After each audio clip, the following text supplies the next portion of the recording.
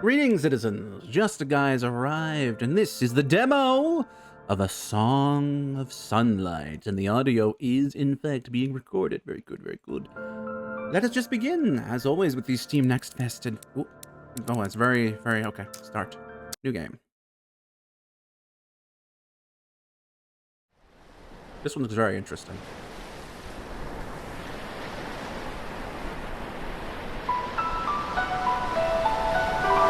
Chapter 1. The Children of the Sun. I also have played Boktai.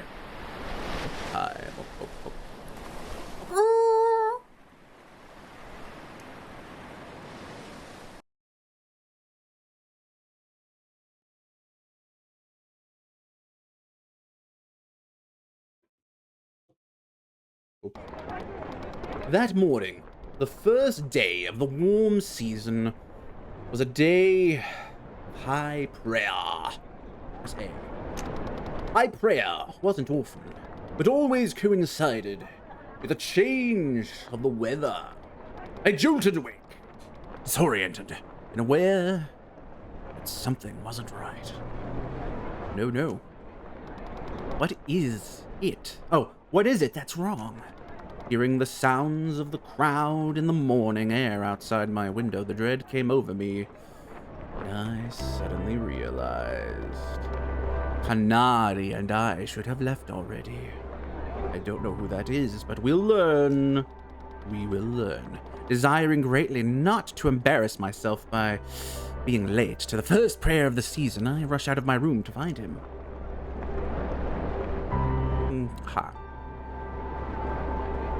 Very. Walk, roll. Alright, that's... I gotta always remember. X is square on Xbox controllers. And A is not only B on a Nintendo controller, it is X on a PlayStation controller. You'd think they'd make universalize this, but, you know, whatever. Okay. Rest. Roll. Rest. Okay. Leave. Go down. Or hold on. Speak. Kanari was sitting at the small table in the hall between our two sleeping rooms. He studied a small shard of ceramic, taken from a broken vase, laying in pieces before him. Khan, let's go, I said, firmly. Kanari smiled. Did we need to be somewhere? God above, I ask you to wake me up one time as a favor, I said, kicking myself for being so naive. You asked, but I don't remember agreeing, he replied, returning to his study with a half-hidden smirk.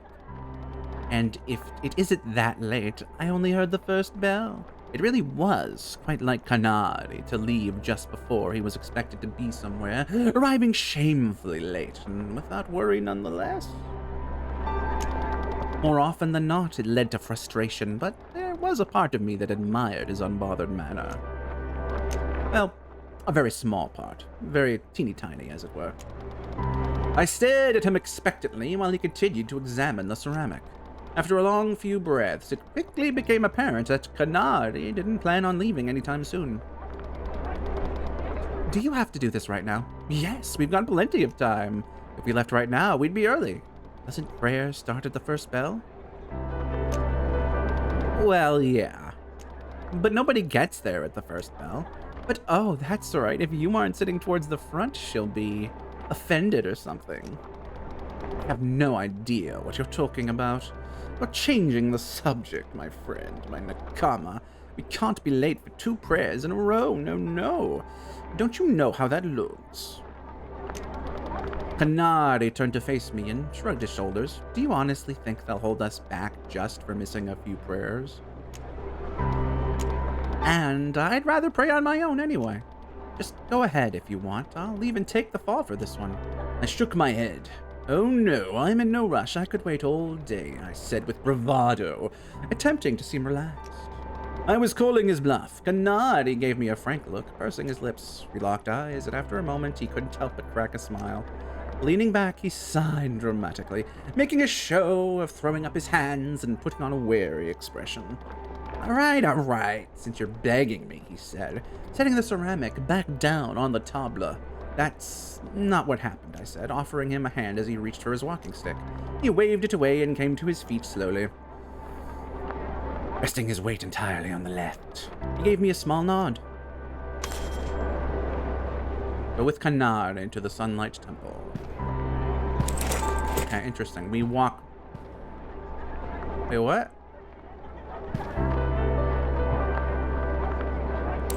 Was there not a run button? I don't think there was. There was a... We can't roll... Well, what? What the fuck? Okay, I assume it's because... I mean, he needs a walking stick that our character is being considerate now. Right? Are we in control? No, not yet. The settlement was awake. The crowd milled about as Kanari and I stepped from our doorway into the light of the street.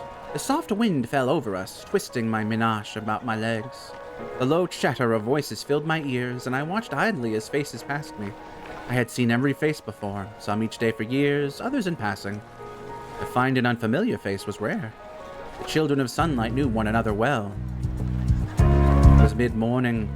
Shortly before the second bell, Kanari had been right about that, it seemed. Hold on. Okay, no, I was trying to change the audio. The music's kind of loud. The sun burned in the sky, sparse clouds breaking the bright pale blue. We were expected at the temple, all the young and healthy. Let's just take the main street. I'll lead and you follow. God, no. Then we'd really be late. That is a good point. I'll follow you then. Yeah. Alright. Nope.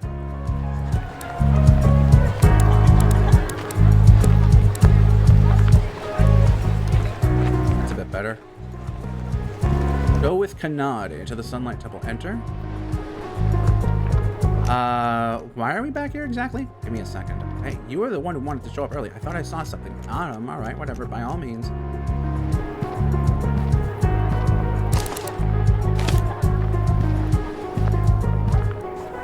Picked up ceramic shards. Yeah, we cannot roll with our friend here.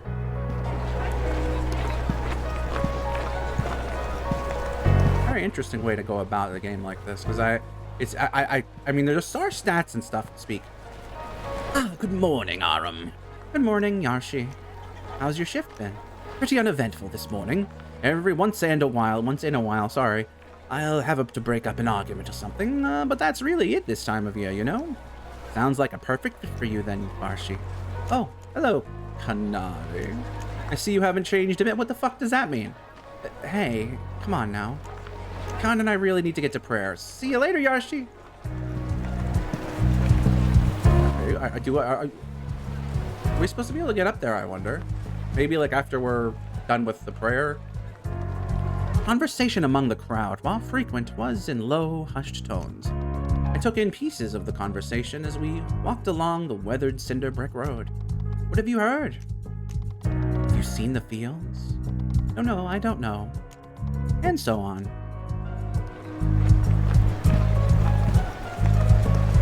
Oh,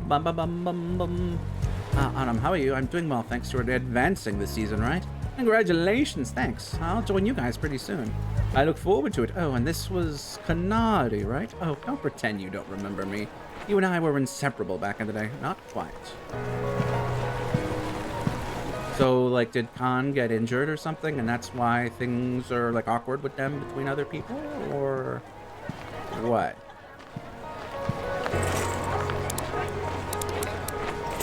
Hold on.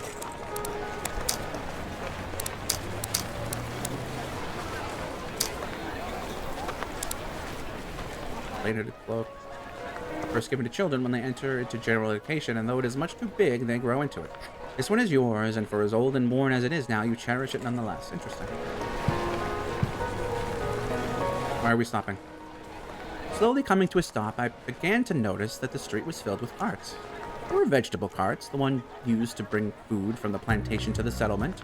It wasn't odd to see them this time of year, as the warm season always signified the harvest. No, what stopped me was that they were all empty. Empty and abandoned, it seemed. Why have all these carts been left here? Huh? I don't know. Oh, wait. Might have to do with all that stuff they've been saying about the harvest. What stuff? Who's been saying it? Didn't I tell you? You didn't. That's why I'm asking. At work, I heard some rumors about the harvest this year. Like, it's not too good. From a few different people. Not good? Nobody told me anything. What does that mean? Lower yield than normal, I'd assume. It's probably not a big deal, okay? Shouldn't we be going? Oh, yes, sorry. We're gonna be late. Oh no, this is so terrible. Can I go up a ladder? No, okay. Wait. Ding, ding, dong, dong. Ding, dong, ding, dong.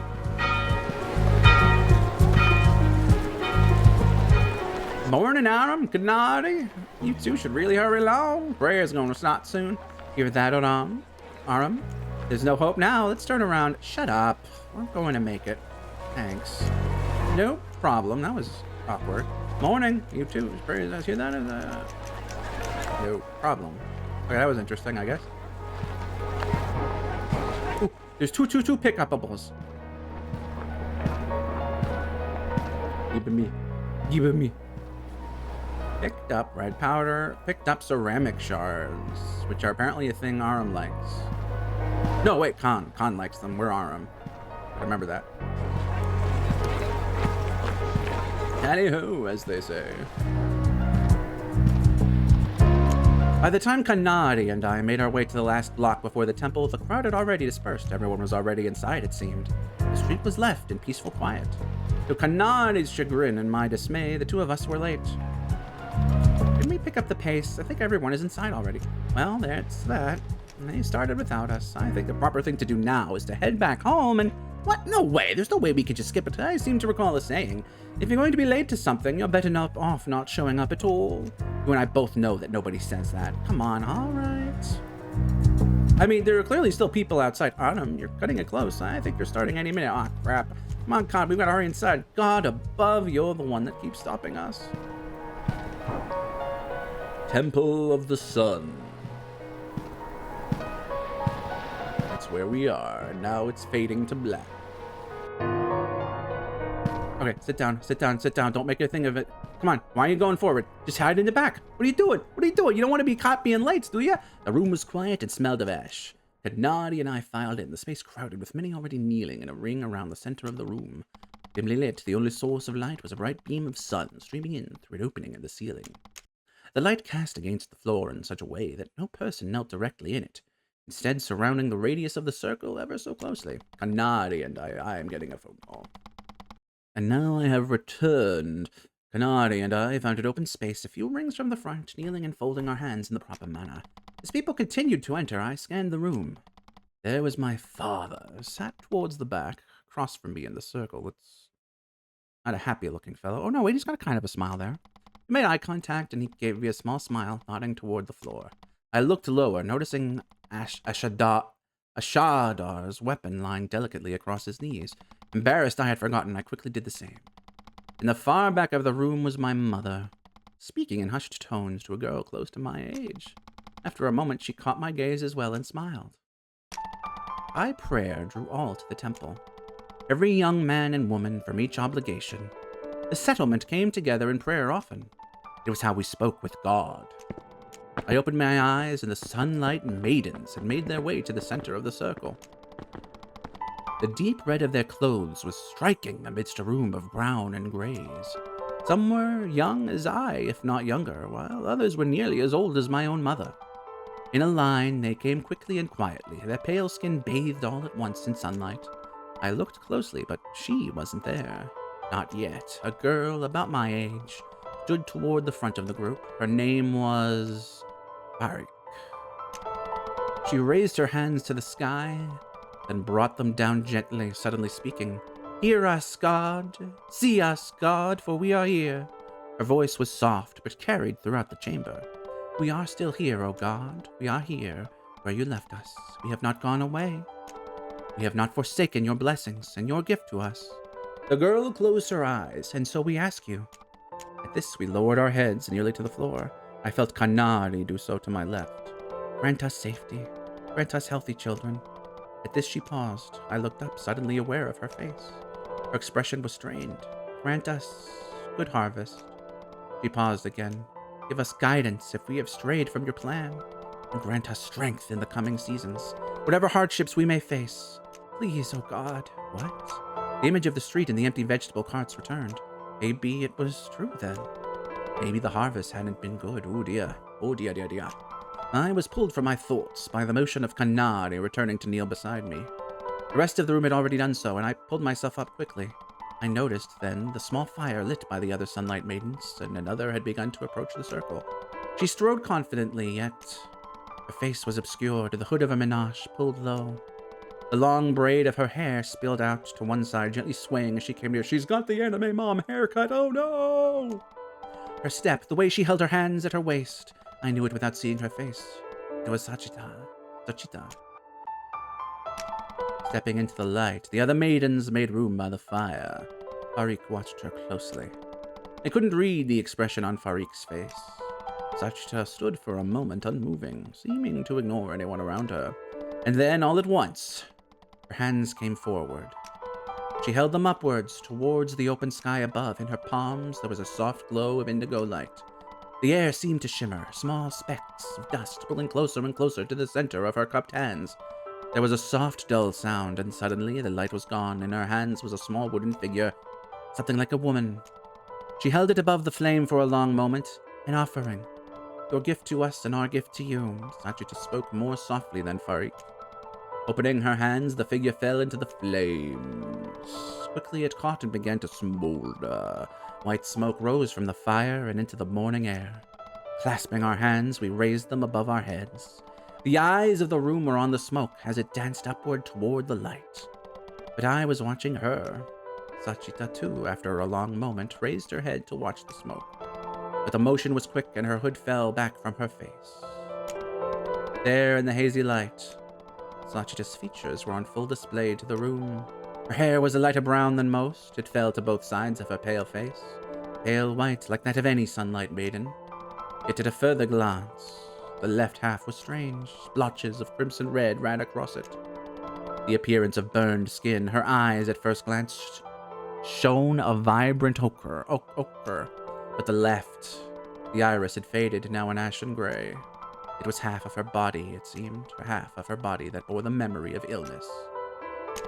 Sachita's face grew apprehensive as she realized her hood had fallen away. Quickly, her gaze went across the crowd. I looked as well. I knew what I would see, where faces before were neutral, now they were strained. Some looked away, others let their mouths fall carelessly into short frowns. I looked at Sachita again, and at last she looked at me. Something came over her face for a moment, but just as quickly it was gone. Sachita put her hood back on. The ceremony continued for a short while longer. Each of us prayed quietly, and eventually it was time to leave. There was work to be done. Did you see that new girl? What's her name? The one that gave the prayer, huh? Oh yeah, I think her name is Farik. She was pretty. You don't even remember her name. Why do you? General Ed, she's our age. We used to play together, remember? It's not like we've spoken since then. Just then a girl emerged from the temple doorway. She clutched a notebook under one arm tightly as she descended the stairs towards us. Prava's hair was long, and she wore it tied up high on her head. It was certainly too long for a potter, but for some reason the kiln let her grow it out longer than was practical. Prava was a very hard worker, though, so I could see why they might make an exception for her. She stopped a few feet short and smiled at us, giving Kanadi a wave. Good morning. Wow, Khan. You're actually here. I'm shocked. I thought I was going to need to come to your rooms. I exceeded expectations, as usual. Yes, I'm so good and cool. Autumn, you had something to do with this, right? Not really. Yeah, that's a lie. I gave him a little push out the door. I don't remember it that way. God's light, Khan. Aram is too good for you. I don't know about all that. Oh, hold on, she makes a really good point. You see, don't you realize that you and I have good lives? Khan, you have one job, just one. They bring us our meals, and all you need to do is show up to the temple on time every few days. Prava. No, I'm not finished yet. She's angry. Come on, Prava. It's early. Okay, fine. But don't complain today. We have a lot to do at the kiln. Let's get going. All right. See ya, Autumn. Goodbye, and we'll see you later tonight, I think. Yeah, see ya. Brava held out her arm for Kanari to take. He hesitated for a moment, but soon took it with a roll of his eyes. The pair made their way down the stairs and started in the direction of the kiln. Brava insisted on walking Kanari every morning. Not as if he needed help getting there, but he humored her anyway. Kanari wouldn't ever admit that, of course. I looked at the sun in the sky for a short moment. It's time. I should head to the armory. I can't be late myself. This was an important season. Kanari and I were very close to advancement. It felt odd taking a short breath. My future was in front of me, close by. Oh, okay, now we're control. I head to the armory for today's training. Wait, where am I going? This isn't the way to the armory. God, I'm tired.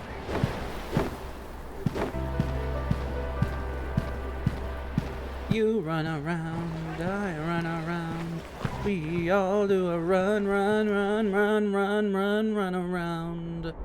Head to the armory for today's training rest. Yes. Save, yes.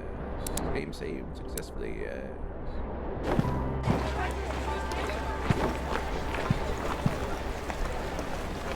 I took my place among the oldest of the apprentices, gathered in a small crowd. Wound bearers of all ages moved around me in the courtyard. Some of the boys near the back noticed my presence and gave me a small nod. Yes, I smiled and nodded back. Yes, father stood apart from the group.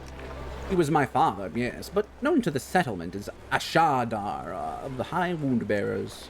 Noticing my approach, he nodded in my direction and began to speak. Excuse me. The warm season has begun on this holy day. This will be the last season of your apprenticeship. For 8 long years, all of you have trained within these walls. You have trained so you may do your part to improve the lives of the people of the settlement. It is our obligation to keep our loved ones safe and to maintain the island's peace. As you all know, advancing to journeyman is a significant right, and so the settlement will see you are prepared. It has come time that you demonstrate the extent of your skills. You will be facing each other in combat these next few weeks. Show me the flame that I have cultivated in you. Show me the fire the children of sunlight hold within themselves. Understood. Our voice came all at once, a familiar call and response. Father gestured, and we formed the familiar ring. I felt the morning's uneasiness begin to fade. Why did the morning prayer shake me so much? I don't remember. Father looked in my direction and nodded. I stepped into the circle. Grasping my blade in one hand, I assumed a neutral position. Father scanned the ring of wound bearers before settling his eyes on Sajan, off to my left. Sajan was somewhat taller and darker in complexion than myself. Nodding, he stepped into the center of the ring as well. He gave a small smile, nervousness palpable on his face. It was hard to hide my own. It's early. Usually we have time to warm up. I felt my muscles tense and I shifted the grip on my weapon. Father has us beginning immediately. I should win this. I need him to see me win. In order to block an at the correct time, right as the outer ring touches the inner ring. Oh, what? Blocking attacks will drain your stamina bar. If you run out of stamina, you won't be able to block and will take increased damage.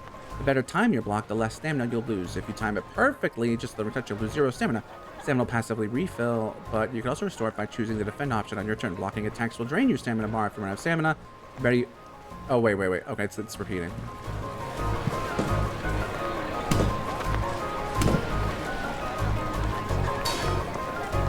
I'm confused. Now it's your turn to respond, and now I'm not confused. From your command menu, initiate an attack by pressing A. Attacks cost stamina, so be sure you don't use too much. Attacks work the same way as blocking. Just as with blocking, timing your command perfectly will result in a bonus. I gotcha!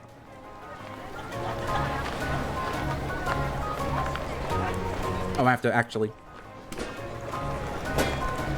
I'm winning, I think. While you've had unlimited time to choose action so far, know that in real combat, you only have a few seconds to make a decision about what to do. If you run out of time, you will automatically defend. Practice what you've learned so far and defeat Sajan. While you've had unlimited... Okay.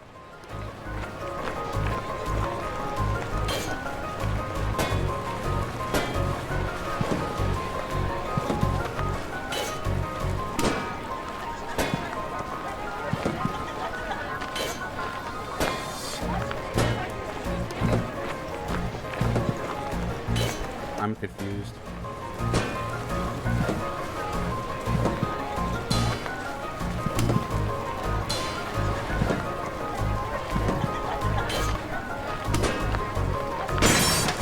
Oh, but I did win. I did win, so that's good. So Jean wasn't down for long. He came quickly to his knees, dusting himself off and grinning. Breathing hard, I scanned the crowd for father. He looked at me for a short moment, giving a small nod of approval. It felt great. Father called out, "Again!" So John got to his feet and we assumed our starting positions once again. Oh, fuck. Evasion. When on defense, instead of blocking, you have to have the option to evade. The incoming attack can't be blocked, it must be evaded. In order to evade, press X while holding left or right, using L to evade forwards or backwards, respectively. You'll know to evade when you see a square-shaped action command. Great.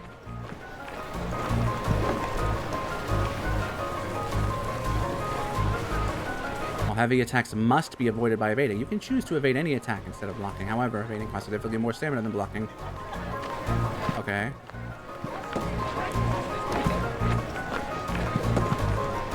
I'm about to be pushed out of bounds, I think. All the attacks you've had to deal with so far have been neutral hits. However, your opponent may attack a specific direction. Pay close attention. Oh, God. In order to block the direction, simply block as normal, but hold the direction of the arrow. Oh, God. Oh, God. We're getting complicated now.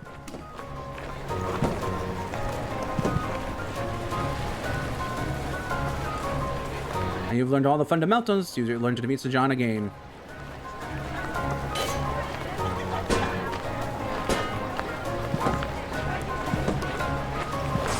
Ow.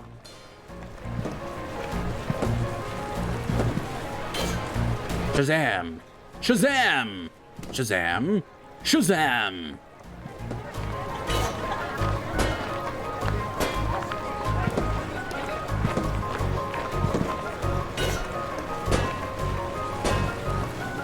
Aren't I about to lose? Ow.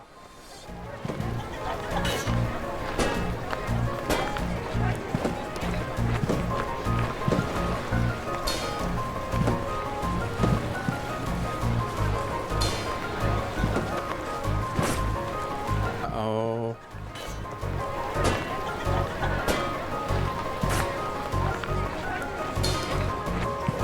I keep pushing the wrong button for that.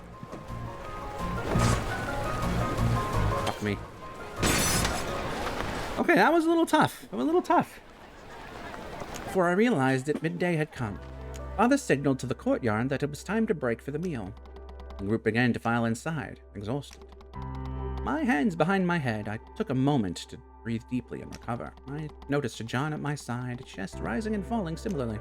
He gave me a sidelong look and grinned. God's light, Aram, you've gotten way too good. I'll be sure and return the favor tomorrow. I smiled back and helped him to his feet. I had been trained with Sejan for many years. We weren't close outside of the armory, but he was a friendly face. Sure, Saj, I said playfully. But you'll have to try harder than that. Sejan laughed and clapped me on the back before turning to head into the building. I followed a few feet behind. The room was filled with long tables. Moonbearers typically sat amongst those their own age. I looked across the room, noticing the set of tables where my group was eating. Nearby sat my father. We made eye contact and he smiled. Just then, I had a feeling I wanted to ask him something. I strode near and sat across from him, folding my legs underneath myself. You did well earlier. Sejan is larger than you, but you maneuvered around his size advantage well. Thank you, Father. I don't tell you often enough, but I'm very proud of how your skills have grown these past few seasons. Aww. When the current season has ended and it comes time, you will make a fine temple guard. Really? Is it certain that will be my concentration? I have recommended it to the Ashan many times. They have great foresight and always make the wisest decision. Okay, so what's going to happen is we're not going to get that role, right? So, yes, I'm sure. Father smiled. Suddenly, I recalled what it was I had wanted to ask him.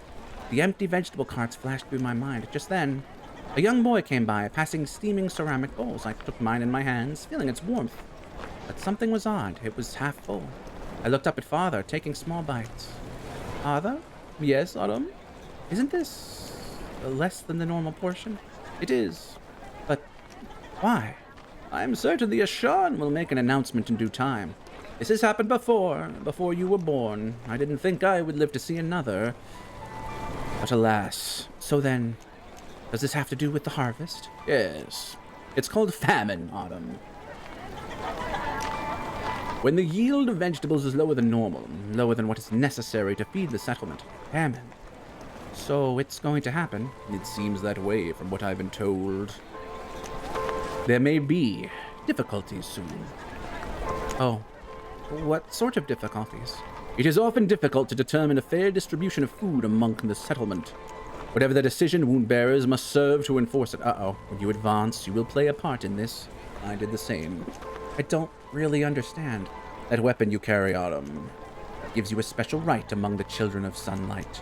You understand this. Wound bearers maintain the peace. There may come a time when that weapon must deter those who disturb that peace. What do you mean? Let's speak of other things, Autumn. Don't worry yourself about these things right now. You have plenty to focus on as is. When the time comes, we will discuss it further. All right. We continued to eat, speaking of smaller things, but his words stuck with me. I tried to ignore the feeling, but I was shaken. I already know that wound bearers are often asked to keep the peace. If somebody is stealing from the community or hurting another person, there's just no need to do something like that on our island, so I can understand using force to stop that person. But if all they want is a meal, there's always been enough to go around until now. The thought of it made me uneasy. Eventually, the meal ended and we returned to work. The day slipped by as I continued to practice and spar with my peers. The bright midday sun grew cold and brilliant orange by the time Father dismissed us. It was late afternoon now.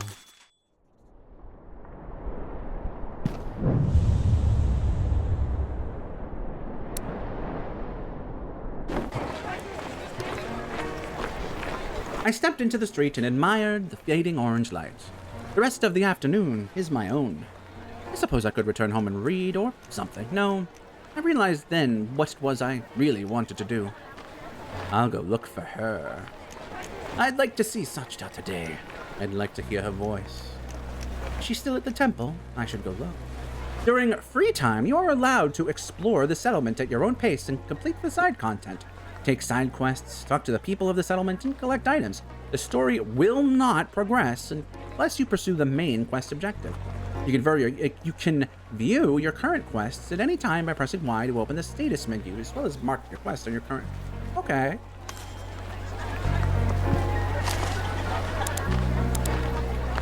Switch to active quest 1. Okay, so we don't actually have a side quest yet, but... The armory. No, wait. The armory. Use? Upgrade? I have no money. Leave. I believe... Oh.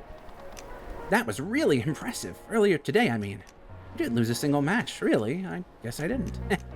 You're pretty humble about it, Autumn. I think you've become one of the best in our age group. Humble? It's not like that. I just don't see any of this as a competition. Once we advance, we'll leave all this sparring behind. All of this is so we can protect people, right? I won't ever need to fight any of you guys for real, so uh-oh. What's the point of comparing ourselves?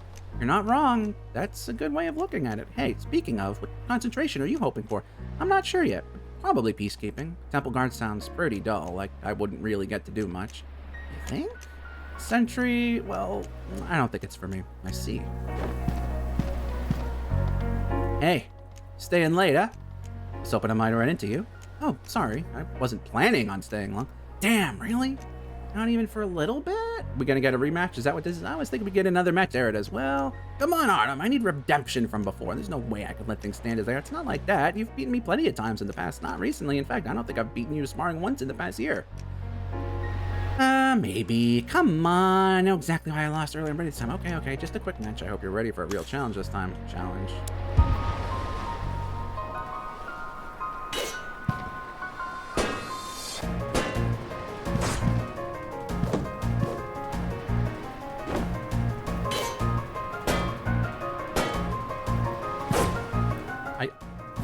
Uh-oh.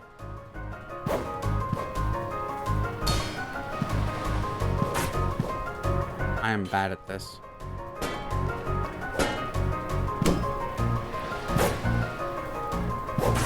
Ooh. Arm was killed!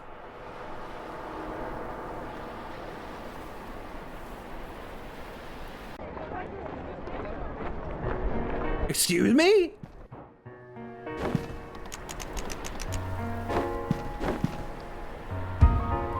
Alright, hold on a minute.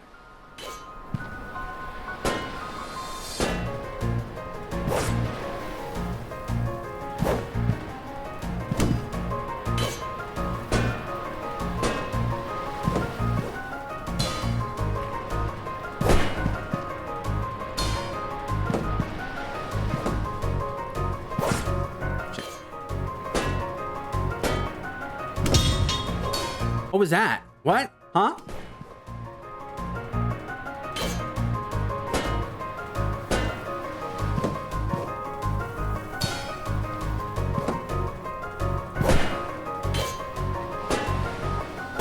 Why are we doing so little damage?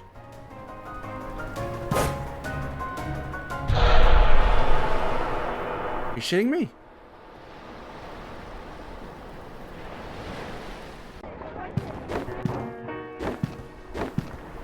Alright, let's let this go back up.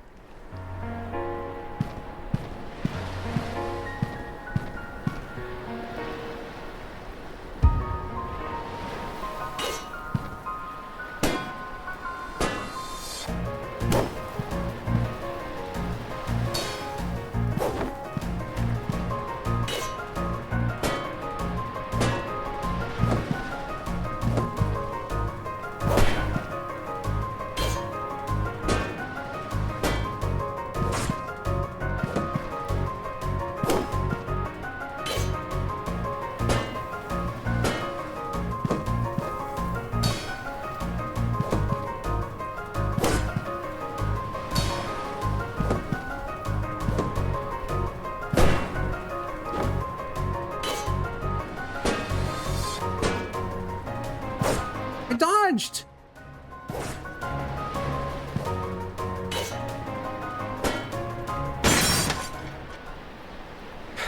It's hard, man. I'm gonna go save before he challenges us again.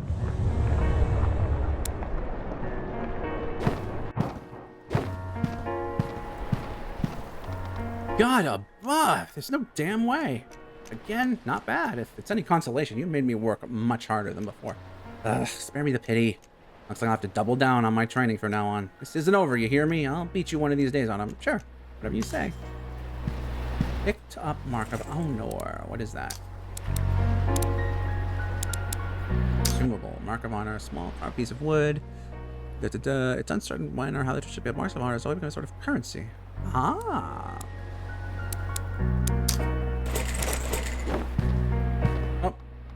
Oh, hello, Aram. Good evening. Coming by to get more training in? Not today, though I really should. Any extra packages you can fit in will only help. Good on you for staying after. I've got a long way to go. We're not to the same category at all. You're pretty much guaranteed to make Temple God, right? Your father's word must go a long way. I wouldn't say it's certain by any means, but he definitely wants it. Well, even if he wasn't a high wound bearer, you'd be eligible for any concentration you wanted with skills like yours. What is this? Well, if it isn't Ashadar's son. What are you still doing? Yeah, need something? Well, hello, I was looking for Journeyman Kabir. Wasn't he on storage duty? He was. It's me now, though. Seriously? Well, is there anything spare for barter? Probably, but you'll have to trade as much as anyone else you hear. No exceptions. What? This is my obligation, too. I shouldn't have to pay in full. Sorry, man. Those are the rules. Go tell your daddy if you think it's unfair. Screw you. Kabir was much nicer. Mark of Honor.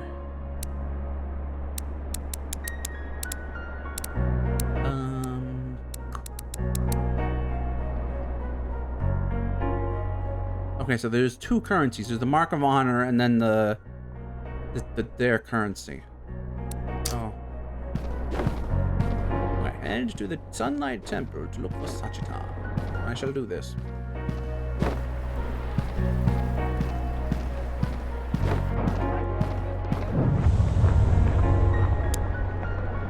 Tally-ho, as they say. But wait! This button.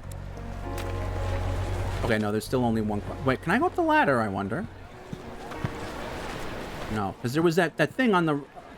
Oh, hello, young man. Oh, hello, sir. What are you up to this evening? Nothing much, really. It's not very interesting. No, I get it. When I was young, I preferred to laze about in my free time as well. But these days, I take it slow, even when I've got work to do. Ha-ha! Hello, what are you up to? Nothing much, just passing by. Oops. What is this? Library. Good evening, Naya. Don't act so friendly. Here I thought for a wonderful moment someone had come by to actually borrow a book. But no, it is just you. How do you know I don't want one? Do you? No. There you go. Can't I stop by just to say hello? Is that really so bad? Oh, please, Autumn. I know you're not stopping by in the afternoon simply for the pleasure of my small talk. You just want to hear a story, right? Well, that's part of it. Look, Aram, all the stories I know are in this library already. Why don't you just read them yourself? I could, but I like hearing them read aloud. Well, I've got things to do today. I don't have time to sit around and tell you stories. In fact, why don't you make yourself useful? We've got 3 outstanding returns that haven't been handed in yet. Why don't you go track them down and bring the books back? As you can see by how lively it is in here, we're lacking the manpower. Manpower? Can't you just do it yourself? You don't seem that busy to me. I have to watch the desk, genius. I can't just go on a stroll when I feel like it. Weren't you just complaining that nobody ever comes by to borrow anything? You got me there. I'm terrible with people, though. And confrontation. What if they yell at me, Aram? Imagine some strange recluse girl showing up at your obligation, nagging you about returning a book. I would yell at me, too. Honestly, how hard is it to remember to bring it back a damn book? Okay. You're making me feel guilty. I was gonna do it anyway. Well, that was easy. A girl asks you to do something and you just do it. Don't make me change my mind. Who borrowed these books anyway? Where am I going? Let's see. The first guy was a wound bearer. That one should be easy for you. And the second one was an apprentice carpet maker, I think. And, oh, that's right. The last guy didn't tell me his obligation. Oh, he mentioned that he was on his way home, somewhere nearby the courier outpost. You can try and find where he lives, maybe. This is sounding like a lot of work. Sure is. Better get started then, huh? Yeah, I'm on it. As a reward, maybe I'll tell you a story. If you're lucky. Hey, just you again today? It's me every day. Hold on, Zero. That's literally not really. Well, there's been a study to... Alright. Can't blame us about things that Tuesday. The next person will library. I'm a kid. God, that's kind of depressing. Well, the bright side is that you get to run things around here, right? He's not the library master when it means practice. Speaking of, have anything for barter today? Haven't been asked that in a while. Let me look. Nothing I can afford. Request borrowed books. Do I need to equip that one?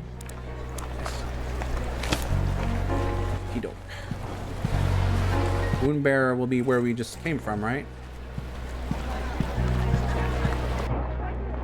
The armory, as it were, yes.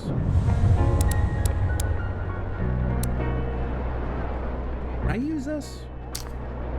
Oh, I can. Or maybe I need perfect metal also. I don't know. Interesting. Anybody? Ah, is it you? Hey, sorry to bother you, but I'm here on behalf of the library. Did you happen to borrow a book a while back and then forget to give it back? Did I borrow a... Oh, crap. Yeah, I totally did. I think I have it in my bag somewhere. Oh, good. Just give it to me and I'll take it back. Thanks. Here. Appreciate it. Picked up library book. All right. Anything new in here? Nope. This is an interesting game. I like the, how would you word it? I guess combination is the easiest way to word it. Of, it's doing like sort of the visual novel thing, but then it's got, you know, that's the wrong way. Okay, well, that's good to know. But it's got you interacting like I feel like people. And I wouldn't say this is a walking simulator because there's combat after all. But like I've seen lately that the people that call mouthwashing a walking simulator, and I'm like, is that really what that is? I mean, I guess it doesn't have combat or gameplay. Well, wait, no. This is where the main story is. But I don't know. I feel like there's nothing wrong with that. I'm like, that's not. Also not to say that, you know, visual novels need to do anything differently. Just, you know. It's unique. Bloom. Hello. I'm here on behalf of the library. Did you borrow a book from them a while back? I think you forgot to return it. Huh? Oh, yeah, I guess I did. Is it overdue? I didn't realize there was a time limit. Yeah. The girl that works there might have mentioned something like that. She's quite the looker, huh? Guess I was distracted. Uh-huh. Can you give it back, please? Oh, right. Here you go. Thanks. I wonder if she's seeing anyone right now. Master Varashi, the dye maker. My, if it isn't Autumn. Hello, dear. How are you this evening? I'm well, Master Dye Maker. Thank you for asking. How is your training coming along? I've heard that you are set to advance this season. Your father must be so proud. Yes, I'm very close now. Things are progressing well, at least I think so. It's hard to know with him sometimes. Oh, try not to worry so much, dear. You've grown into a very capable young man. No doubt he can see that. But of course, you were always that way. Really? Oh, yes. I recall that, well, the days when you were still small, living with your mother at home by the mill. Whenever I would visit her, I was always surprised at how dedicated you already were. So well-mannered and mature for your age. She would often joke that you'd been born as your father. Is that so? And you are very alike, don't you think? You're both resolutely dedicated to the things you pursue. Well, I admire him.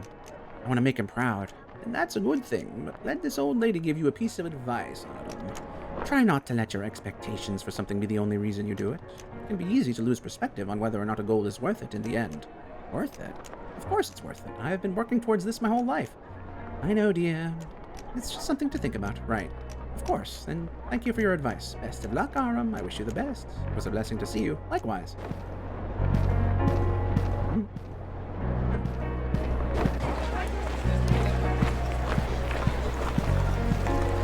Don't you think it's strange, dear? What is?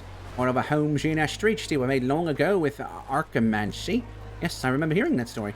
It's hard enough to make simple implements like pottery or clothes. I can't imagine having that sort of skill. I'm not so good myself. It's an important skill for young people. Don't lose it. I'll try my best. Clothier. Hey, it's you. You're that wound bearer, Aram, right? I'm sorry if we've met before. I've forgotten your name. No, I don't think we formally met. I just know of you from some of my friends and other obligations. They tell me you do a lot of labor for them on the side. Not for any particular reason, just to help out or something. I wouldn't say a lot, I say as I'm on a side quest, but if somebody asks me, I try to do what I can. Really? So it is true, wow. Well, if I'm free, I've got no real reason to refuse. I didn't realize I had a reputation for it or anything. Well, that's great to hear. Free now? I suppose, but I'm sort of on my... Thanks. See, we're really overwhelmed with these deliveries today, and most of the apprentices are out doing that now. I've still got some sorted to finish up here, so I was really hoping someone else might handle delivery of mine. I patched up some guy's sandals, so we'll need them back. Sure is lucky you came along. Right. Who's it for? Some apprentice who works out the brickworks? Oh, no, wait. Was it Kelm? Well, what's his name? Right. I've got it written down here somewhere. Ah, damn. Guess not. Completely slipped my mind. What? How are you planning on returning to him in the first place, then? Yeah, I guess that would have sucked. Good thing I don't have to anymore, though, huh? Jesus Christ. Look. I know he'll be somewhere on the east side of town by the plantation. In or around one of the workshops over there, anyway. Alright, I'm on my way. I am too nice. Did I really have a reputation for doing other people's errands? I thought about it for a moment, but realized there was some truth to it. I wasn't ashamed of it, certainly. Why say no when I can help out? My father taught me better than that. That's the principle the settlement is built upon. Each and every one of us playing their part. That's why we're able to lead such pleasant, wantless lives. Yes, wantless. Light brown goes on top, dark brown goes oh no, oh damn it, I like on the bottom, then I'm supposed to. Oh god above, I've already forgotten. Everything alright? It's nothing. I got everything under control. Bum bum bum. Bum bum bum. Bum bum bum. The depot. I am looking for people related to... What the heck? Related to my... Wait a minute.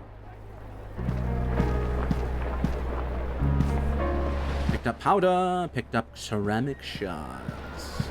Hell yes, I did. Oh, excuse me. This might be a weird question, but I'm looking for somebody who works at one of the obligations around here. They recently got their sandals repaired at the clothier, and I'm trying to deliver them. You don't know where they work or their name? No.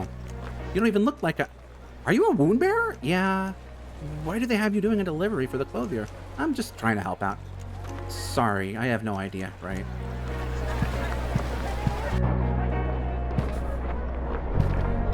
Excuse me, I'm here on behalf of the library. Did you borrow a book from them a while back? Seems like they haven't gotten it back from you. Oh, yes, I did. Sorry about that. I'll have it right here. Oh, good. I'll take it back for you then. Thanks. Now I can stop pretending I was actually reading it. I picked up that archimancy book thinking I'd learn a thing or two, but honestly, the technical details went way over my head. Hey, do you live here? My room's 2 billion is. Yeah, I do. Well, actually, I did have to reset my way up because really Sean decided to move me, I guess, to a place across town with a few other guys. I don't know, something about it being more efficient to use the building as storage. Oh, I see. Sorry about that. It's whatever. I understand where they're coming from. The population is still recovering from all that nastiness when we were kids. Doesn't make sense to waste a whole room on housing for one when they could give me roommates, right? I suppose, yes.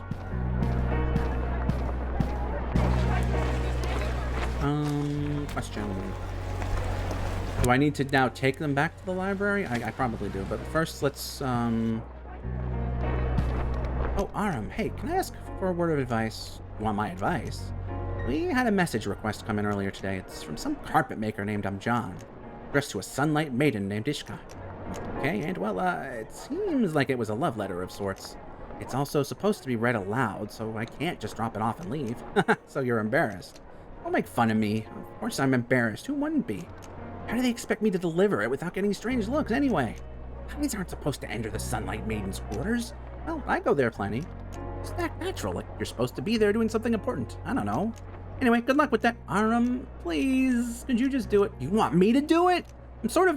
You said it yourself. You're there all the time. Your mom is a high priestess, right? Well, okay, so the mom is alive. Wait, yes, of course she's alive. We saw her in the freaking... I don't know why... Yeah, well, yes, but please, just this once. All right, I'm happy to help. But do I have to actually read it out loud to her? That was the request. Godspeed. It seems a bit personal. What am I getting myself into? Thanks again, man. Oh, hello, Aram. Good evening. What brings you here? I need a message. Not quite. I was wondering if you have anything to spare to barter today. That's all, sure.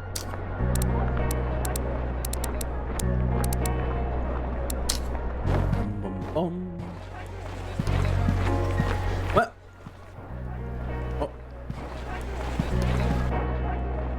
Oh, this is not where we want to go. I said this is not where we want to go. Oh, what is it? Oh, nothing, sorry. Well, why did you stop me over? Listen, you're kind of strange.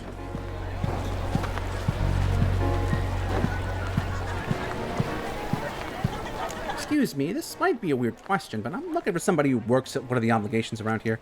They recently got their sandals repaired to the clothier, and I'm trying to deliver them. Sounds like you might be looking for me. Really? Yeah, I brought my spare sandals in to get patched up the other day. They work fast. Thank God, I thought I would spend hours looking. Hey, aren't you a wound bearer? Well, yeah. I just like to be helpful, that's all. Hey, and what is this? Brickworks. Oh, Brickworks, that's why, okay. Because they said buy the Brickworks. Can I not? Can I not? Hey, have you seen a hammer anywhere? Yes, there's probably dozens. Oh, right, well, I'm looking for one in particular. I misplaced my own. Now I can't find it. You have to reason my it. It's a hammer. Right, good luck then. Okay, we're not helping them. Okay, I can't break that door down, so I guess that's just not for me.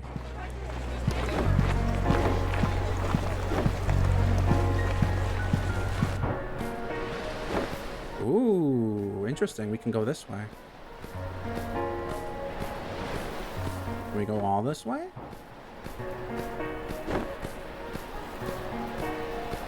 Uh-oh, is this something we're not supposed to do? Uh-oh, uh-oh. That's the wrong way. That's the wrong way.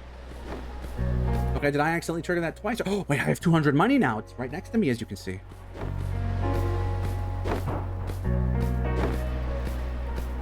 Bum, bum, bum. Bum, bum, bum. Bum, bum, bum. Bum, bum, bum. Bum, bum, bum.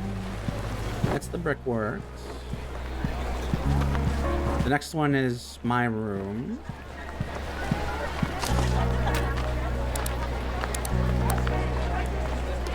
Right, okay. Okay, so the one we did is gone, I guess. This is... I'm trying to... There we go. Hey, do you live here? Oh, wait, we did this one already.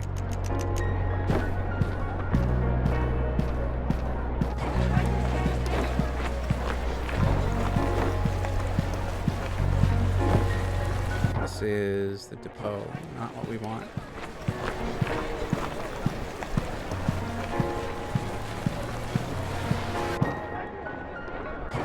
Wait.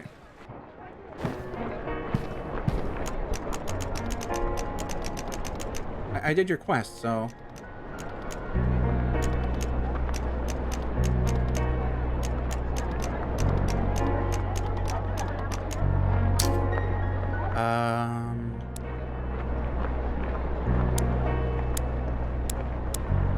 I don't quite understand, but I do have money now, so if I find I need something, I'm gonna have slightly more money, rather.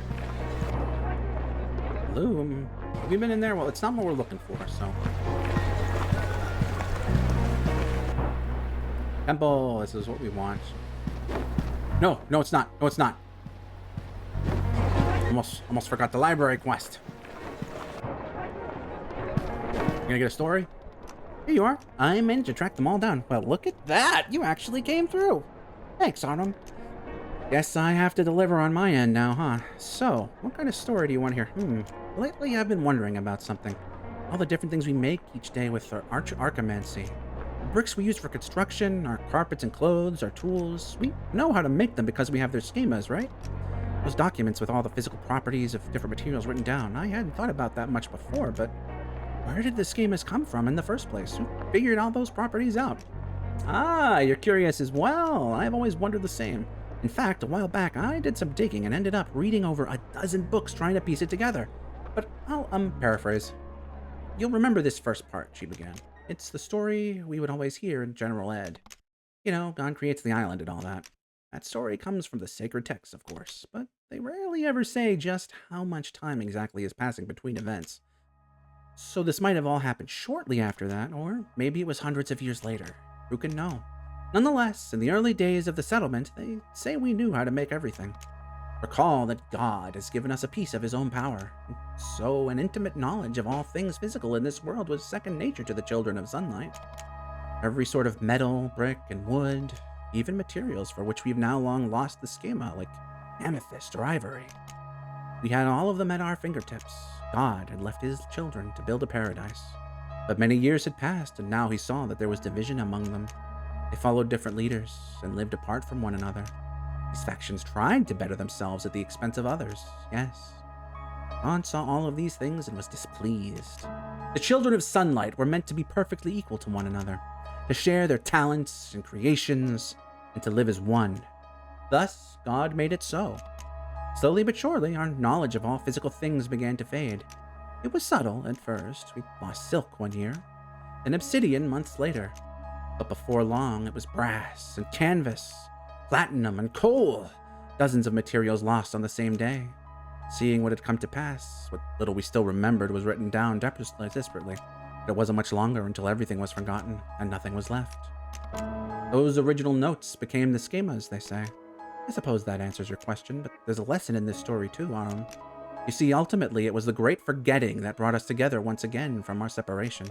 Each faction had only written down a small number of materials before their memory of them was gone entirely, leaving the disparate groups weak and on the verge of destruction. Yes, they were left with no choice but to come together and share their knowledge. And once we had done that, again we began to thrive. While we had lost the innate knowledge of the physical world we once had, we had gained an appreciation for the strength of unity and equality. God knew this would happen, of course, and so he laid the path for us to follow. That's pretty much the gist of it. Interesting, right? Yeah, it is. Thanks, Inaya. You're pretty good at this, you know. Telling stories. It was just this once, okay? But Baka, it's exhausting. Sure. Whatever you say. Okie dokie. I think I have no quests left, right? Ah, this one. Wait a minute. Courier out. Oh, shoot. We passed the courier, didn't we? What? Huh?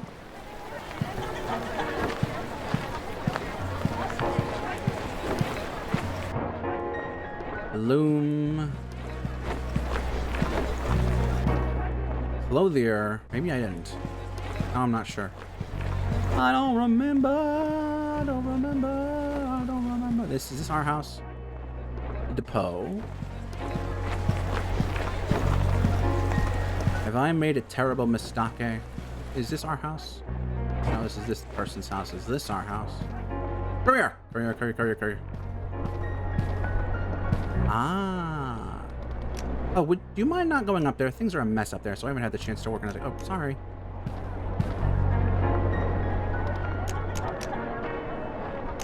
Is there anything delivered on time? You're telling me, right? I mean, come on. Oh, wait. It's for the courier. It's for the... I'm stupid. I'm dumb. I'm sorry. I can brain and use reading and think words correct. Stink. Brain. Tired. Oh God. Someone save me.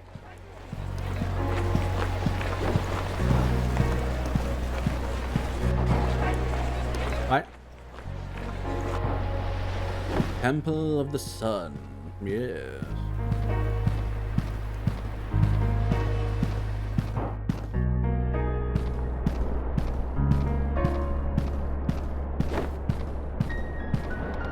Hello, Aram. Good day? Not too bad so far. How about you, Sona? Pretty boring, you may be surprised to hear. I always try and volunteer for errands just to get out for the day. But I think they're on to me.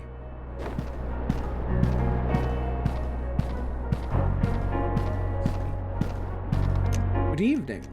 Good evening. Did you need something, Woundbearer? No, sorry. Well, I do, but not from you. I see. That was kind of rude. Oh, Autumn, are you here for Sachita again? I wouldn't intrude otherwise. Well, I don't know where she is. I swear that girl, she's a bother. That's not true. Well, you don't have to be around her as much as I do. Even so, sorry, that wasn't nice. Now let us barge into people's rooms. That's the room we came from. The doorway. Oh, oh no, I wanted the door. I wanted the door. I wanted the door.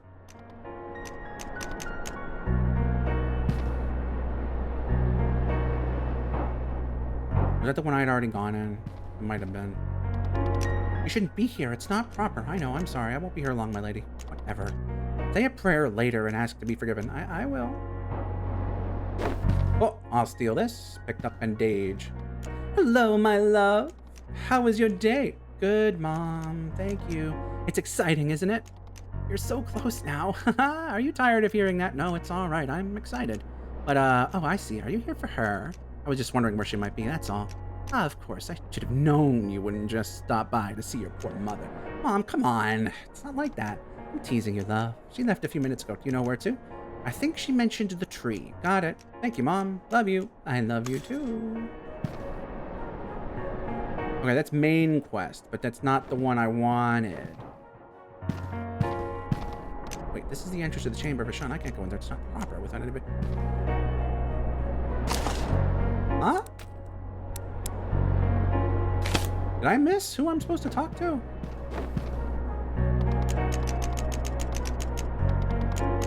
No. Skip. Skip. We read that one already.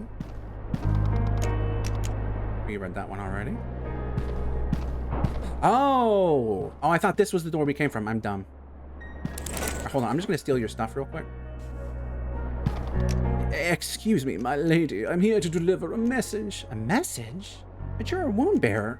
Let's just say I'm here on their behalf. It's from a carpet maker named Abjan. You know him? Abjan? He sent me a letter. More than that, my lady. He wants me to read it to you.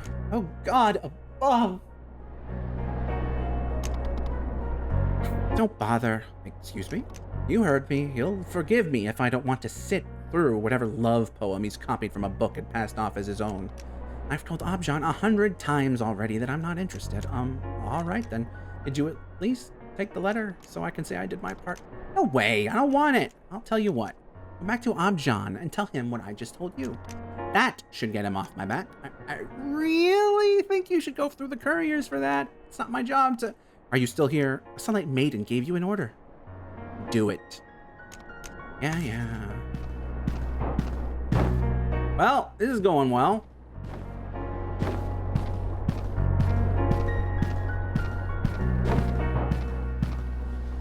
Boom bum bum. Boom bum bum. I'm curious what the full game is going to be like. It's going to be like really open, I wonder? Because like this sort of what you call it? Like just this style of game is really cool in that Abjan, right? I have a message for you from Mishka.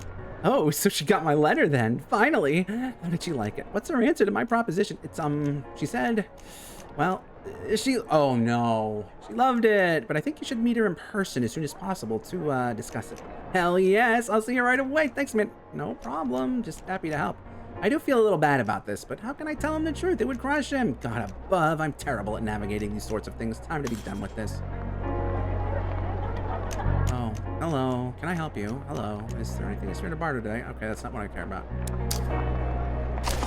Is this one still ongoing? Oh, it is. Okay. Clothier, not courier. You run around and I run around and we all do a run around. You are running around, I am running around. We are all doing a running around. You're not the one I wanted. And this is my house, I think. No, yes, there we go. All right, it's done. No big deal. Thanks, you're a lifesaver. The courier service should really ban love letters. It's a waste of paper. Just say it in person, you know? Maybe that's for the best. Okay. Can I go in here yet? Yes, I did. Is this my house? Yes. I would like to save, if possible. Oh! Save. Exit. Meet up with Shachita by the Pale Tree. That's a very romantic sort of name, isn't it? Pale Tree. Yes. Delightfully devilish, as they say. Yes. But yeah, this is when I was talking about like walking simulators, I do not mean that negatively. Oh, this is a cutscene. Never mind. Hold on.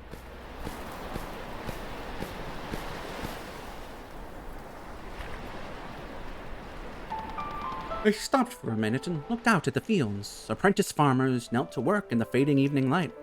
They looked solemn in their work. I had never paid it much mind. Those fields, I thought. Are these fields really all that separates us from hardships? I tried to think of what it might be like if there was little food to go around. I could take a smaller portion, yes. I would be fine with that. Someone else who needs it more than me? No, I would be okay with it maybe, but somebody else. What would they have me do? What would they have me do if that person refused? Why are things becoming so complicated? I should be going. I don't want to miss her.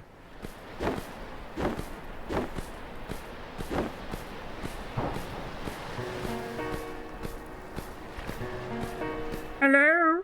My love, my wife, my life. My feet fell gently in the swaying grass as I approached her. There in the dull amber field, sat beneath the pale tree, Sachita was like a white sunflower. Her hair fell gently to one side, head resting against the gray bark. Her eyes were closed, but not in sleep of any kind. I knew she was awake, thinking. In the sea of ashen orange, she stood out with a brilliance. The brilliance of a lone flower among dying grass. I'll be clear. I love Sachita. Oh, I don't feel the same way about anybody else. Not like this. I felt my anxiety begin to fade as I approached her. My time with her often had that effect. As I drew closer, she opened one eye, a slow smile filling her face. She drew up, her hair now falling carelessly to the sides of her pale cheeks. Aram, she said. I stopped and waved. Her voice was soft and sweet. It sounded much different than this morning. Perhaps it's hyperbole, but I could have sworn the notes of her voice carried far beyond the tree, out and over the hills. She seldom spoke with a volume of any sort, even giving sermons. No, but it was engrossing. The sort of voice that draws your attention and feels like the sun on your skin. You're a bit far from town, Sachi, I said. She looked somewhere off to her right. Well, I was counting my steps. I wanted to see how many it was from the edge of town to here, you see. And then, from here to the water. She looked at me childishly, clearly enamored with her findings. Don't you think it's strange, Aro? Not strange, I replied. This tree is halfway between them, almost exactly. Her eyes narrowed, and she seemed to think about her words a bit longer. Well, I suppose that depends on what you count as the furthest building. I looked back the way I had come. The settlement lay to our backs, roughly 1 mile away. It's the kiln, I think, I said. I thought about it some more. No. Do the sheds count as buildings? I shrugged at her. Is that really why you came out here? Do you think it's boring? She asked, clearly disappointed I wasn't celebrating her discovery. Yeah, a little, I said, laughing. Well, that's not very nice, she replied, running the long braid in her hair through her fingers. I was just always curious, that's all. She sighed, looking out at the horizon. I should really spend my free time doing something a bit more. She trailed off. It was empty, past the tree. The path continued, but only for a short while longer. After that, it was simply water. Water and nothing. The horizon, touched by hints of amber light, met the edge of the sea. Sachita petted the ground beside her. Do you want to sit for a while? I can't promise it'll be very exciting, though. I nodded awkwardly, suddenly realizing I was somewhere between leaning and crouching. I sat next to her, crossing my legs. How was it today? She asked, turning her gaze from the horizon. You're, what, a season away? I nodded. Yeah. I'm so happy for you, she smiled. You must be excited. I thought about my conversation with Father. I looked down at my hands and at the weapon strapped to my waist. I am. I've wanted this for a really long time. I turned to her. We might see each other more often, actually. If I become a temple guard, I'll be able to escort you sometimes. She nodded eagerly. You're right. I hadn't thought of that. There was a short silence.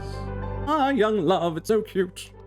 About this morning, during the prayer, I began with a sudden desire to broach the topic. At this, Sachita's face grew somewhat red. It was so embarrassing, she began.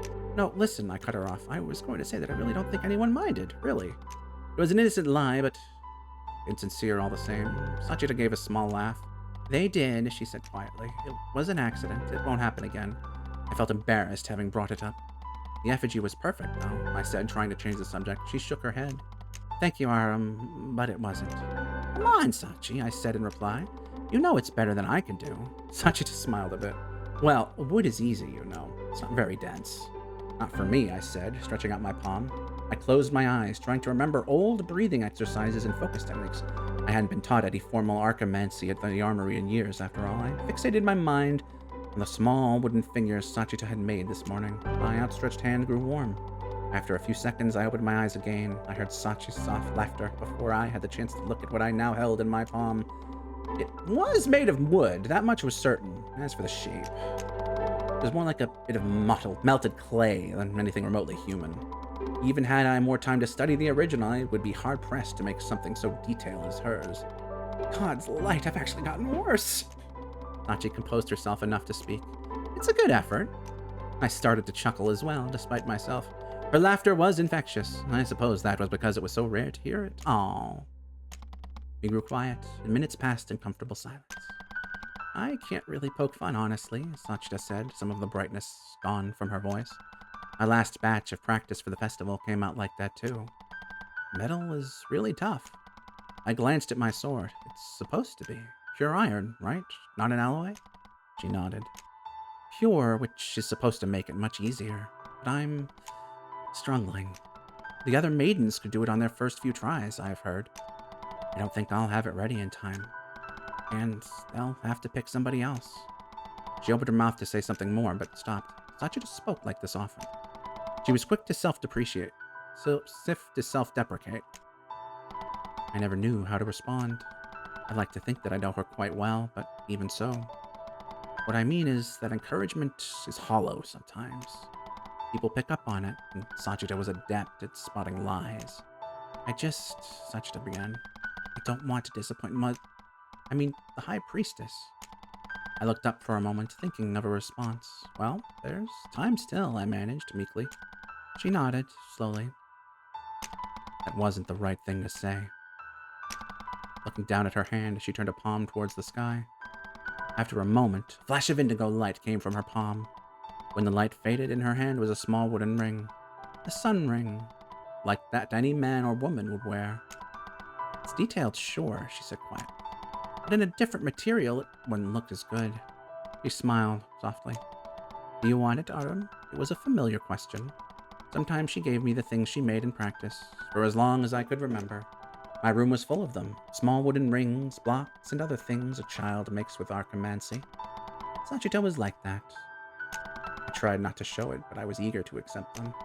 I figured it meant she was thinking about me. It was a nice feeling. I nodded and extended my palm toward her. Clutching the ring in her fist, Sachita pressed it gently into my open hand. But then she lingered. Her hand rested on top of mine for a long moment. hand was still warm from the archimancy she had cast. It was soft and without calluses, unlike my own. After a moment, our arms drifted downwards, hands still touching. I felt the dry grass scratch at my skin. The wind blew light, leaving a warm silence. There we sat as I looked at her. She faced away, staring out at the hills. I wished then I could know what she was thinking. It was these quiet but significant moments between us in which I wanted to know more than ever. Did she feel as warm inside as I did, sitting there under the tree?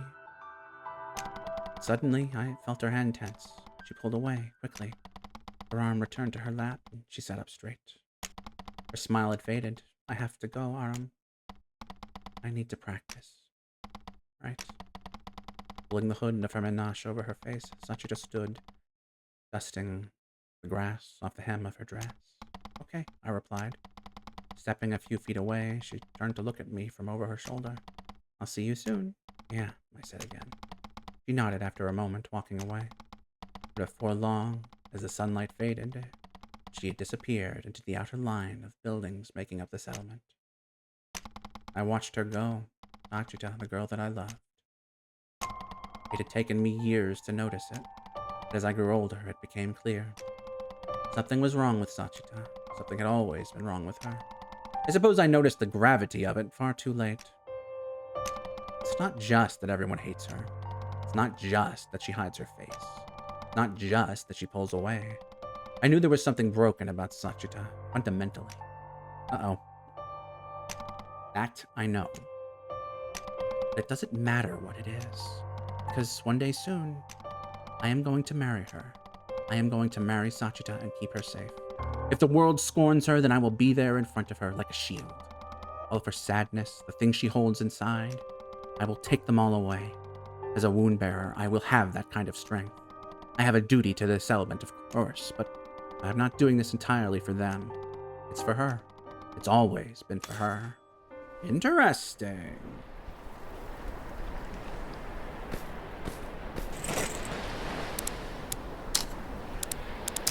Stop.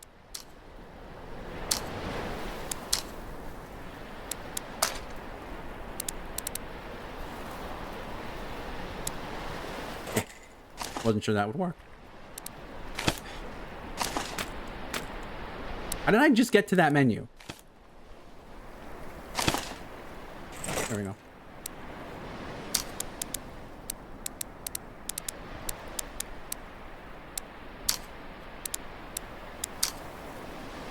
I still have this? Wow, it is dark. A bit ominous. A nod. It really was nothing, Krav. I'm fine. Was it nothing? You nearly lost a hand, Khan. Yeah, but I didn't, right? Hey guys. Hey, Autumn. Oh, hi, Autumn. It's getting late. What were you doing in the plantation? Not much. You know, enjoying the sunset. Oh, I see. So Sachi definitely wasn't there? She might have been. So what? Nothing. Just wondering. Did you talk to her about this morning? Why do you want to know? Do you hate her too? Mm-hmm. That must have been so embarrassing. A little. I think it's fine if you say so. I'll ask her at home to... Ah, your roomies. Speaking of, can we head back now? I'm exhausted. Fine, but we aren't done talking about today, Khan. Of course not. The three of us walked back towards Kanari and I's housing. Arriving at the door, Kanari waved to Prava before heading in. I began to do the same, but Prava put her hand on my shoulder. Wait up a second. Khan, he was being really weird at the kiln today. Uh-oh. Reckless and stupid. Yeah, he does that. No, I mean, he's not being careful like usual. He's being unsafe with the tools and around the fire. I'm worried he's going to hurt himself by accident. Prava, will you just talk to him a little bit? He'll be fine, I promise. That's how Kanari is. You know that. Please, Autumn. He won't listen to me, of course. You live together, and, you know, you're both boys. Okay, I'll talk to him, I promise. Okay, thank you, Autumn. I just want to make sure he's okay, you know? It's all right, I get it. Well, good night. I'll meet you two tomorrow morning, okay? Yeah, good night, Prava.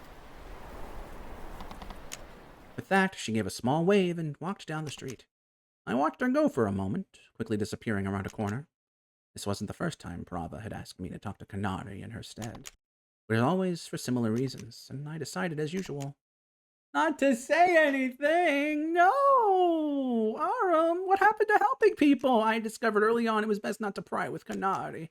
Prava is protective. She tends to overreact. Oh no! I got a bad feeling about this.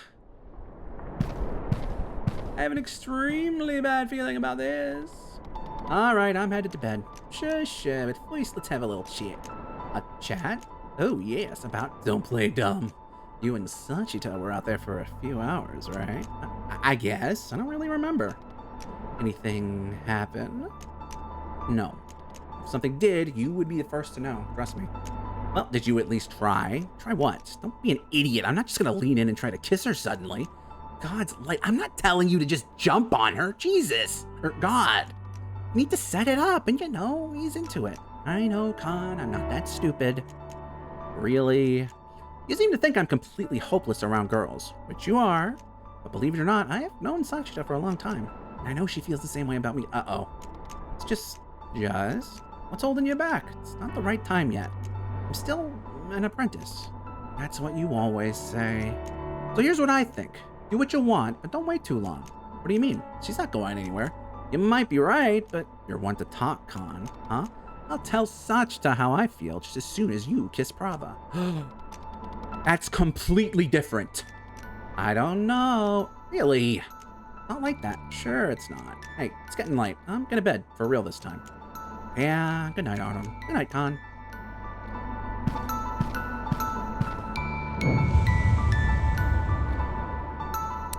Okay, wait. Hold on a minute. Is there some nightlife and activities we could engage in? There is not.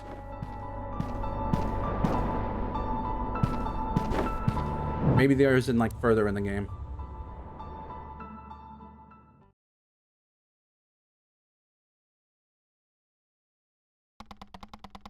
$3,118. Was that really true? I nodded as if I understood. Her voice came again from the front of the room. Last night, a mother lost her life in childbirth. Her name was Samira. Her daughter was going to be named Sanvi. She didn't survive either. So now there are 3,118 people on the island. Uh-oh. I nodded again, wondering why the baby hadn't lived. You see, this number is very, very important. All of us sat in the small room, brilliant amber light pouring through the open windows to our right. We knew not to respond, even when it seemed like a question. Our lecturer was speaking, so we were quiet. It worked better this way, and we all knew that. She paused and looked out at the room. Recall when God created the world, he first made only the ocean. It was a lonely world. He was there, alone, surrounded by water. I tried to imagine a place like that. The island suddenly gone, leaving only an empty horizon in all directions. It was frightening. So I stopped thinking about it. It was lonely because God hadn't yet created his children. So next, he made our island. And eventually, he made us as well. She paused again. But God only made so many of us. He chose a very wise number. She let her words linger in the otherwise quiet air, thick with the smell of cooking fires somewhere nearby. What would happen if there were too many of us? This was a direct question. A girl towards the front stood, bowed, and spoke. We wouldn't have enough food. Our lecturer nodded, pleased with the answer. Only so much of our island can be farmed, she said. What would happen if we were too few? Because we would be lonely, I wanted to say. A boy next to me stood up. I knew his name. There wouldn't be enough of us to harvest the crops, he said, unsure. Our lecturer thought about it and shook her head. No, that's not right. Explain your reasoning. The boy seemed embarrassed, shuffling his feet and looking away from the front. I thought, if there were fewer of us, we couldn't harvest and cook all of the food before it spoiled. Our lecturer nodded. I see how you arrived at that answer. But no, we would simply grow less food in that case. The reason is that the fewer we are, the more likely that our children will die as infants. I didn't understand again. God knew this too, and so he chose this number. There are enough of us so that our children can be born in good health, but not so many that the island couldn't support them. Then she raised her hands, As thanks to God for our island and our gifts, we carefully maintain this number. Think about this. All of you were born because we needed you. You came at the right time to take the place of another that came before you. Don't you see? Your lives are precious, and so you cannot throw them away. Walking across the room, she pointed out a window. She pointed toward the great hill that wrapped the island's northwestern edge. This is what I've come to speak of this evening. There is only one place on our island you may never go. This recognition flashed over the group. I knew what she was going to tell us. I had known from a very young age. It's known as the Well. If you go there, children, you will die. You will die, and in the process, ruin God's careful plan for us. If you remember nothing else from your days in general education, remember this. The Well is a place of death, and nobody will come after you. Yes. I think that's my earliest memory. Well, I woke early the following day. Kanade, as usual, was off to a slow start. Miraculously, the two of us made our way down the stairs and onto the brightly lit street after only a few minutes. Brava was there as promised, waiting for us, scribbling something down in her notebook. Good morning. Hey, how long have you been waiting? Not too long. That's good. Well, I like to wake up early, unlike some in this household. I think she's talking about you, Autumn. Yeah, sure. We really should be heading out. We have to fire all of those bowls from yesterday. Oh, shit. Yeah, that's gonna take so long. Sounds fun. Pray for me. Hi, Autumn. Maybe we can all get together later tonight? I'll ask Sachi, too. Yeah, sounds like a good idea. With a wave, Prava took Kanadia's arm and left in the direction of the kiln. I waved back. Taking a deep breath, I started towards the armory. Another day of training and another day closer to my advancement. I thought about yesterday evening, sitting under the tree with Sachita. My mind was fixated on it. I couldn't get her out of my head. The desire to advance had always been there, but it was burning now. Burning in my chest. Don't wait too long. That's what Kanade had said. I won't. I'll be there for you, Sachi, very soon.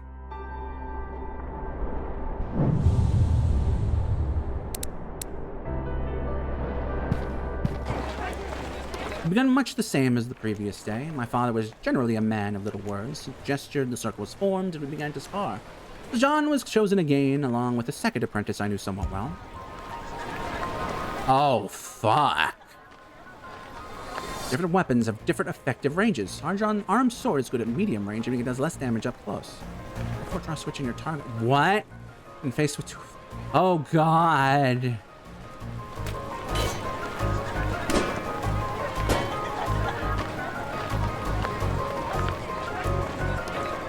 Options to evade forward or backwards like during defense. Evading in this manner costs less stamina. Was that wrong? I learned to defeat both. Oh, shit.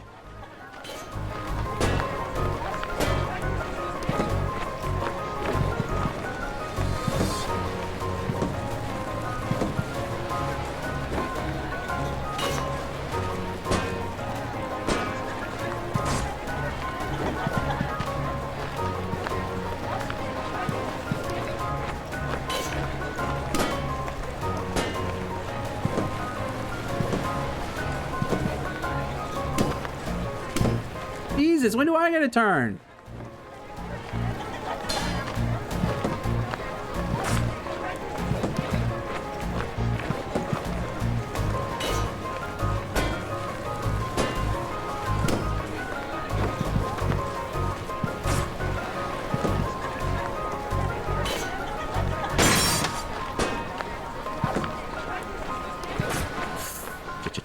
I need...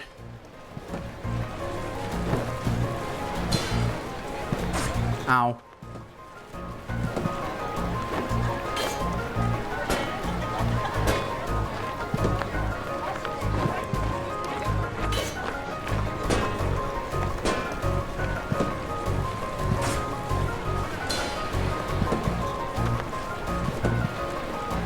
I think I could win this. Ooh, okay, please don't make me do that again. That was rough. It was tough. Hard game, hard game. The Shadar raised his hands, ready to call the next pair to the circle, but there came a slight voice from behind the group. Hi, wound bearer. A Shadar looked surprised. Standing at the edge of the circle was a courier. A boy younger than me, perhaps. Yes, I have come with a message of summons for you, sir. Uh-oh, telephone. Sorry about that. I have come with a message of summons for you, sir. Is a request from the Ashan. They would like to see you presently. I see at once. If it pleases you, sir, very well. Students, please stretch and practice your forms while I apologize. This matter also concerns the apprentice Aram. He should come as well. Aram? Well, they gave me a puzzled look. The boy carried word from the Ashan. They wanted to see me and my father. I tried to recall the last time I had spoken with the Ashan. Kanari would remember. What is this about? I grew nervous as the uncertainty washed over me. Possibilities flooded my mind, and I took a moment to recenter myself. I nodded slowly at father. He turned then to address the group. Keep active and await our return. I missed the line before this one. Aram, let's go. Yes. Please follow me. This is probably bad. Did something happen to Sachi? We walked in silence down the streets. The messenger kept a few paces ahead of us, unspeaking. Eager for more information, I turned to speak to my father. Father, what have they called us for? He looked ahead, clearly searching for a reason himself. I don't know. The chamber of the Ashan was within the temple itself. We came quickly and climbed the steps under the bright midday sun. Please, go on ahead. They are expecting you. Thank you. It was a blessing. Likewise. I would like to save and heal. The chamber of the Ashan was lit similarly to the temple itself. Light streamed in through an open ceiling, casting a square beam along the stone floors. The Ashan themselves sat obscured in shadow, the light unable to reach their seats. Oh, is Ashan plural? Maybe it's plural. This was a room that I seldom visited. The uncertainty of the situation made my stomach feel light. I thought back to Father's words as we walked. I don't know. Maybe this was about the harvest. They wanted to talk to Father about the food shortage. No, but why am I here as well? I felt my nerves grow. Father stood at my side. I looked at him for a moment, trying to gauge his expression. His face was neutral as always, but I could tell he was as uncertain as myself. The reason they had requested me. Father bowed respectfully, and I quickly followed suit. Good day, Ashadar. It is a blessing to see you. A voice came from beyond the light. I trust you are well. How is Maria? Father smiled and gave a nod. She is well, as am I, Ashan. I recognized this voice to be Ashan Jia. He usually spoke first and often carried the opinion of the room. His voice was warm and decidedly aged, but it carried confidence and certainty. Daram, you've grown since last we've seen you. I nodded, somewhat reassured by the pleasant tone of the conversation. Shadar seemed to consider for a moment. Ashan, I am afraid I still don't quite understand, he said. Another voice came from the left. No, we are here to discuss Aram's advancement, of course. This was Ashan Niraj. My advancement? Father seems as surprised as I. His advancement, he began. Forgive me, but it's scheduled for the end of the season, isn't it? Uh-oh. The food shortage is bad, so they need more people early. Is that it? As my eyes adjusted to the light, I saw Shanjia give a small smile. For others of his age, yes, but Aram is a special case, as your child. At this, I saw something come over Father's face. At first, it was very subtle. My father was a gentle man, but composed so often that he appeared rather stern. It was rare to see emotion overtake him in any capacity, but he wore a face now of genuine and utter disbelief. Is this not early? He said, slowly. I don't think so at all, Shanjia replied, smiling at me. I got a bad feeling about this. We have heard wonderful things about Aram and his skill in wound-bearing. It will be to the island's great benefit if he becomes a journeyman and starts training in his concentration immediately. Uh-oh. Forgive us for breaking courtesy, Ashadar, but you should have known there was a possibility we might move early given your position. That's not what we wanted, is it? I processed the words for a long moment, and everything else seemed to fade away. It was time already. My goal was within reach so suddenly. I felt my nerves give way to raw excitement. I was advancing early. I looked to Father, expecting the proud look he wore yesterday as I defeated Zajan. But his face was strained. Strained, as if unable to follow a conversation of topics far beyond his understanding. I see, he said after a long moment. Well, I have recommended him for temple guard many times, as you know. Shanjia shook his head gently. Ashadar, you already know this decision cannot be made by yourself in this case. Ashadar's face lost more of its usual composure. Not temple guard? That left. Suddenly I was speaking. So then, peacekeeping or sentry, I said to the faceless figures ahead of me. Ishanji nodded at me. We assigned more than half the group to peacekeeping last year, so our choice was rather clear, he said thoughtfully. Sentry will be a perfect place for your talents, Aram. You should be very proud. I felt my pulse race. Sentry. I bowed deeply. I am very honored, I said. Father's voice came suddenly. Please. Surely there is room for another in peacekeeping, or temple guard. His voice was suddenly thin and frail. Uh-oh. Hearing it was like submerging one's head into cold water. Something you are wholly unprepared for, no matter how trivial the idea seemed beforehand. Why does he sound so... Come now, Ashadar, said Eshan Niraj. This is where he is needed. Don't you trust the way of things? I know that you do. My father stood very still, and after a long moment, he nodded and bowed his head. I do. Before I knew what was happening, Father and I were walking toward the base of the great hill. I realized then I was to begin immediately, and immediately meant now. The daylight was beginning to thin. He walked ahead, and I followed. He was silent. I was similarly speechless, the shock of knowing I was advancing to Journeyman Surly still washing over me. However, Father's reaction wasn't what I was expecting. What do I want him to say? To congratulate me at least. That's what I had expected. This was a big day, the most important day in my life so far. Why won't he say anything? Our destination quickly drew near. Aram, what do you know about the well? The well? I know only what they told us in General Ed, I guess. Tell me. Okay, it's a forbidden place. We're not supposed to enter. What else? And it's where our enemies live. That's true. What are they called? Ancestors, yes. They wish us harm, always. This is a necessity of our obligation. Of the 3 concentrations a woundbearer can take, this is by far the most important. If I knew that this would be... I didn't realize there would be so little time to prepare you. What do you... I've always known sentry was a possibility. I haven't seen one before. An ancestor, I mean. I've only heard them described. Yes, you may never see one, but you are a sentry now. This is your duty to the settlement, right? And I'm ready for anything. Where we are standing now, no ancestor may make it past this platform. You must destroy them before they get here. Under no circumstances may they be allowed to enter the settlement. Of course. I understand, Father. I'm ready, really. You've been preparing me all this time, right? Aram, I had hoped. Never mind. It's time to begin. With that, we entered the large passageway. I didn't know what to expect. I hadn't set foot in here in a long time. Not since... I don't recall. Hillside Tunnel. We approached a group of 3 young men. They were sentries, journeyman sentries. Older than myself, it seemed. They sat around what seemed like a fire pit, not presently lit. First, a tall boy with short hair stood and bowed to address Father. Can I rest, please? Hello, sir. We were told to expect a 4th. This is Aram. He was scheduled to advance at the end of the season. However, it was decided he would begin training as a sentry immediately. Oh, I see. Hello. I think maybe we've met before. Maybe. My name is Kiam. The second boy stood and bowed similarly to the first. The third, appearing as the oldest, remained seated. Instead, he nodded in my direction. It's a blessing to meet you. I look forward to serving with you, Aram. Likewise.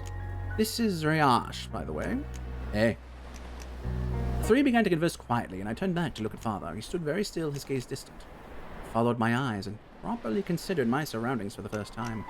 It was there, perhaps 200 feet ahead of me, a great stone doorway. They were swung wide, far too heavy to move, plainly carved with little detail. The entrance to the well, something about it, the color, and the materials of the door, it felt wrong. It stood out from its surroundings, fundamentally. I felt the doorway watching me. I felt it begin to creep into me, from every corner of my gaze.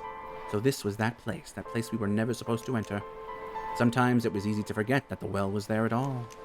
It seldom came up, even in stories, and less so in daily conversation, but even so, we all knew. I'm here all the same, I suppose. I must take my leave. I understand. I am prepared. You have given me everything I need. Aram, please listen to what they have to teach you. Talk more about this tonight. At this, Father wrapped his arms around me. He embraced me for a long moment. I was startled more than anything else. I couldn't recall the last time he had hugged me. But before long, he was gone. He gave me one last nod. He disappeared beyond the mouth of the entrance tunnel. The three returned to their seats around the empty fire pit. Hala, the middle in both height and stature of the two other sentries, waved me over. I took a seat by them.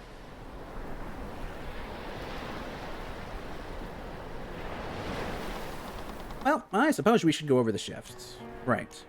I'm sure you know some of this already, Aram. Not really. I've heard about it from some of the journeymen, but I think Father really wanted me to become a temple guard. He wouldn't tell me much about the sentries. Really? Well, no matter. I'll start from the top. Our job is essentially to watch the well every hour of every day.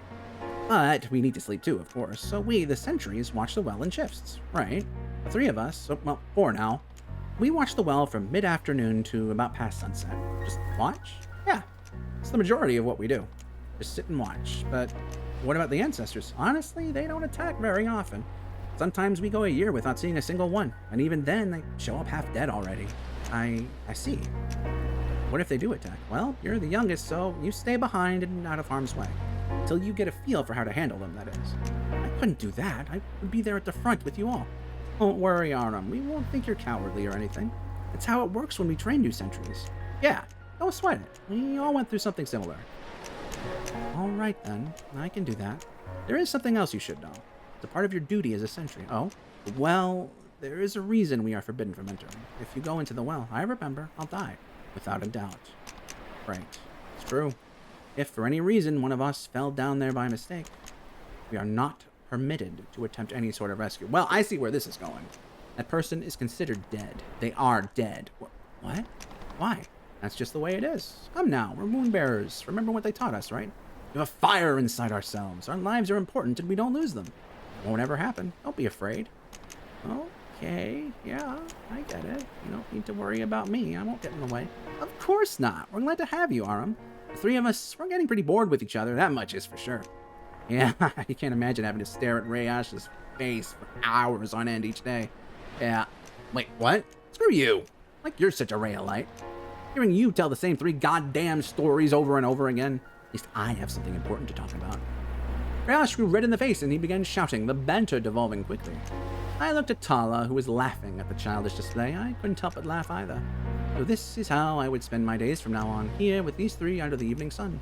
It was an odd feeling all at once, the feeling of being where I had always dreamed of being.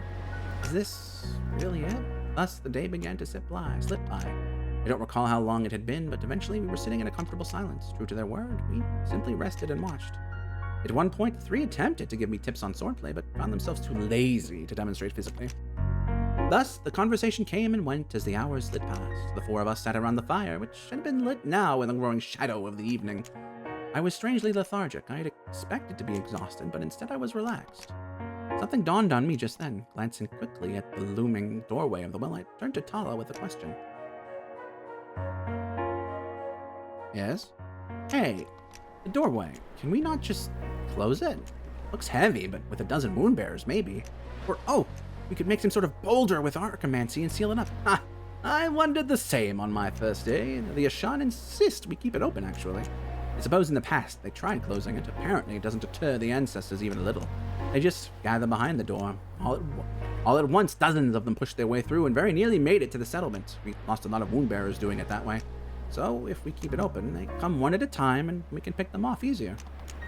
As far as we can tell, they don't coordinate their efforts at all. I see, that's smart. I guess. Hey, Aram? Yeah? I've got a question as well. Why were you assigned so early? Yeah, I was wondering the same. Seems odd they picked just you to advance early, though. I'm not really sure why. It's not unheard of, advancing early, I mean. At least when it comes to wound bearing. Yashan wanted to see me all of a sudden, and they decided, well, that I would become a sentry and start immediately. I guess they saw some serious potential or something. Now, I'm expecting a lot with a story like that. I'll try not to disappoint. Hey, how long have you all known each other? Too long. Shut up. Buddy's right. Ganon and I have been friends for a long time. Yeah, we met in General Ed. I'm sure you have a few friends like that too. It's hard not to find common ground with somebody you're forced to see every day, right? Yeah, I know what you mean. I suppose I'm the odd one out in this group. I met Kian and Ryash about a year ago when I was assigned to this shift. Don't sell yourself short, Tala. You're a lot more interesting than Kyung. What the hell? I know, it doesn't seem like it, but I think we all get along pretty well. I guess. It's nice to have a new face. I'm sure you'll fit right in. Thanks, Kyung. I appreciate it, really. I'm still, I'm just happy to finally be here, even if I'm not a journeyman yet. Thank you for your kindness so far. Of course. The conversation... for all the stuff he was saying, he seems oddly... not bothered that he's not at the temple guard where he would get to see Sachi every day. Conversation dwindled once more, and the four of us continued to pass time, resting. I tried to stay vigilant and keep myself seated in such a way that I could quickly get up and have my weapon in hand, but before long I was leaning against the wall comfortably. I nearly grew drowsy when laughter pulled me from my daze. I came to and listened in. Jan and Ryash were sitting a few feet away, engaged in what seemed like a scandalous conversation. There's no way. I don't believe you. Kyan's voice was emphatic. Well, it's true, Ryash replied confidently, leaning back and putting a hand behind his head. I don't need you to believe me because it happened. Bullshit, you kissed Nithya? Kyan sounded incredulous. Ryash gave a sultry smile. More than that, young Kyan, we've been meeting after my shifts for a few weeks. This isn't fair, groaned Kyan, falling backwards in defeat. How is it that you can land a beautiful girl and I can't? You've got the personality of a clay bowl. What else can I say? Women are simply drawn to me, Ryash said, his ego blinding. Ryash suddenly turned, shooting me a dirty grin. By the way, Arum, you've got a girl, right? The question caught me completely and utterly off guard. My mind immediately went to Sachita. Her face flushed through my head as I thought about the question. I imagined her lips. No, not yet, I said, frantically thinking of a way to change the subject. Gon chimed in. No, any girl you've got your eye on? Maybe. I'm not sure, I replied, avoiding their gaze. I couldn't possibly tell them how I'd had my eye on one girl for as long as I could remember. Never mind that the girl was such terrible people. Fortunately, Tala broke in and saved me with a sharp remark. I'm sure he's asking because he's worried he has competition. I can't imagine Nithya is too committed to that relationship, knowing Ryash. At this, Kyan erupted into laughter. I followed suit, happy to distract from my non-answer. We all laughed, Ryash too. We laughed and we laughed. Uh-oh. And then Kyan wasn't laughing. Long, black metal fingers slowly clasped around his face and neck, pressing into his skin with razor-sharp ends. Small streaks of blood began to seep between its long fingers. There was no sound for a moment. I simply watched, unable to understand what was happening. In a single moment, his body was lifted from the ground. He was held by something. A tall creature stood behind us, on the grass. Its body was stark white. Its limbs were black like ink. Its jaw hung agape, filled with small rows of serrated razors. It made no noise. Kyan began to struggle as the creature pressed its hands tighter around his neck and face. Screaming, Kyan flailed his legs and arms wildly. His screams quickly became choked. There was a sharp sound and Kyan let out a gasp. My face was warm suddenly. His body fell to the grass softly. Frozen, I watched. Kyan's eyes were gone, simply missing. One of his ears was gone as well, lying on the grass beside his head. His screams transformed into long, labored moans. Kyan writhed around on the ground, blood oozing from his mouth, nose, and eyes. I wasn't able to speak or call out. Ryash leapt to his feet. Standing, he held his blade tightly in one hand. Kyan! Ryash asked quietly, the shock visibly washing over him like a cold fever. Kyan! Suddenly he was shouting. I heard Tala's voice beside me, racked with panic. It moved so quietly. How did this happen? Tala leapt to his feet, his own spear now in hand. The creature tilted its head and began to advance, moving silently through the grass. It seemed to glide upon its slender limbs, clicking softly as the joints rotated. Ryash still stood between the creature and Tala and myself. His blade was outstretched, pointed ahead. Kyan moaned softly on the ground. In the midst of it all, I sat and watched. My entire body shook and my stomach felt like ice water. What's happening? I tried to think about my training. Where was my training again? When a person is injured, I'm supposed to... Tala! Ryash called out and I heard footsteps move away from me. Tala ran right, his spear in hand, trying to flank the creature. It slowly turned its head, watching Tala approach. And at that moment, Ryash jumped forward. His blade glinted in the evening light as it made an arc from head to toe. There was a sound of metal upon metal, and the creature recoiled as the blade connected with its head. Tala drew closer, but it reacted swiftly. One of its long arms shot out at Riash. It was a sickening sound. Instantly, Riash's arm was gone from the elbow up. Blood poured from the wound, dripping from the hanging tendon and splintered bone. He collapsed, screaming. It was a dull thud. The arm landed by my feet. I'm supposed to treat the wound. I tried to come to my feet, but stumbled and fell. I can't look. There was the sound of metal striking metal once more. I heard another scream and the sounds of struggle. I tore my head upward to see Tala's spear stuck partially in the creature's narrow torso fall to the ground. Tala was now held, its slender arms wrapped around his body. He struggled. The creature made as if to lift Tala off the ground, but it suddenly seemed to freeze. It tilted its head and made a low clicking noise. Suddenly, the creature began to shake erratically. Its limbs vibrated and its head rotated to an unnatural angle. Then its claws contracted. Digging into Tala's back, he cried out in pain. The creature still held him firmly, but it was dragging him towards the doorway, the great stone mouth of the well. I could barely lift my head to watch. I didn't want to look. Tala's face was pale and his limbs flung loosely at his sides. The grass was streaked red as the tall creature pulled him further and further toward the doorway. He gave me a look then. Aram, he said softly, and then they were gone. Jesus Christ!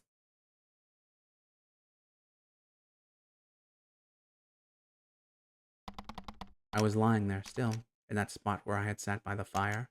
I hadn't moved an inch. I don't recall how much time had passed, but I stood. Am I in control now, or why do I still have, like, no HP? Like, Kyan, will you say something?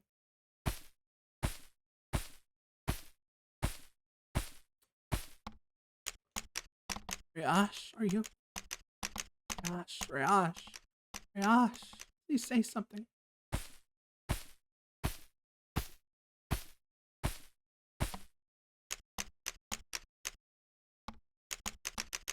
I don't get a choice, do I?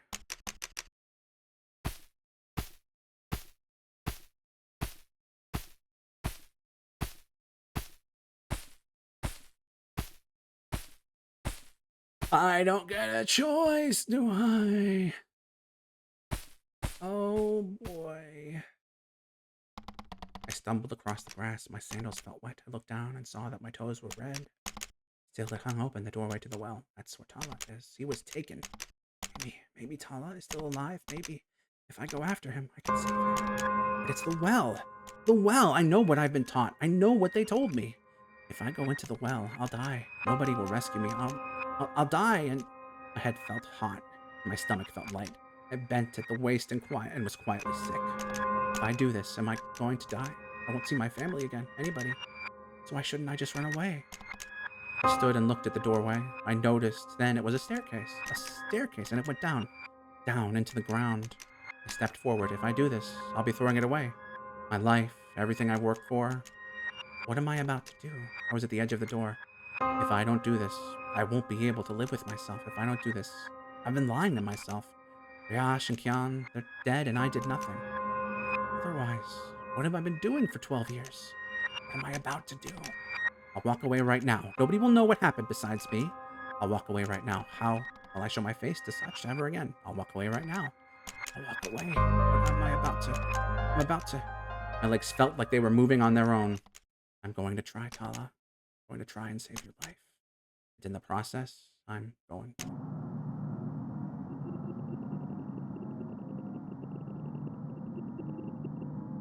But I don't have any controls, so. I didn't even mean to do that. Really wish I could have rested.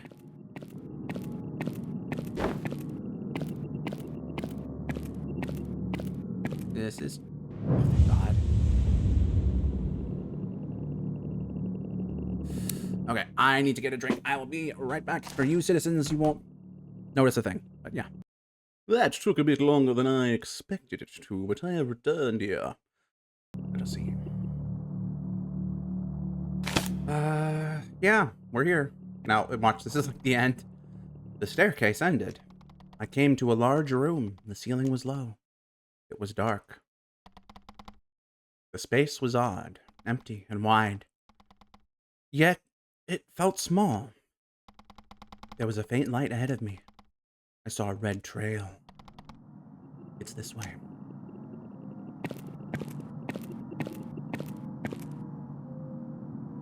I'm starting to regret. Hold on. Oh my god. Was that menu even here before? I don't remember this. Please, please. Stop.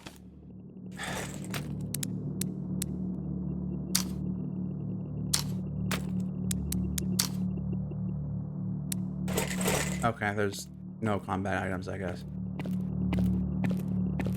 Well, this escalated, eh? Oh, God. Blocking consecutive enemy attacks will sometimes allow Artem to perform a counter attack. Pay attention to the green counter meter beside Artem in combat. Blocking any enemy attack will fill the counter meter by a small amount, but perfectly blocking will fill it by a large amount.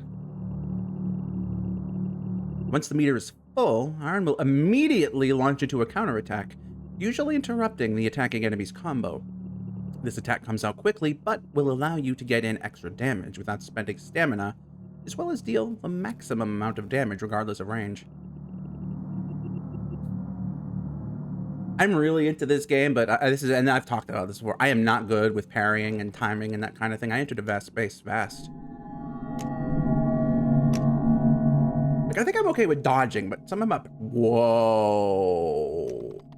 The largest room I had ever seen. Both my sides were a great drop, the bottom of which was so far away that I couldn't see it. My breathing grew rapid, and I felt my hands begin to shake even more so than they already were. The space so vast and unfamiliar. And of course, when we go back, we will then be an enemy because you're not supposed to go back. This will be the place where I die. It's ahead of me. Okay. We cannot... This is cinematic. What I mean is, scripted, maybe? We cannot dodge or move faster than this. Oh, fuck. It is ahead of me. Hello? Oh. The creature stood motionless ahead. We were upon a great bridge. There was Tala. He was lying face down, unmoving. The creature faced away from me. It seemed to perch over Tala's body. I stood and watched. My hands are shaking. I felt for my weapon. Father's words went through my head. I have to destroy it. Is Tala still alive? I took a step forward, and suddenly the creature turned to face me. No. This is an ancestor. It began to click softly. I realized then that its sleek white face bore a deep scar. Its torso was similarly marked by Tala's spear. So that's why it didn't already kill me. They damaged it. It may be enough that I may live through this. I raised my weapon, an apprentice's sword, and suddenly I was running forward.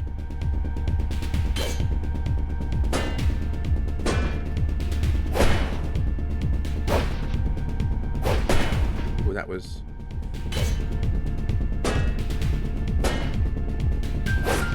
Ow.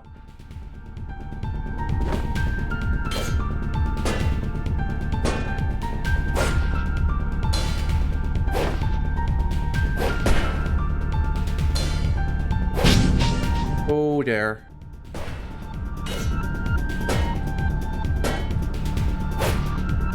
I'm fucked. Oh, I'm fucked.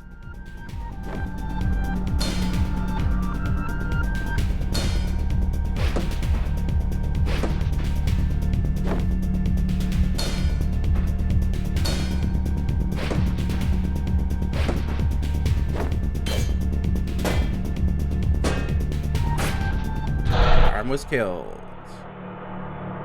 That's hard. Oh boy, I am really regretting not getting items and stuff when we're back in town. Okay, do I have to do all that again?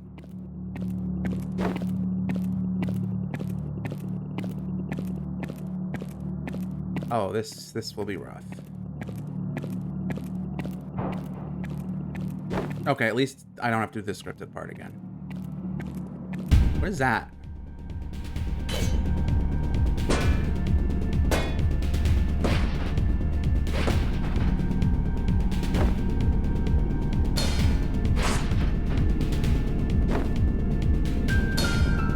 What is that?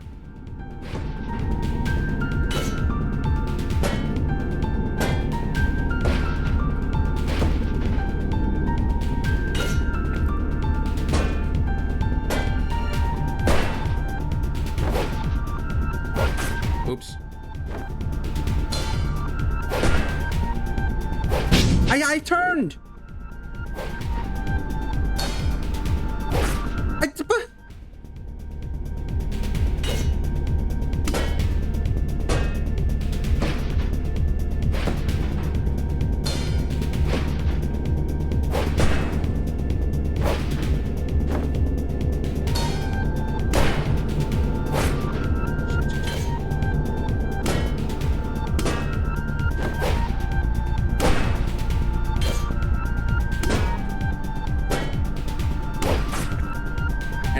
I don't get it. I dodged.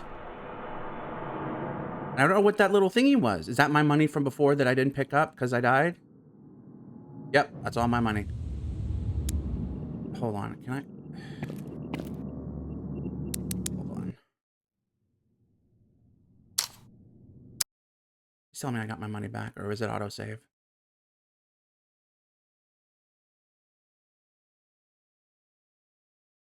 There was no way to pick it up, though. Okay, I do have my money back if I'm doing it that way. All right, skip.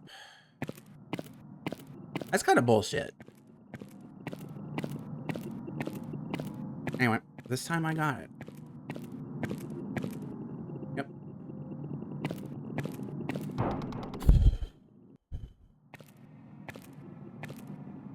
We're doing this, citizens. I'm clearly doing the dodging wrong. Maybe I don't dodge in a direction. I keep trying to dodge in a direction. Maybe I just need to dodge, period, and it will take care of the direction. I'm going to try that this time.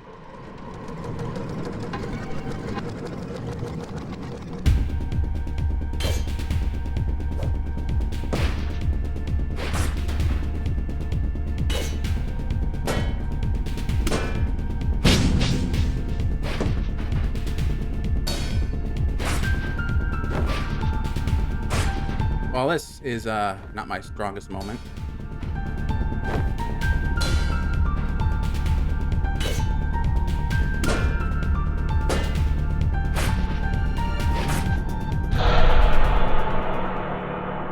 Okay. All right, this time I'll try to see if there's a way to pick up the money. So this has like rogue... Meant this button. This has like roguelike elements, or roguelike, one of those elements to it, which is cool and fine and something I like and I'm good at. I'm very good at things like that. Yes.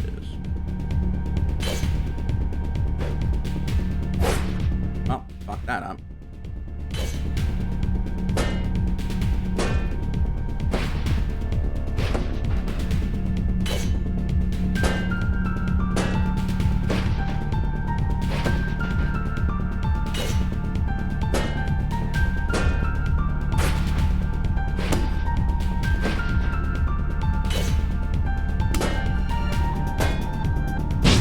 Ow.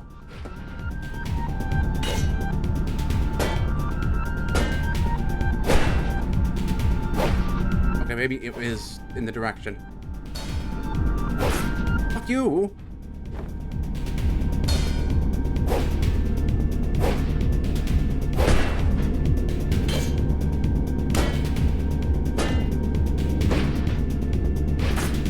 God damn it. Alright, time to restart. So yeah, I think, unless I'm just missing a button.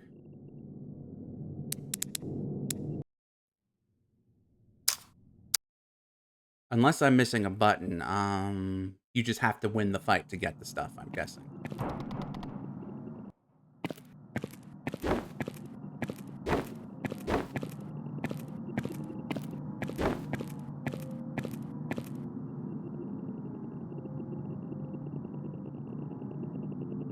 No, I know, I'm seeing things. This time's looking to be the one. Oops. Right, I have to go there now. Boom, ba, ba, boom, ba, boom. I love you, citizens. Thanks for joining me. Be sure to check out this game's link in the description. It's pretty cool.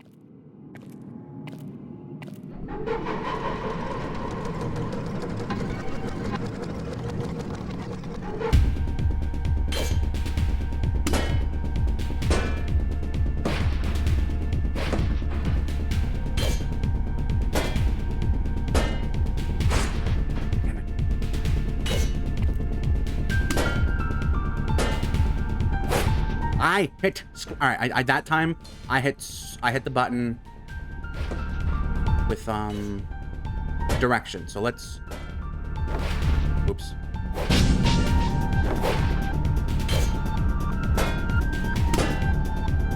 I fucked up.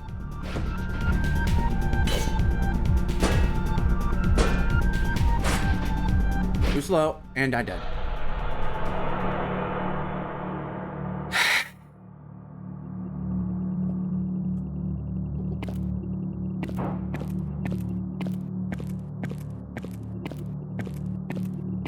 I got it this time, no citizens. Just you wait.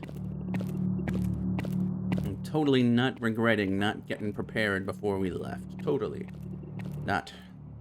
Can I, like...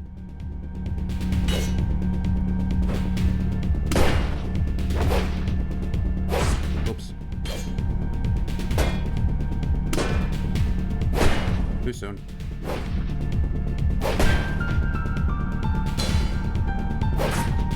That one was too fast. I went the bubba.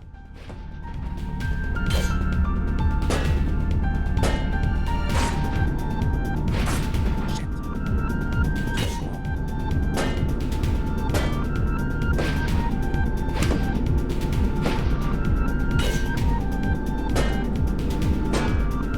It would help if the fucking squares and circles and shit appeared at the same place. You know what I mean?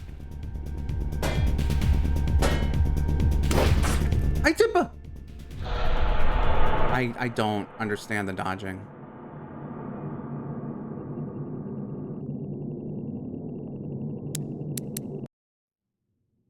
Song of Sunlight. This is chapter 1.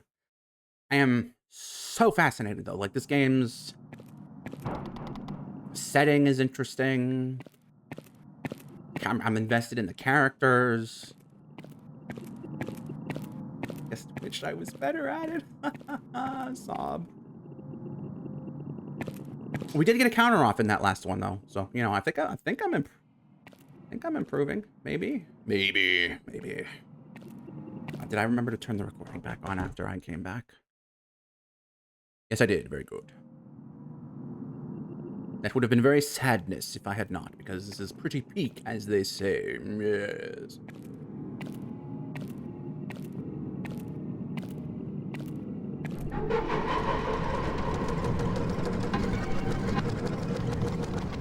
Sound effects also really good. Like, very creepy.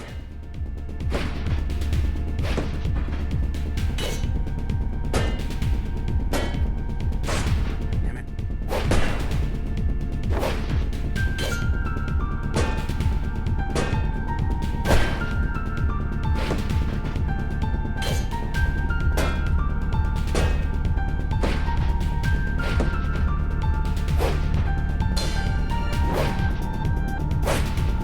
Come on. Oh, I gotta defend.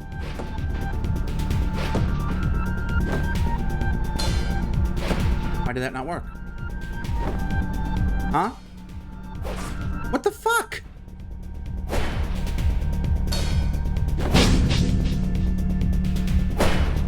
I think something might be...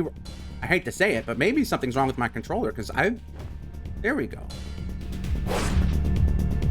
I don't know what the fuck happened there.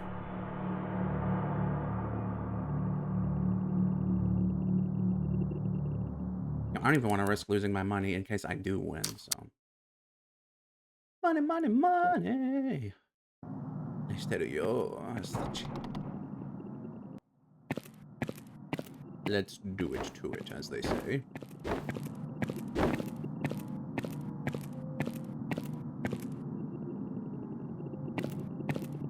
Actually, can I look at controls list? Roll, pause, change item, change item. Target. I haven't had to use that yet. Inventory or block. Alright, that's not really helpful. Not because there's anything wrong with it, because that really is just all I can do now. So this feels like a setup. Like, they knew... They had... like, it seems like a little too much of a coincidence that the day I get promoted, and I get promoted early, this happens, you know?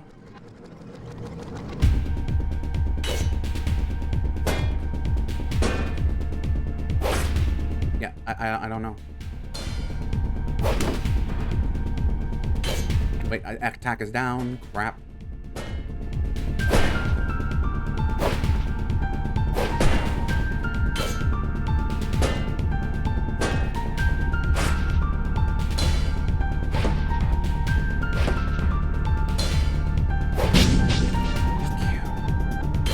Damn it, attack is down.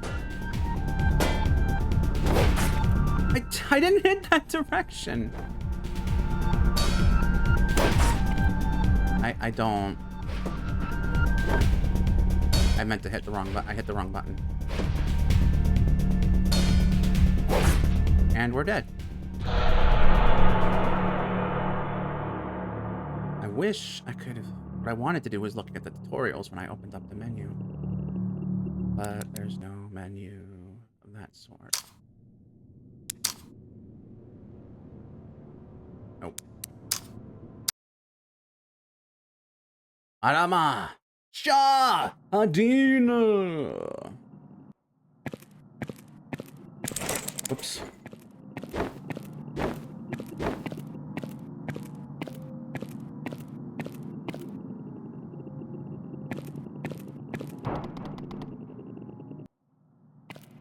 Yabba-dabba-doo, baby.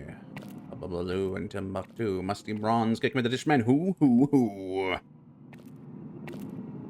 I'm not like screwed for not getting things before this all started, am I? Alright, let's go. Dodge, attack, roll.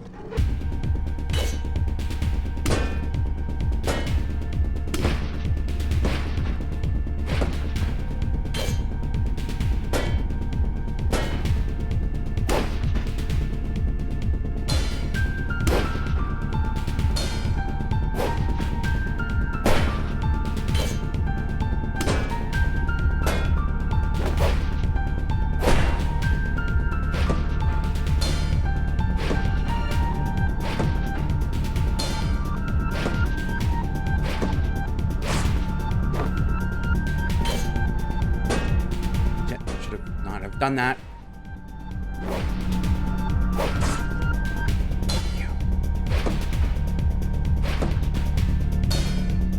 Ah, fuck, I fucked up. Fucked up again.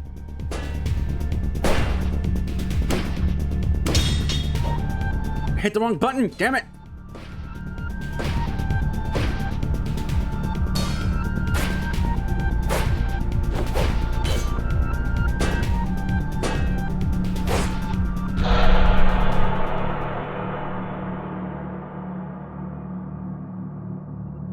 I'm gonna do it.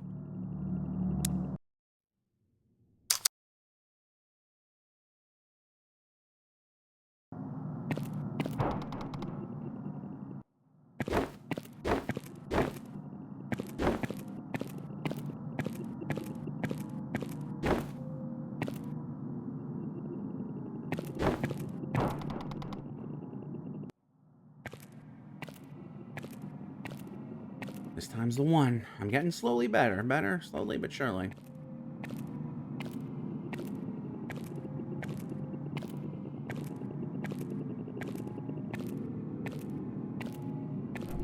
I think. That might be arrogant of me to say.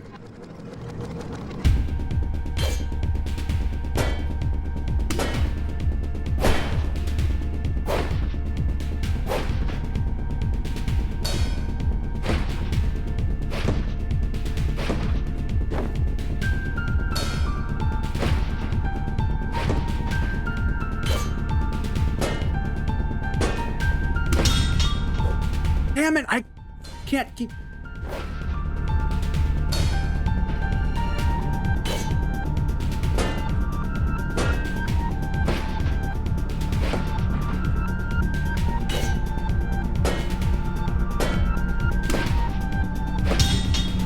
Hey, shit, fuck! Why did they do that? I hate that.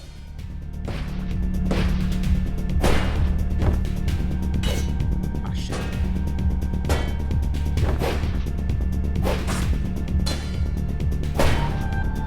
I didn't have enough to dodge.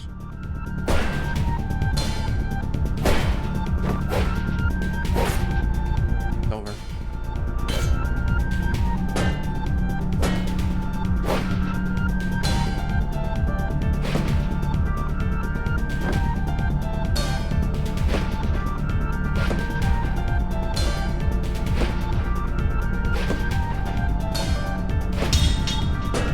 Can I do it?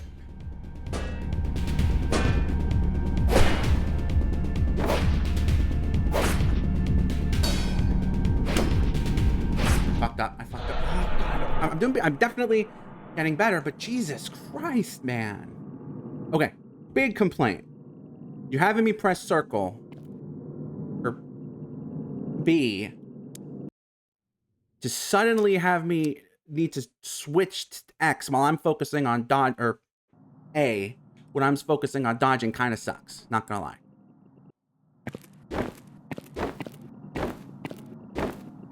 Like, that is the counter.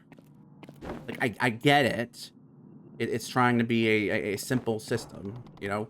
Dodge is this button, and defend is this button, but it's like, man, I'm gonna try. Like, you really got to be in the zone here. The battle zone. Da-na-na. Duel masters. Da-na-na. Duel masters. Get in the zone. Excuse me. Ugh, that was disgusting. I'm so sorry.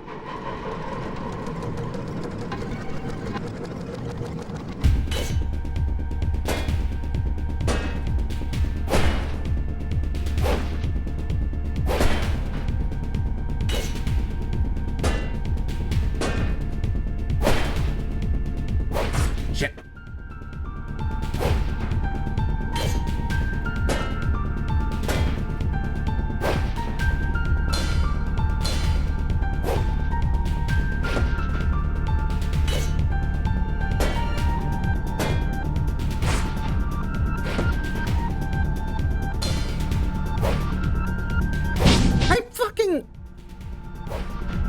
I don't get it. I had the fucking stamina for it.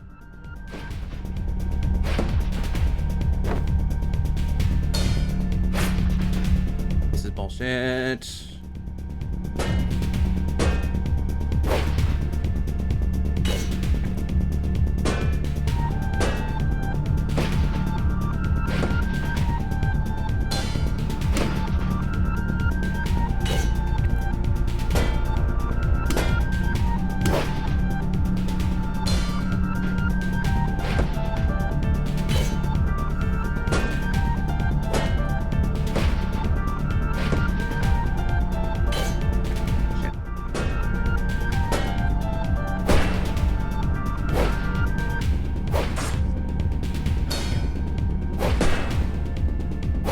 No, I didn't. I had enough though. I pressed it. I fucking pressed it, man. There is something fundamentally up with the dodge. I don't appreciate it.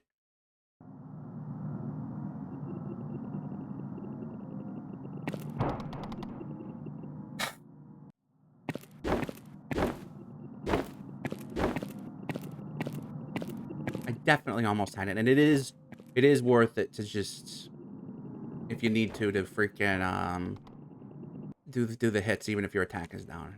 It's like a little less than half, but if you're getting in there and you have the stamina for it, then you do it. Zen. Take a deep breath in, deep breath out. Let's do this.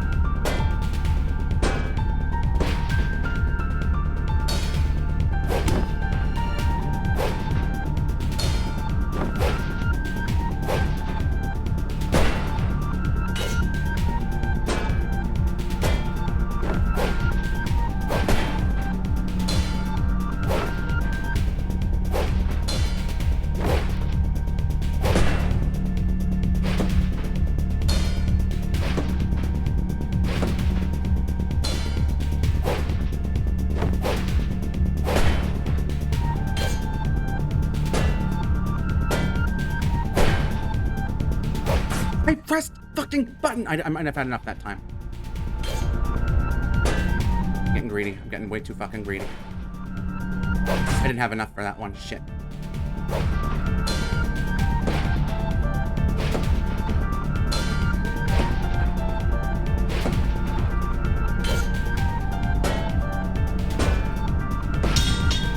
I did it again. Did it again.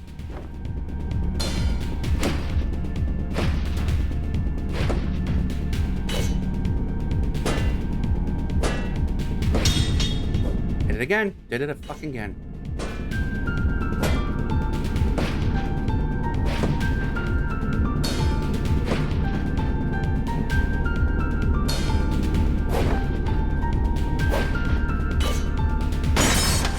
Holy shit, I did it. I did it. I did it. Holy shit. I did it. Shit. What's gonna happen now?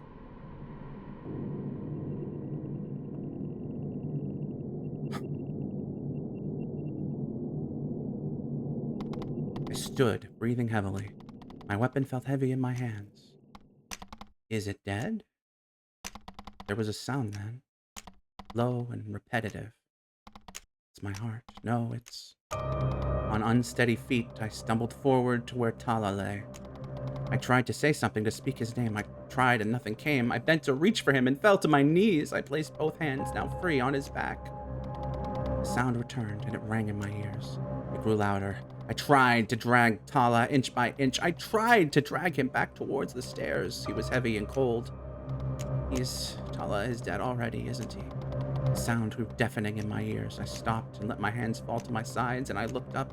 I looked up, and for the first time and truly considered the place where I currently was.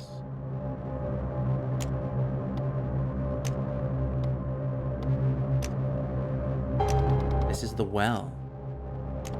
Like a satiated hunger, the noise suddenly went away and left me in ringing silence. All that remained was the hollow quiet of the enormous space surrounding me. Like the sky above the settlement on a cloudless day, the ceiling stretched beyond sight. This place, it's below us? This place, greater than the settlement by 1,000-fold merely from where I stood. This place from which the ancestors come. It's right below our feet. I felt my body begin to shake. I tried to reason with it, to understand what it all meant. How something like this was possible. Something so horrible sat beneath us. It can't be. Why is it here? What is its purpose? This is why I was chosen to become a sentry. This is why I was chosen to become a sentry? To prevent anything in this place from crossing over into our peaceful island? I thought about it. I thought about my dreams of being a journeyman. I would be a temple guard, confidently protecting the settlement under the warm sunlight. I would be by Sachita's side when she needed me. But instead, I'm here. Those old dreams seemed so childish now faced with such monumental darkness. The overwhelming feeling grew, and I felt like lying down. However, out of the corner of my gaze, I noticed Tala's body stir. It was slight, perhaps a shallow breath. The motion was enough to tear my eyes from the vast space above me and regain my attention once more. What was I doing? I had something I was doing. Tala! He's still alive. Gripping him tightly once more, I pulled with all my strength. Slowly, I pulled him towards the long staircase.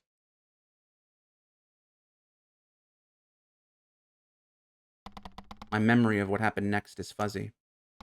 Suddenly, I recall being in the courtyard at the settlement's edge. The last of the light still kept in the sky. I heard voices, a cry of shock, and quickly, Father was there. I recall his arms around me. Then, he was holding Tala. I recall being taken to the temple. I recall my mother's cries of fear. Her arms were around me, too. Somebody tried to ask me something. Autumn? Autumn, can you hear me? I nodded.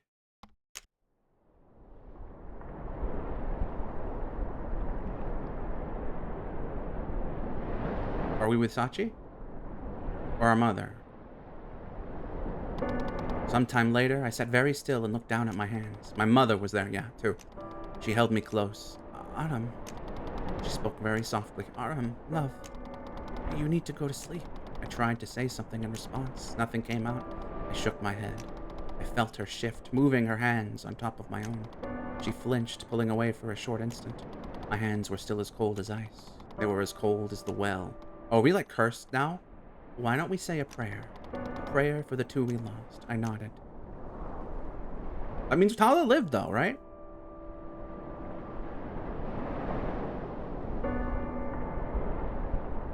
I'm so gripped, and this demo is gonna any moment now leave me on a cliffhanger, and I'm gonna hate it, and I'm gonna love it. That day, the last day of my long apprenticeship, and the first of my days as a journeyman. Okay. I fell fitfully into dreamless sleep while my mother whispered a quiet prayer. A prayer for two now dead I had only met a short few hours ago. As my eyes grew heavy, the adrenaline finally subsided. I pictured the vast, quiet, empty darkness that lay beneath our feet. Of all the images now seared into my eyes in my memory of the previous day. Kyan's body crumpled in the grass, stained a dark crimson red. Riash, face down, lying next to the remains of his own arm. The one that I saw as I drifted towards unconsciousness was the overwhelming vastness of the space. It was in my head and it wouldn't go away, as if the well itself was calling to me. Oh god, here it comes. Thank you for playing our demo. Ah, you're so welcome. This is so good.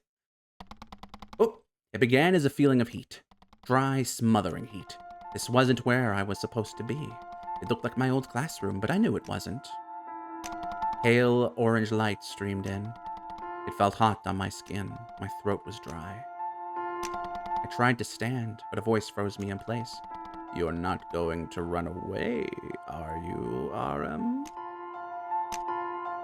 Run away? But I didn't. I didn't run away. I went after Tala. I went into the well. That's not what I mean. Now that you've seen that place, do you intend to hide from it? Surely you won't be afraid to see it again. Again? Why would I? You did so well yesterday. You were so brave, Aram. I was? Oh, yes. And of course. Who could forget a sight like the one you saw? Yes. I can see it clear as day. I can't keep my thoughts away from how it looked. Of course you can't. Uh-oh. I know you're curious. I know that you want to know more. Yes. So, I'll ask again. Are you going to run away?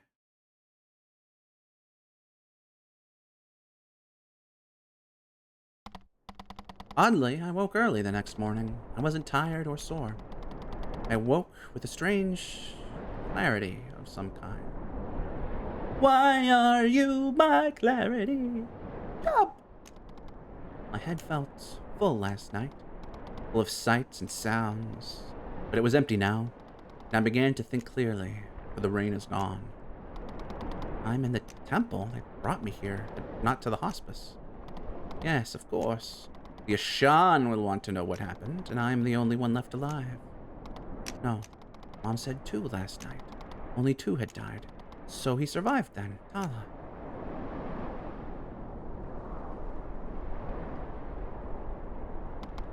Wait, the Ashan will want to know what happened, how it is that Tala was spared. And what my part in that was. Suddenly I felt fear flicker through my body. I had forgotten. I broke a cardinal rule. I went into the well after Tala. I went into the one place we are forbidden to go. They warned me not to. What will they do if they find out? What if Tala already told them? I need to find him and make sure. It's early and I don't hear anybody outside. I should be able to sneak out of this room and look around. He must be somewhere close by.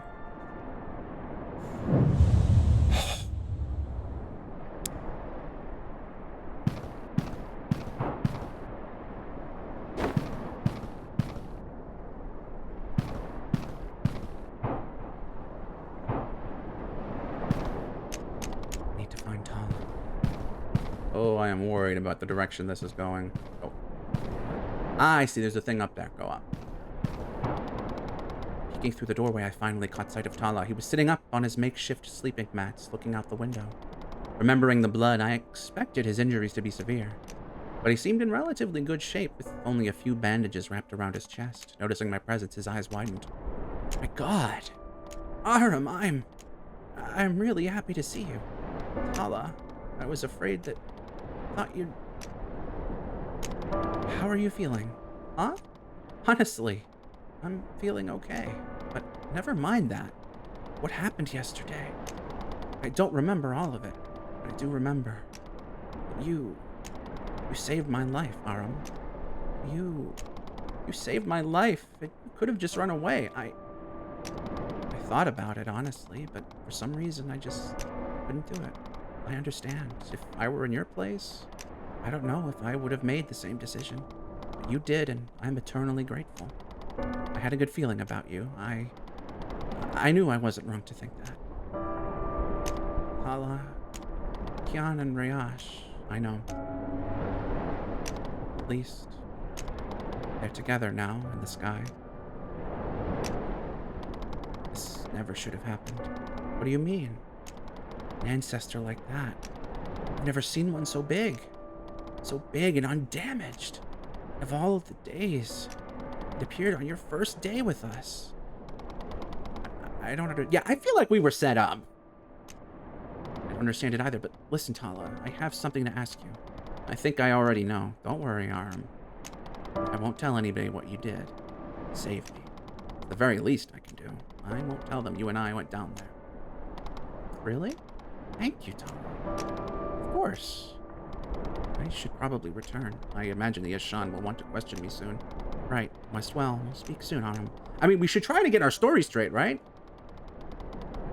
I began to walk out the door, wanting to return to my room before they found me seemingly missing. Just then, I stopped. Suddenly, in the back of my mind, there was a question. There was a request, something that I desperately wanted to ask Tala. It seemed illogical, insane even, yet somehow, the thought of the well returned. The desire to make sense of what I had seen. The empty darkness beneath our island of blessings. It came out suddenly.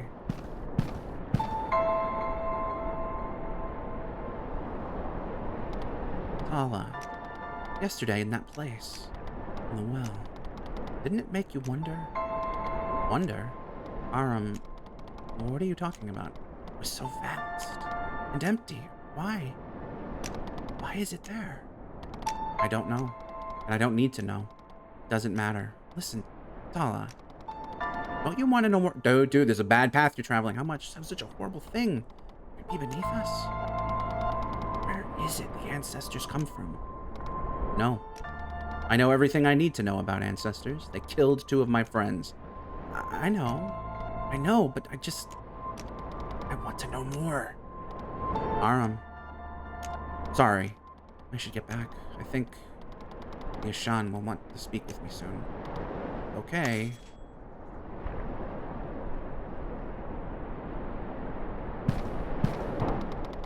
After leaving Tala's room, I returned to my own, feeling somewhat relieved. Tala was the only other person who knew what had happened. The true events of yesterday were a secret for now, but once I stood before the Ashan, they remained that way. A short time passed as I rested, and eventually I was stirred by a messenger entering the room. Bowing and asking me to follow, we walked the short distance to the chamber of the Ashan. For the second time in only a day, I was walking into this dimly lit room, unsure of what was to come. As I entered, I noticed my father standing to my left. Alright, it would be much more interesting, IMHO, if they just knew and we just avoided the whole keeping it a secret. However, and it's not to say it wouldn't be interesting if, it's just that would be expected. Anxious and uncertain of what was to come, I turned my head instinctively to look at him. For as long as I could remember, I looked to my father when I was afraid. Calm and collected always, his presence was reassuring, yet as I turned to face him, the expression on his face was a fear that dwarfed my own. There were bags under his eyes, and the lines of his face were creased with worry. As soon as I came to a stop, the Ashan began to speak. It was Ashanjiya first. Aram. 2 journeyman sentries have been killed. The 3rd was dragged from the garden, unconscious and with many injuries. By you, Aram. He paused and let the words wash over the spacious room. This can only be the result of an ancestor attack. Aram, please tell us. What happened? I stood in silence for a short moment, trying to decide how to describe exactly what had happened. What could I even say? How could I describe my cowardice? Sitting there, doing nothing as the ancestor killed Kian and Ryash. I managed. It's as you said. An ancestor appeared suddenly. It moved silently, and Kian and Ryash, I stopped, unable to put into words the horrible forms their bodies made lying upon the grass. In the brief silence, my father interrupted, his voice severe. Please, Ashana, why must he be forced to speak of these things? We already know that an ancestor is responsible for the death of 2 children of the island. Ashanjia raised his hand to call for silence. Ashadar, please, he said firmly. We understand the fear you feel for your son. But Aram has done something remarkable, don't you see? Even in the face of such horrors. Allow him to speak. Uh-oh. My father opened his mouth as if to say something more, but quickly closed it, casting his eyes downward. He started again. Suddenly it was holding Tala, tightly with its hands. And then I stopped. And then what? I can't tell the truth. I can't. So then, I'm going to lie. I'm going to lie to the Ashan. Even 1 day ago, I don't think I could have even entertained such an idea. Now, I took a short breath. I turned away for a short moment, and that's when I made my move. Kian and Riash.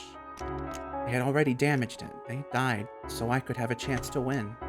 So I attacked, and it ran away, back into the well. Stopping abruptly, I lowered my head, and the thought of my lie now out in the open filling me with dread. Okay, but the room was silent for a brief moment. Ashanjia broke the silence. Aram, please, he said. Raise your head. Your actions yesterday were nothing but brave. You did your duty to the settlement and fulfilled your obligation as a woundbearer. And in the process of defending us from the ancestor threat, you managed to save the sacred life of a fellow child of the sun. Shocked at his words, I slowly raised my head as instructed. You must realize, Aram, you are not to blame for the death of Kian and Riash. Is that really true? I nodded very slowly. No, Ashanjia said. It is clear that you have been blessed, Aram. God has given you his blessing, and for that reason you prevailed. A chorus of agreement rang out from the other Ashan. I see now that we were not wrong to give you the role of sentry, nor begin your time as a journeyman early. They didn't even question my words. They believed what I said. I suppose it's not entirely false. What happens now? My father spoke out once again. I don't understand. Aram is to return to his post as a sentry? Even having scarcely survived such a horror? Elder Gia smiled then, genuinely. Of course, Ashadar. Look at what your son has already done for our island in such a short time, he said, proudly. He is blessed by God. My father said nothing in return, looking at me in shock before turning away for the last time. But of course, you may take as much time as you need to recover physically and mentally before you return. Please send a message to us when you are ready. I found myself at a loss for words. After a pause, I gave a weak bow and tried to respond. Thank you, I said, quietly. I'll need a short while to think things through. Ashanjia nodded. Of course. Thus, the meeting ended. My father bowed and left rapidly without so much as a word or a look in my direction. He had been acting so strangely ever since our meeting with the Ashan yesterday. Even now, why won't he say anything to me? I want him to explain this to me. To tell me that everything will be okay. What's happening? The question, along with many others, swirled in my head as I returned to my temporary room. I stepped into the hallway, rubbing my eyes, and saw 2 familiar faces. It was Sachita and my mother, conversing quietly near the doorway. My heart dropped. How much did Sachita know about what happened? Sachita noticed me first, and immediately her eyes widened in shock. Aram! Sachita called out, running forward and stopping just short of me. She put her arms as if to embrace me, but stopped and quickly pulled them back. As much as I could tell that she wanted to, touching a man or woman who wasn't also a Sunlight Maiden was publicly forbidden. Aram, she said, her voice choking. She sounded as though she was holding back tears. I heard that something happened, and I just... She shook her head emphatically. I thought that maybe you were hurt, Aram, and I... My mother came up behind us slowly. She put her hand on Sachita's shoulder. Oh! I just realized. She's forbidden from doing that, but we were holding hands. Oh my god, guys. See, my mother hadn't told Sachita very much. I'm okay, Sachi. I'm not hurt at all. How are you feeling today, my love? Oh, that's the mother. How are you feeling today, my love? I'm doing fine, Mom. Really? Are you really not hurt? I'm okay. You didn't need to worry. Thank God. I was so afraid, Aram, that something might have happened to you. I just... I don't know what I would do. Sachi, really? I'm fine. You're not fine. You're not fine. Oh, you're not fine. I was doing my duty to the settlement, that's all. But, Sachita, love, why don't we let him rest for now? Oh, I'm sorry. You must be exhausted. Only a little. Of course. Take your time. I'll come and find you really soon, okay? Sure, Sachi. Oh, and Mom? Did you see where Dad went? I'm not sure. I see. He won't speak to me at all. He's been acting strangely. I wouldn't worry, dear. He's been under a lot of stress this past day. It's a lot for a father when his son finally advances, no? And of course, he was worried about you too. All right. Well, see you soon, Mom. You too, Sachi. I can see this going a few ways. Are we gonna get like a time skip, or just jump right back into it, or I don't know. I returned to my temporary room and sat. I sat, putting my head on my knees, thinking, what am I going to do now? The Ashan told me I was blessed. They praised me for what I did. How can a person who saw what I saw be blessed? That conversation with Sachita just now. Even from what little she heard, she was afraid for me. For my life. I can't have that. I can't have her be afraid for me. Never again. This isn't how it was supposed to go. No. This is the opposite of how it was supposed to go. I need to show her that I'm strong. That I won't back down from anything. At the same time, I can't get the image of that place out of my head. Well, why is it there? Why do the ancestors emerge and terrorize us? After being there, wrapped in its dark emptiness. How could somebody walk away and forget having seen that? Then, it's obvious what I need to do now. Go back to work right away. Tonight, no matter what anyone says, before I have to face anyone else. Not Kanari or Prava. I'll complete a full shift as a sentry before I show my face to them again. I'll go back and make sense of this. Maybe that's why my father is so distant. He doesn't think I can handle it after what happened. I should find a messenger and tell the Ashan that I'm ready. Sitting up, I scanned the room. However, out of the corner of my eye, I noticed a pile of items on the floor to my left. What are those? Picked up wound kit. Oh, these are wound kits. I took one from the pile and held it with both hands. It was an object I was well accustomed to, recalling my medical training. It was the sort of thing all journeyman wound bearers carried alongside them in case of an emergency. The sort of emergency I had been in yesterday. I suppose they hadn't thought to give me one yet. It had been my first day, after all. But I'm going to need one now. I should go find a messenger and tell them I'm ready to return. Inventory and equipment. Aram will frequently come across items or equipment that may prove useful in many circumstances. You can access your inventory by pressing B at any time to view all collected items with as well as your current equipment. Aram's equipment is divided into two categories, loadout and equipment. The loadout tab lets you change out Aram's weapons and combat items, while the equipment tab lets you change out Aram's clothing and accessories. The wound kit you just obtained, as well as any consumable item, can be equipped under the loadout tab for use in combat. Select the wound kit under all items tab and choose equip, then pick out the three combats. Pick one of the three combat item slots. Okay. Why?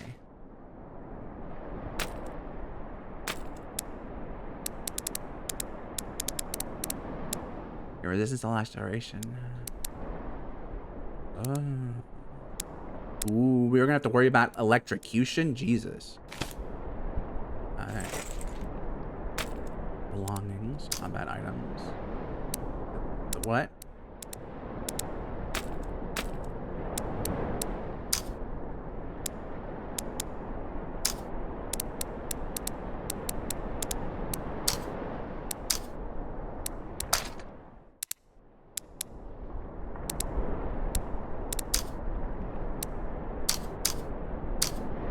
Oh, okay, wait a minute.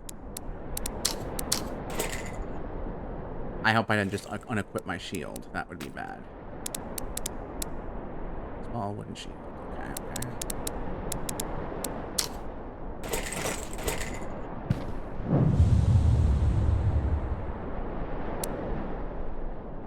Find a messenger and let them know.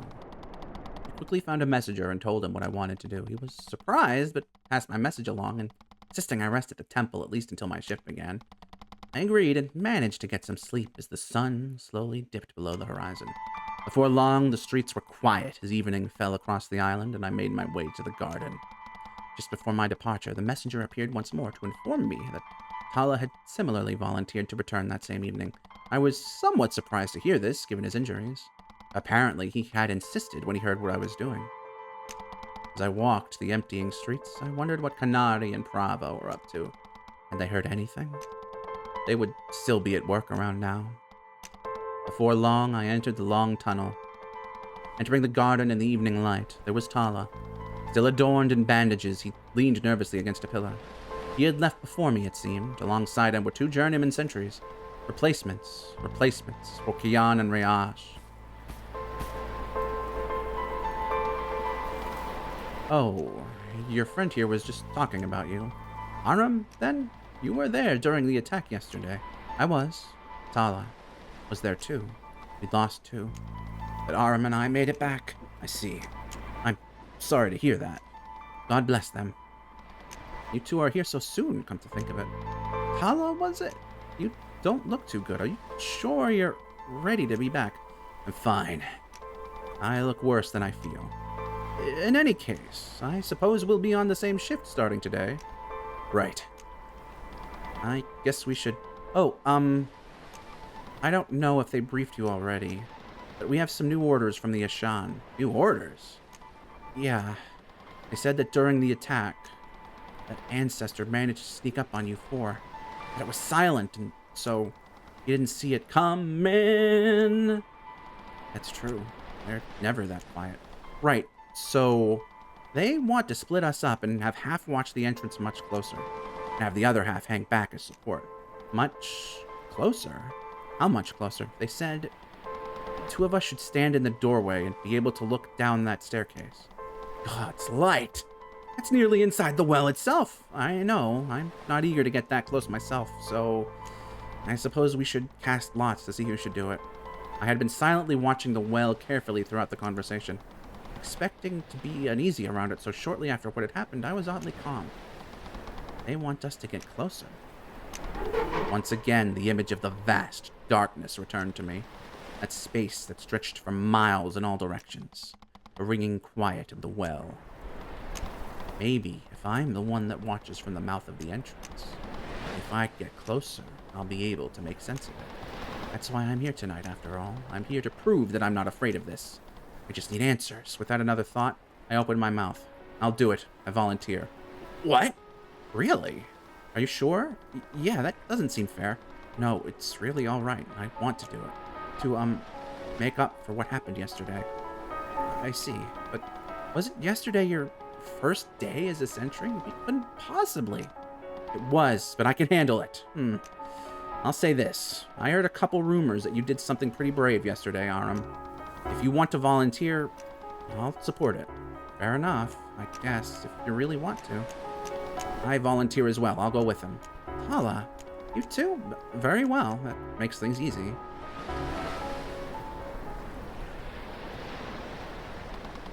Having decided, the two sentries took their seats around the fire pit. The very same where Tala, Rayash, Kian, and myself had sat not 24 hours ago. Tala and I made our way slowly towards the towering doorway. How casually we now passed through it. This place where our enemies lived. As we grew closer, I realized how dark the waning sunlight made the entrance from the outside.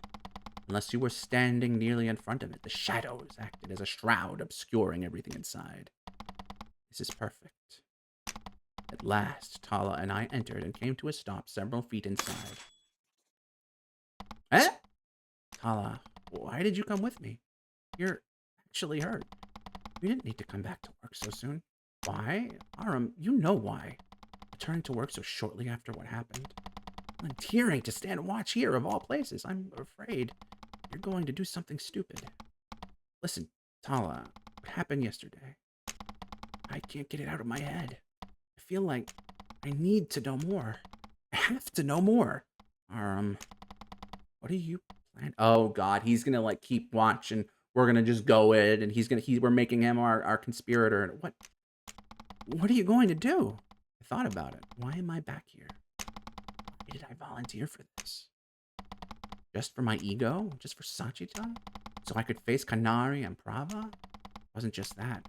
It's also because that ringing in my ears. It was because of those images in my mind as I fell asleep. It was because somehow the well was calling to me. I spoke. I'm going back down. What? Are you serious? Tala, I need you to do me a favor. Aram! You can't possibly. Please, Tala. Just listen for a moment. Only one time. I need you to cover for me just once. Aram, listen to yourself. You and I barely survived yesterday. Going down there. Seeing those things. We shouldn't be alive after doing something like that. I don't even want to be this close. Please. I can't explain why I need to do this. I need answers. I'm going back no matter what anybody says. Look, you said you want to make up for yesterday. If you feel like you owe something to Kian and Riash, Armin, this won't help anything. It hurts knowing they're gone, I know. But you have to try and move on. It's what I'm doing.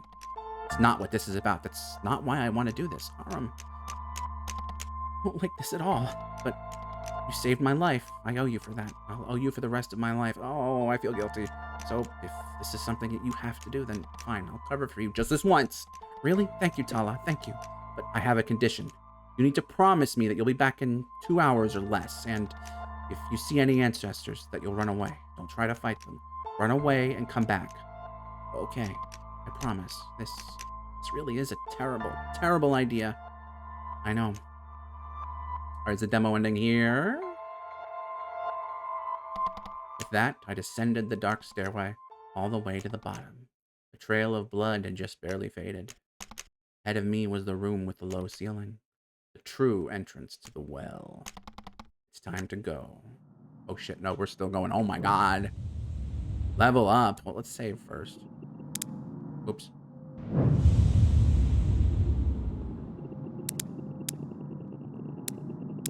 Oh.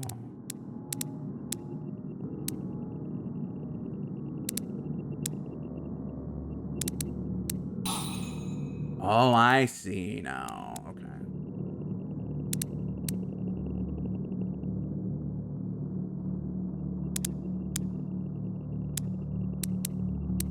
Okay. I get it. Okay.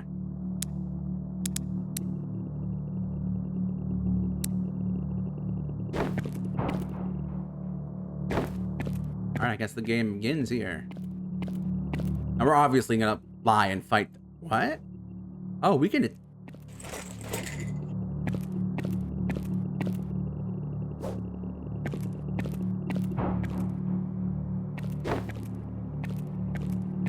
This is fucking creepy, but very well done. So, like, does it go higher than the ground should be? Like, is that part of it?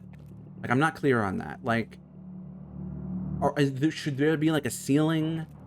Starving colony. Oh. Exploring the well. Uh-oh. Arm will often be forced to confront the ancestors that lurk in the quiet darkness of the well. Touching an ancestor will initiate a battle, pulling in any nearby ancestors as well. However, if you wish to avoid a fight, you can try dodging past ancestors with X. Outside of combat, you can press A to attack freely. Striking an enemy with an out-of-combat attack will give Arm a free hit and allow him to take his turn first. Try to initiate a combat on your own terms for an advantage, but be warned, attacking outside of combat still costs stamina. Battles take place in the combat zone. The edges of the zone are marked with white borders. Going past these will allow Arm to disengage and escape combat. However, escaping combat will heal any damage dealt to enemies, so try to avoid getting pushed out while on defense. Finally, be on the lookout for campsites. Resting at a campsite will heal Arm's health and clear any status effects. While resting at a campfire, you can save and spend a memory iron to level up. Alright. Ah, save.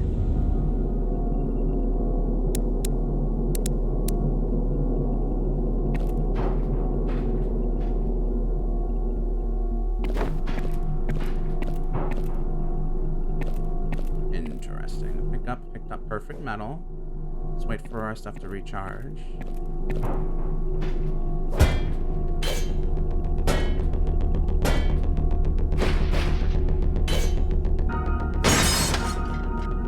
anything for that, or is it just... I guess not. Alright, well, I'll save. Wait, I think I might have gotten some memory thingies. Ah, okay. Yes, I did. In case, let's make this a little stronger.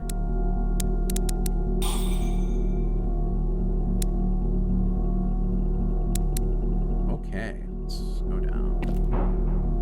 Alright, enemies respawn. That's good to know. Okay, those are bigger.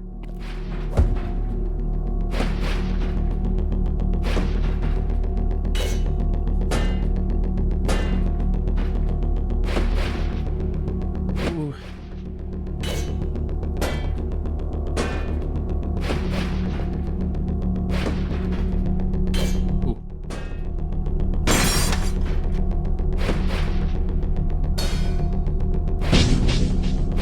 Uh-oh.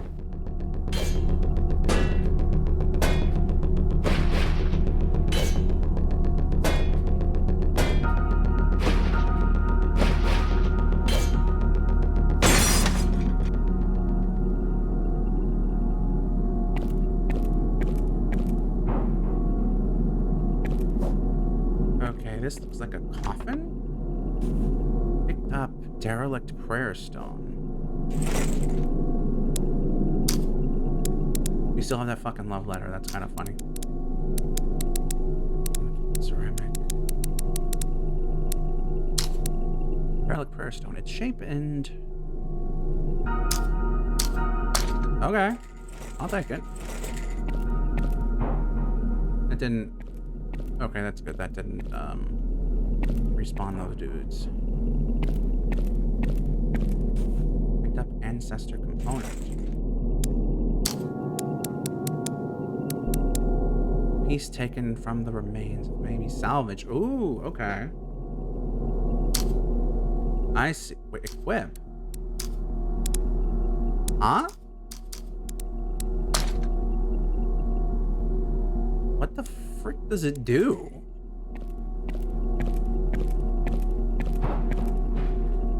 Oh, open. Shovel. Oh, secondary weapon. Any found weapons can be utilized in combat. You may have up to 2 different weapons equipped at any given time. Choose which weapons to equip by finding them in your inventory, pressing equip, and assigning that weapon to primary or secondary slot of your loadout menu. From your command menu, you may change which weapon you are attacking with by pressing the triggers. Note that whichever weapon you last attacked with will be the weapon you perform counterattacks with. Recall that weapons have different effective ranges. Choosing 2 weapons will allow Iron to do higher damage more situations. Oh god, this is complicated.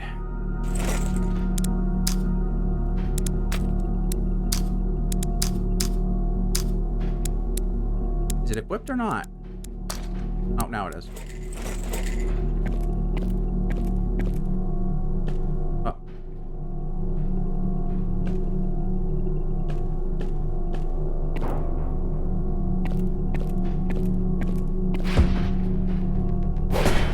Oh shit, is that one involved as well?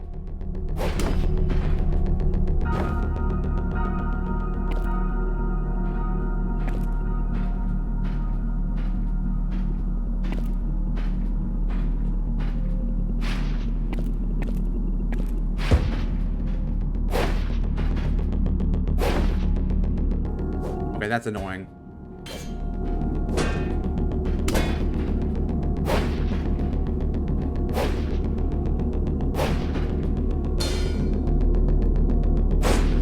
Ow.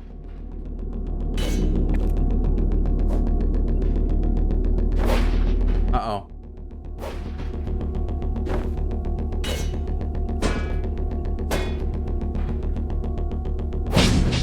Uh-oh.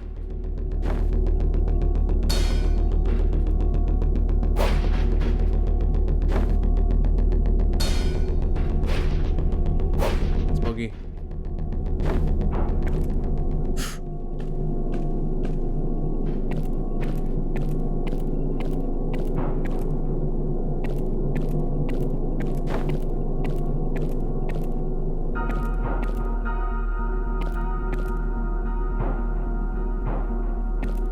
Alright, they did not respawn, or there was nothing here.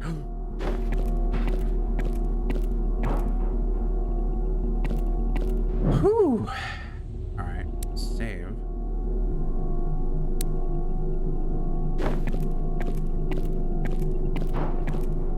Oh God.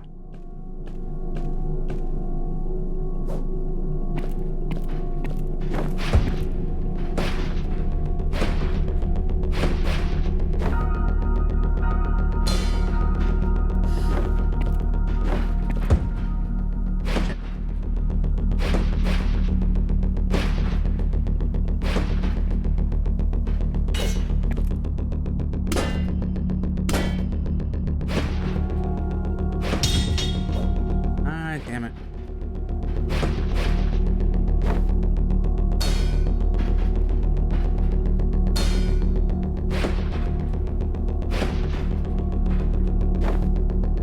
That's Boogie. You're a big one. You're a big one. I tried to dodge through you and I failed.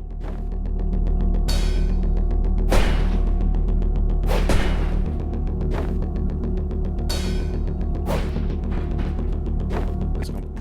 Oh God, there's nothing here. Shit, shit, shit. Ooh. Oh shit. Shit. Oh shit.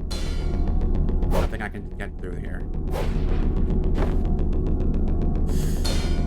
Oh shit.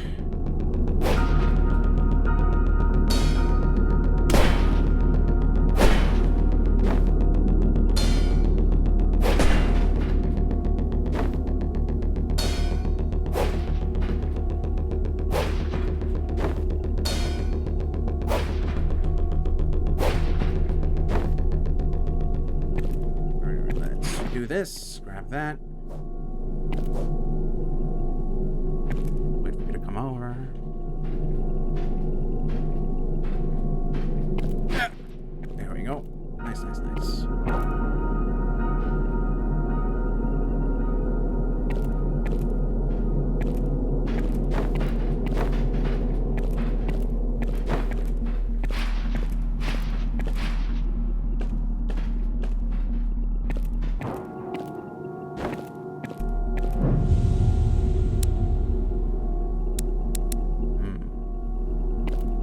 What happens if I just leave? Is that something we could do? Let's test it. Or will he be like, I haven't found the answers I seek yet. I must not leave.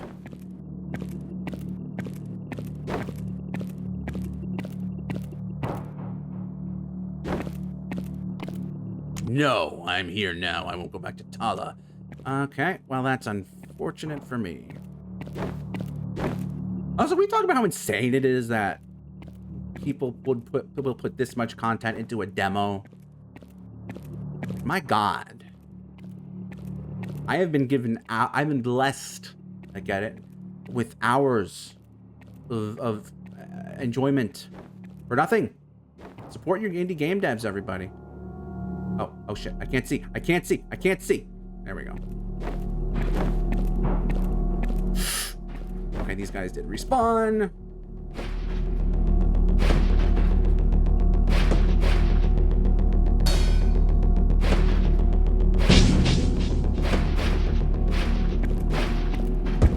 Fuck.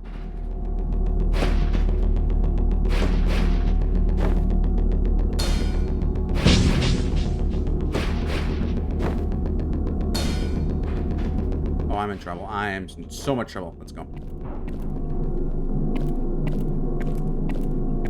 Wait, if I just wait, I don't know if you can see it. There's a little thing behind me. I assume that's the laceration meter.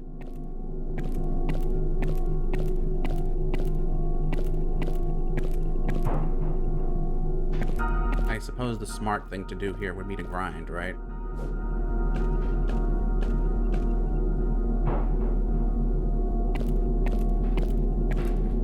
Was there anything over here? I don't.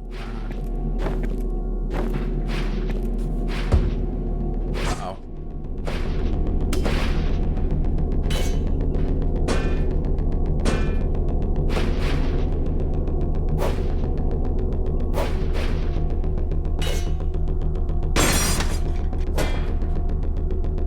Fuck.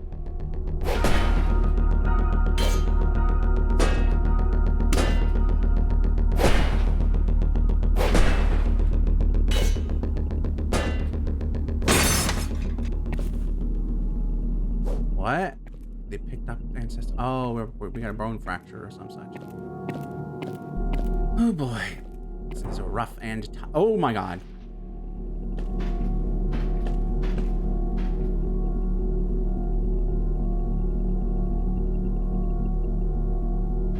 There's no way.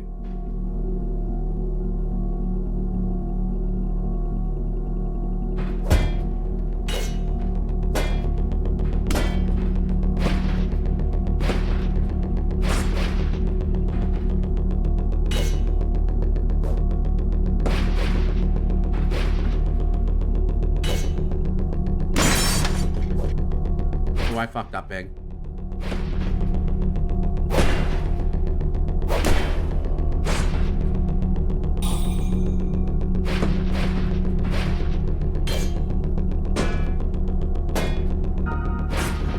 Oops.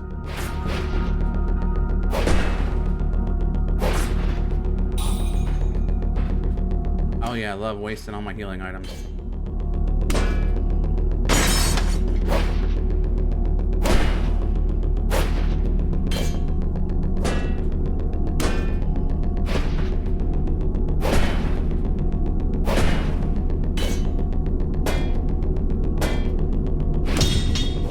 Damn it! Isn't worth it. Oh, a key. Maybe it was.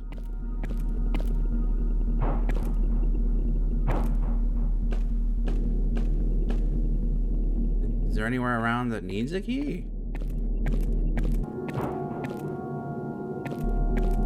Guess there's only one way to find out, eh?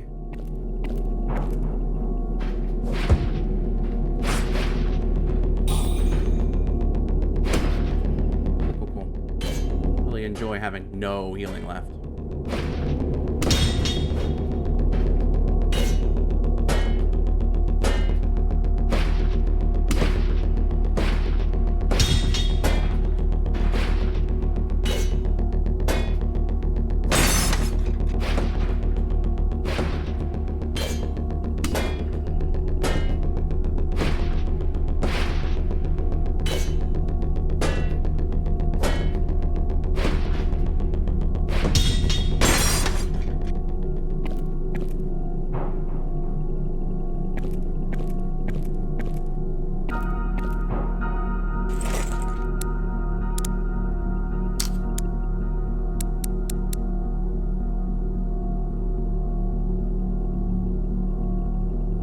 Huh.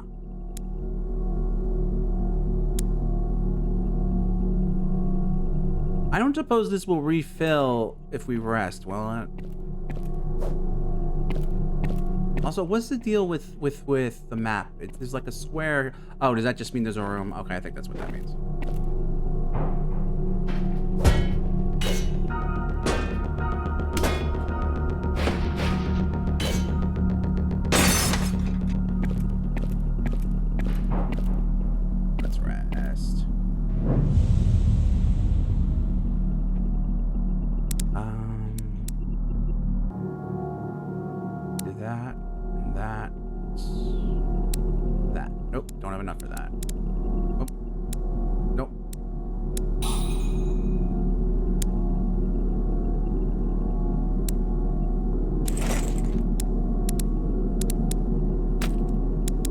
Okay, it does refill. That's really good. In that case...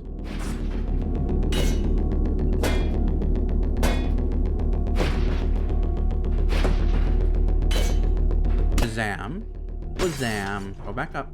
Should have enough to do a more level up, yeah? I would like to do strength again. Nope.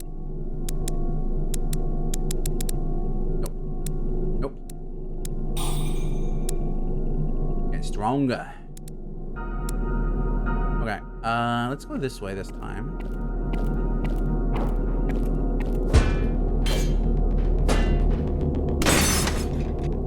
Nice.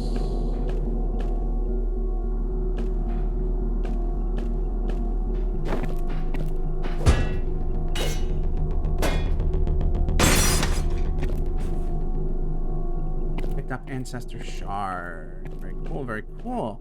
I'm getting the hang of this, I feel. Look at me just smashing. Yeah, smash him up.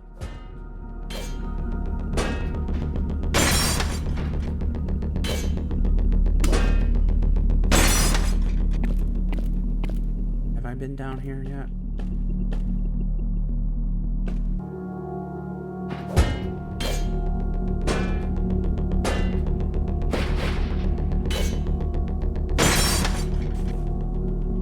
Shard, another Ancestor Shard. I don't think I've been this way yet.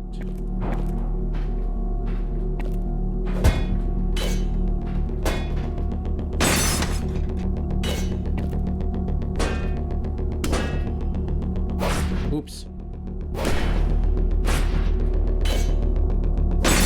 Nice. Here. Oh!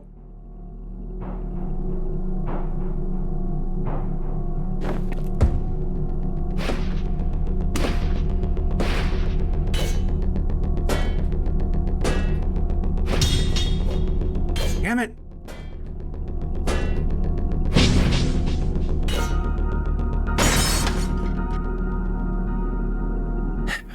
Is there anything in here, or was that just to fuck with me? Cool.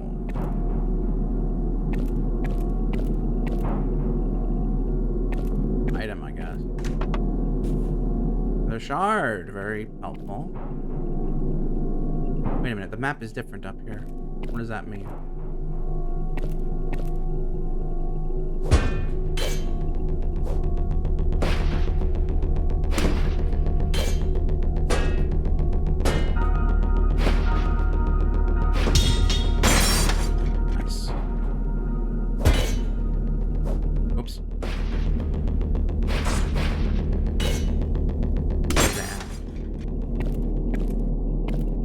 Body slam. We are the Martians, the butt ugly Martians. We are the Martians.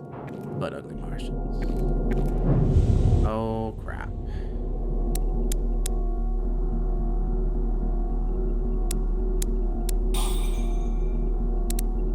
Hold on a moment.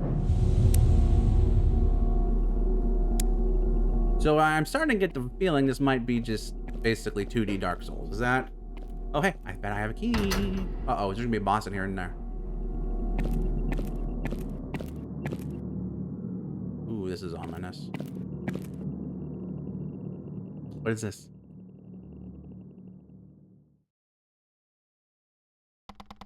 Along the stone walkway, there were many stone tablets. All of them were much larger than myself and broken, all but the last. Something on its surface caught my attention. It was something that stood out from the pale, lifeless stone that surrounded it. Something familiar and human. It was writing. Suddenly, I was standing directly in front of it. I looked closely. The characters were odd somehow. They differed slightly from the ones I knew. Some were warped, while others seemed to have extra strokes. But still, despite the odd characters and many unfamiliar words, I could make it out. I began to read. This is a eulogy. This is also the last will and testament of thousands of humans. Thousands who have already died, and the many thousands who lasted this long. Living on a fourth of a ration every 2 days. It's unclear at what point this community became an abject failure. We are certain, however, that it was caused by our meddling with the process of agriculture, the rendering of our fields infertile, and the famine that it brought. We have only one course of action now. That's why I have been asked to leave this message in this place. Will surely be devoid of light and of sound by the time it is discovered, long from now in some uncertain future. I was asked to write because of our small hope. For whoever now reads this message, know that we have gone away from this lifeless place, towards a better future, a place without hunger, hurt, and worry, a place where we can live and raise our children under the sky. If you are reading this now, we have gone to that place. The inscription ended. My head was spinning. What the hell? I looked around me. The towering structures and bridges. There were people here. There were people here? It made sense to me suddenly. The uneasy feeling I had wandering the abandoned rooms. They looked just like our houses back in the settlement. So that's it then. There were people here just like us. And then, just like us, they had a famine, and thousands died. I thought about that number. I thought about what it meant, and my stomach dropped. That's more people than the island's total population. Are we all going to starve? I crouched down, needing to take deep breaths. No. The inscription said... It said that they left. They left this place. And went somewhere better. Somewhere where there was plenty of food to go around. Somewhere else. Maybe this is why I needed to come back here. This is why I couldn't get it out of my head. God was sending me a message, telling me to find this inscription, to warn me. Maybe I am blessed. If I was meant to find this, what am I supposed to do? Is there really somewhere out there? Somewhere beyond the shores of the island? Somewhere we could go? A place without famine? Without ancestors? If our lives were like that, maybe they would even be kinder to Sachita. I wanted answers, but now all I have is more questions. There are too many unknowns. Where is this better place? And how did they get there? Surely, somewhere within this sprawling labyrinth, somewhere within the darkness of the well, the answer is there. There is a trace of those people and where they went. Yes, I know what I need to do, despite the furious beating of my heart, and the unanswered questions that now diluted my head like floodwater, despite the lifeless place in which I found myself so achingly far from the warm sun above. In that moment, my course of action was clearer than anything in my life had ever been. No, it was more like I had thought that as soon as I became a journeyman, I would know what I needed to do. What I needed to do to improve the lives of my family and friends. How I would protect Sachita from all who would scorn and despise her. But then, suddenly, I was one. And in only a day, I found myself frozen like a witless child watching as an ancestor murdered two people in front of my eyes. And not much longer after that, I found myself wandering the empty darkness of the well, the one place I had been told to stay away from for my entire life. Still then, I was uncertain why it was that I was there. Why it was that such a horrible thing could exist. But now it's clicked. Now it all makes sense. God must be watching me. God must be guiding me. This is my true obligation. This is how I will do my part. I'll guide them. Everyone on the island. I'll guide them to a better world. A world without hunger and hurt. The world Mom, Dad, Khan, Prava, and Sachita all deserve. If it's the last thing I do, I'll escape this lifeless place. I think it's been nearly 2 hours. I need to get back. It's been nearly 2 hours already. I need to head back to Tala. Now, will there be a boss?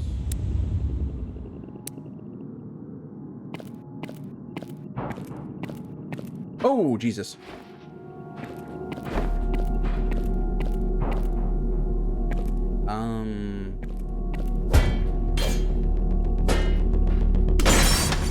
Thank you. Oh, I have to go around. Doi.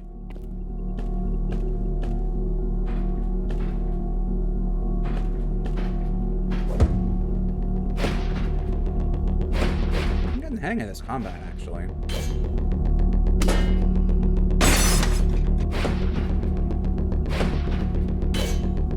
Shazam, wham, buddy salam, buddy salam.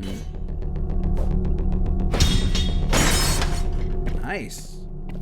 Pretty goated, huh?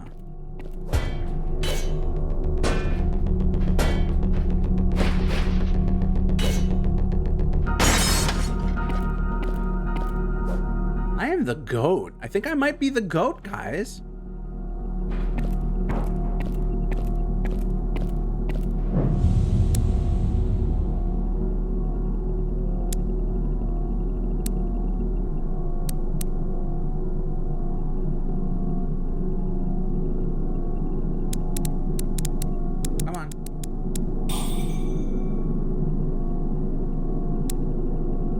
See what difference that one level up makes.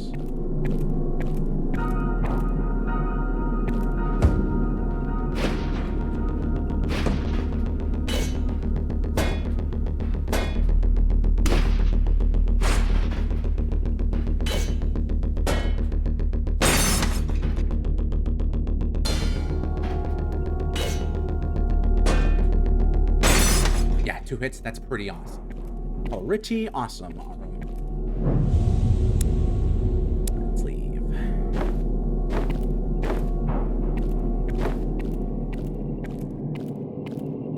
So how the hell are we gonna... Are we gonna I hope we're not gonna threaten Tala or anything. That would be very sad. But clearly we're getting, like, obsessed. And eventually, I'm sure, in the full game, Tala will break, right? As I came to the doorway before the staircase leading to the surface, I stopped to consider. If I'm going to figure out where those people went, I'm going to need more time down here. I need to keep coming back. That's it. I use my shifts at the garden as a cover to keep exploring. Tala will be okay with it. He'll understand that I'm doing it to help everybody. He has to.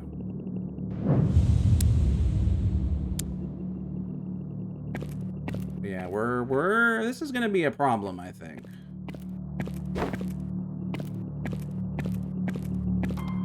Arum? Thank God! You're back. I'm fine. There was nothing down there. It didn't see any ancestors. Really? None? None. But I did find writing. Writing? Yeah. It was kind of like ours. The words were different, but I think that there were people down there, maybe a long time ago. People? Arnhem, everyone we know lives on the island. This is where God made us, remember? There's nobody else. I know that. But I think this is real. They left a message. Talking about famine. About people dying. Arnhem, don't you think that's odd? It sounds like what's happening right now. Famine? You've heard that rumor too? It's not a rumor, Tala. Listen. I don't fully understand it myself, but there are still so many answers left to find down there. More answers? Arm, you promised me this would be a one-time thing. I just need a little more time. I already told you. I didn't see a single ancestor. I lied. I wasn't in any danger. I suppose. Look, Arum, I owe you for my life. I won't tell anybody what you did tonight, but as a friend, I think you should stop this right now. Thank you, Tala, but really, I'm not in any danger. If I see an ancestor, I'll come running back, like I promised. We'll do our duty. Okay, Arum. The lies grow deeper. Just have to hope they don't notice that I'm 10 levels stronger than when I went in there and I've got all this stuff I found. The sun had set, and soon after, our shift in the garden was over. The other 2 sentries greeted us as we came out of the doorway. Tala gave our report rather simply. No ancestors. They nodded, and we said our goodbyes for the night. Walking the dark streets, Tala and I eventually reached the corner at which we parted ways. He waved solemnly, giving me a long look, but before long, he turned and went into the night. I wonder what he thinks of me right now, after everything we've been through. Is it cruel for me to make him keep this secret? He's grateful to me. No. He's grateful to me, no? And I'm doing this for a reason. Those things I read. Well, and the ancestors that plague our island. I mean, we call them ancestors. That's probably going to be that we become ancestors, right? This is how I'll make a difference. There has to be a better way. Settlement, Arum's housing.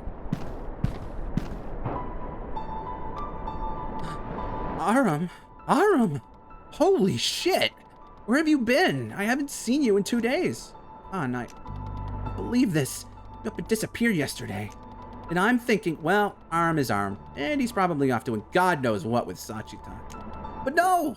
You don't come home all night and into the next day. Then I hear some bullshit rumor that you'd somehow advanced to journeyman early and gotten killed on your first day. And I had to hear that from Prava. And she said she heard it from some other people. This is seriously fucked up. I need a good explanation, like, now. Well, I'm obviously not dead, right? Yeah, good point.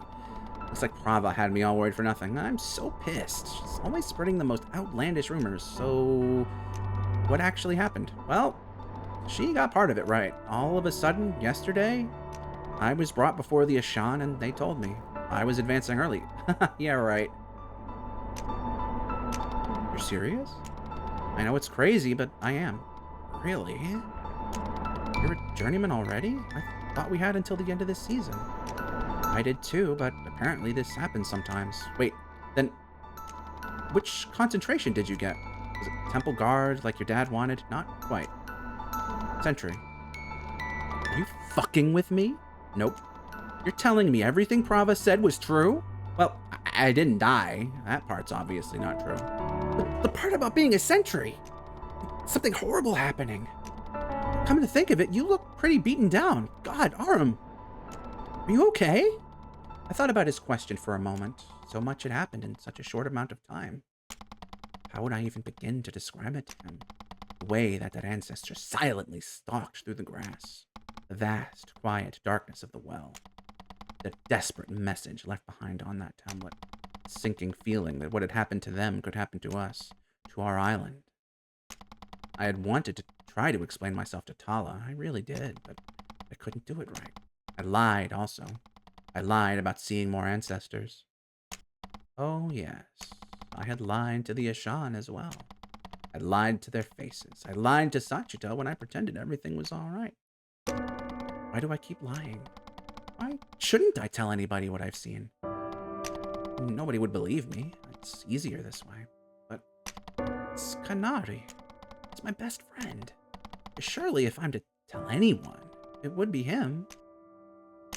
I've known Kanari my whole life, and I have laughed together, played together, been there for one another. Even if it's Kanari, it's better if he's not implicated. It wouldn't accomplish anything. I'm okay, Khan.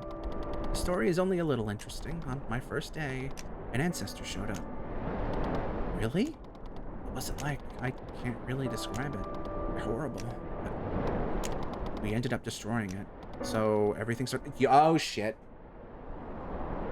You told them now you didn't get your story straight. You told them it ran away. Now you told him you destroyed it. Clearly, people made a bigger deal out of it than it really was. Damn. All of that on your first day. I'm sorry to hear that. Sounds a lot easier than my day. I fired bowls for 6 hours. I can't argue with that. So... why didn't you come home? The Ashan wanted to ask me some questions.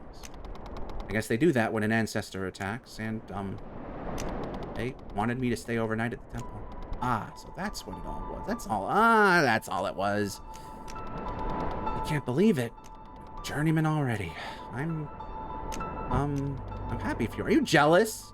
Thanks, Khan. I'm happy about it, too. I know it's not quite how we planned it. Not at all. I guess I'm the last one. You, Prava, and Sachita. Figures I would find a way to advance last. Figures. Oh, God, not this. Well, it's a good thing I haven't held you back already. I don't think anybody has missed high prayer more consistently than you. Haha, shut up. There's no way they keep track of those things. Anyway, I don't really know what my tomorrow is going to look like. They didn't have much time to explain my new responsibilities, but I'd better head to bed anyway. It's been a long 2 days. Yeah, God. I can imagine. Well, see you in the morning. Yeah, right. Good night. And, I'm glad you didn't die. And all that. Me too. No talkie? No talkie? Nice. Save. Alright, maybe this is end of demo?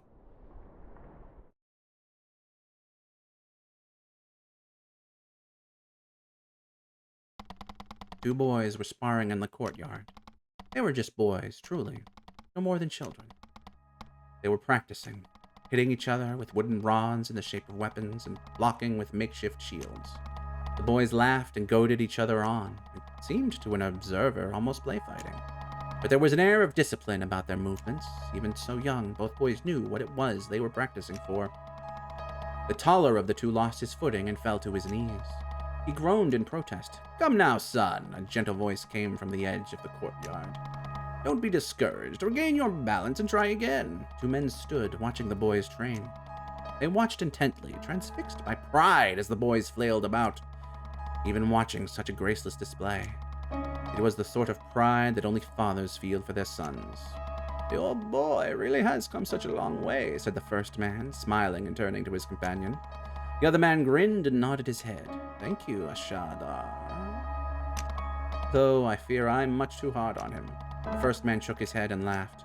I've felt the same. My father was far more stern with me than I have ever been with Aram. He wanted me to be the best I could possibly be. A better man than himself, perhaps. He was often harsh. But at the end of the road, I feel I became the man he hoped for. I'm grateful for it. The taller boy lands a blow on the shorter boy just then, yelling out in triumph. The shorter boy quickly struck back, hoping to return the favor. But that doesn't mean he wasn't a bastard half the time. Both men shared a laugh. You shouldn't worry, Bashkar. I don't think you're like that with your boy at all. Children are molded by their parents' best intentions, and I know you've seen great things for him. Think nothing more of it. The second man was silent for a moment, but soon turned and gave his companion a pat on the shoulder. Thank you, he said. You're an intelligent man, Ashadar. The island would be lost without you. The first man shook his head. If there's one thing I hope for Aram, it's that he grows into a far smarter man than I. The two boys had dropped their weapons and begun to wrestle, kicking and shouting. The second man started towards them, but stopped himself momentarily. By the way, Ashadar, how was it you chose Aram's name? Was it Malia's idea? The first man was quiet for a moment. That's a story I'll have to tell you another time, I'm afraid. What about you, then? The second man smiled and resumed walking towards the children. It was nothing, really. All right, so is this Khan's dad? And this is like hinting... My wife simply loved the sound of it. He shouted at his son. Kanari! Okay, so this would presumably be before he got a walking stick. So presumably he was training to be a journeyman too, and something happened, and now he can't, and there's probably going to be feelings, pick your weapon up and do it properly. This isn't the time to play. I was awoken the next day with a sudden knock at the exterior of our home. I wasn't particularly refreshed, but it had at least been nice sleeping in my own room again. Pulling myself out of bed, I made my way downstairs, only to find a messenger boy standing in our entryway. He had let himself in, it seemed. Good morning, Moonbearer Aram. Oh, good morning. Apologies for coming at such an early hour. I bring word from the armory. The armory? Now that you are a journeyman, Moonbearer, you may occasionally be called upon for additional duties.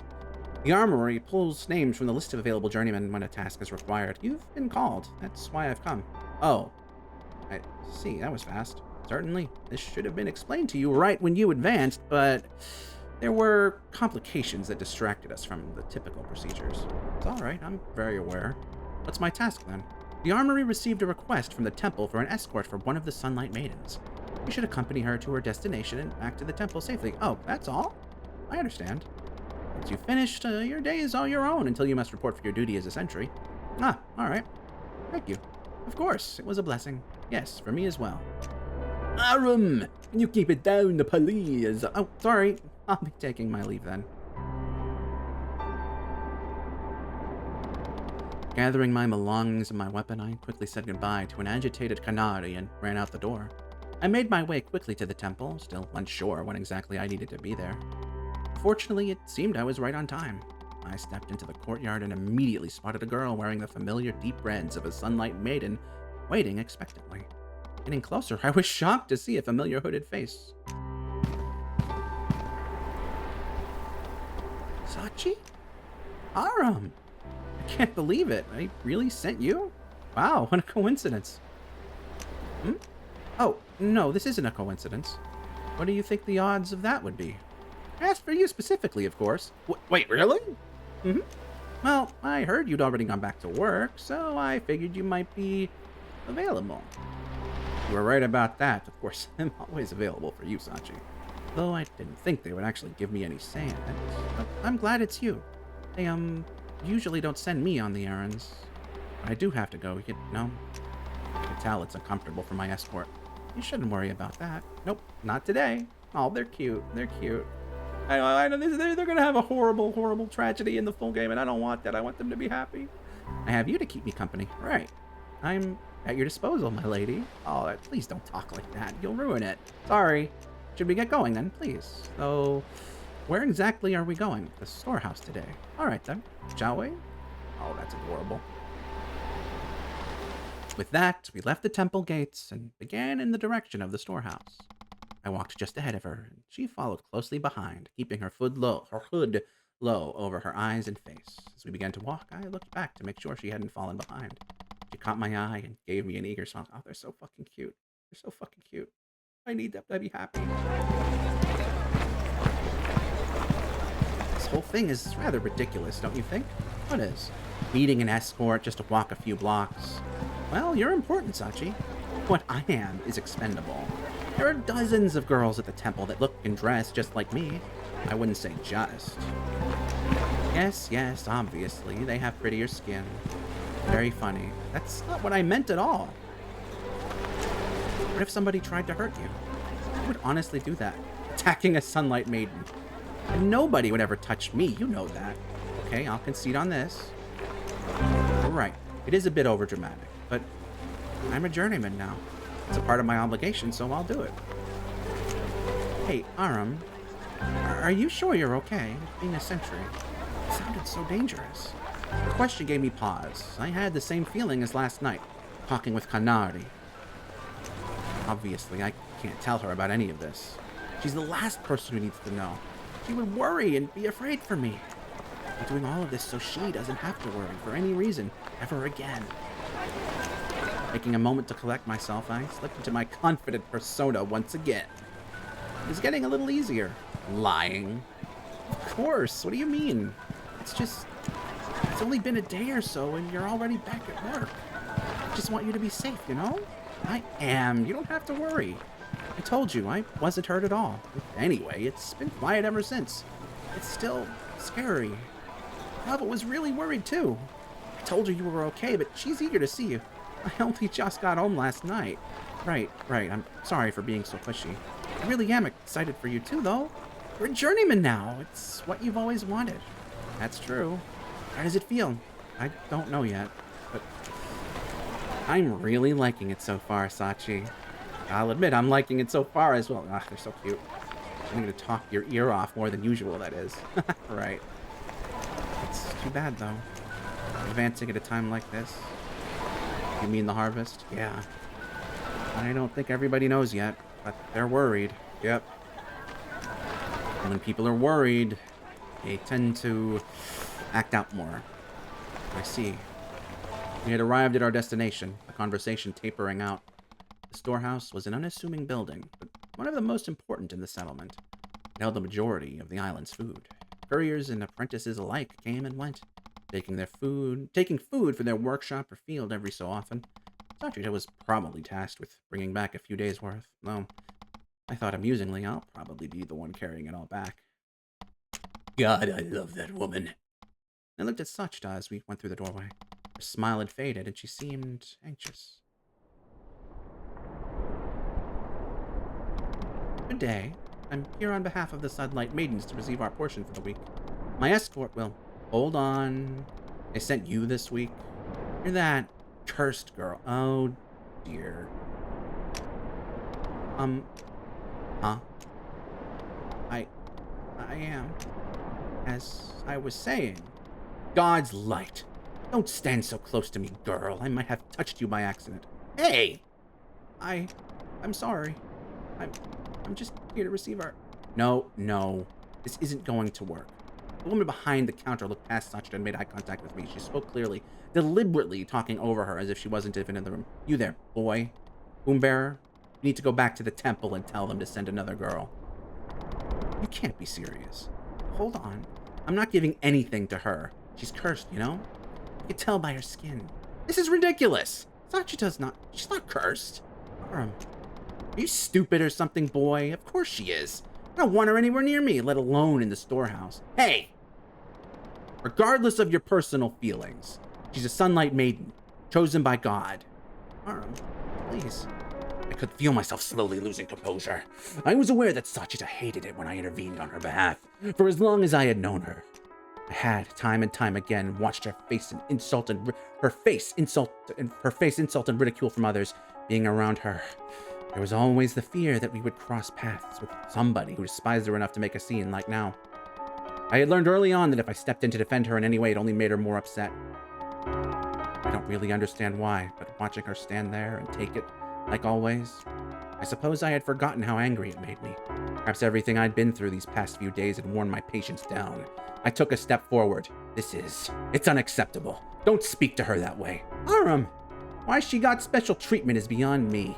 And making her a sunlight maiden, no less. But anyone with eyes could tell just by looking at her. It's not good to be in the same room as a girl who's cursed. I took another step forward, driven by anger now rather than logic. I wasn't sure what I was going to do, but I had a feeling it would be something very stupid. However, just as I was rearing to cause a scene, a grave voice came from behind me. That's quite enough, Aram. It was my father, walking briskly through the doorway and to the counter. His voice stunned me into silence. Why is he here? I realized we still hadn't exchanged a proper word since the meeting before the Ashan yesterday. He gave me a sharp look, and the recent distance between us seemed heavy in the air. A high wound bearer? I already told the young one. I'm not giving that girl anything. She's cursed. Yes, I know. She shouldn't even be allowed in here, you know? Yes. I don't have time for this sort of unpleasantness with all we've got to worry about right now. I don't want her ruining the stores we've got left. Yes. There was a mistake at the temple. He shouldn't have been given this errand. Another sunlight maiden will be brought shortly. Just then Father turned. I had been silently watching him, surprised at his apologetic tone. His face was strained as he looked from me to Sachita, and back to me again. Sachita held her head low. How much must she hate this? I felt a pang of guilt in my chest. Aram, take her back to the temple, please. But wait! Now isn't the time. Please, Aram. You're a journeyman now. You do as I ask. Alright, I'll take care of things here. Come on, Sachi, let's go. I think something's gonna happen where it's like, we're gonna question whether or not we even want to protect these people, you know? It's gotta be something they're building up. Like, we're going down there, risking all this, covering all these things, only for them to turn around and... I tried to think of something to say. Is she mad at me? She walked ahead this time, so I couldn't see her expression as I was trying to think of a way to break the awkward silence. Sachi just stopped suddenly. She didn't say anything. Sachi, I asked slowly. We should keep Aram, she said quietly. I need to stop for a moment. Sachita turned off the street into a nearby alleyway. Oh no. And I followed.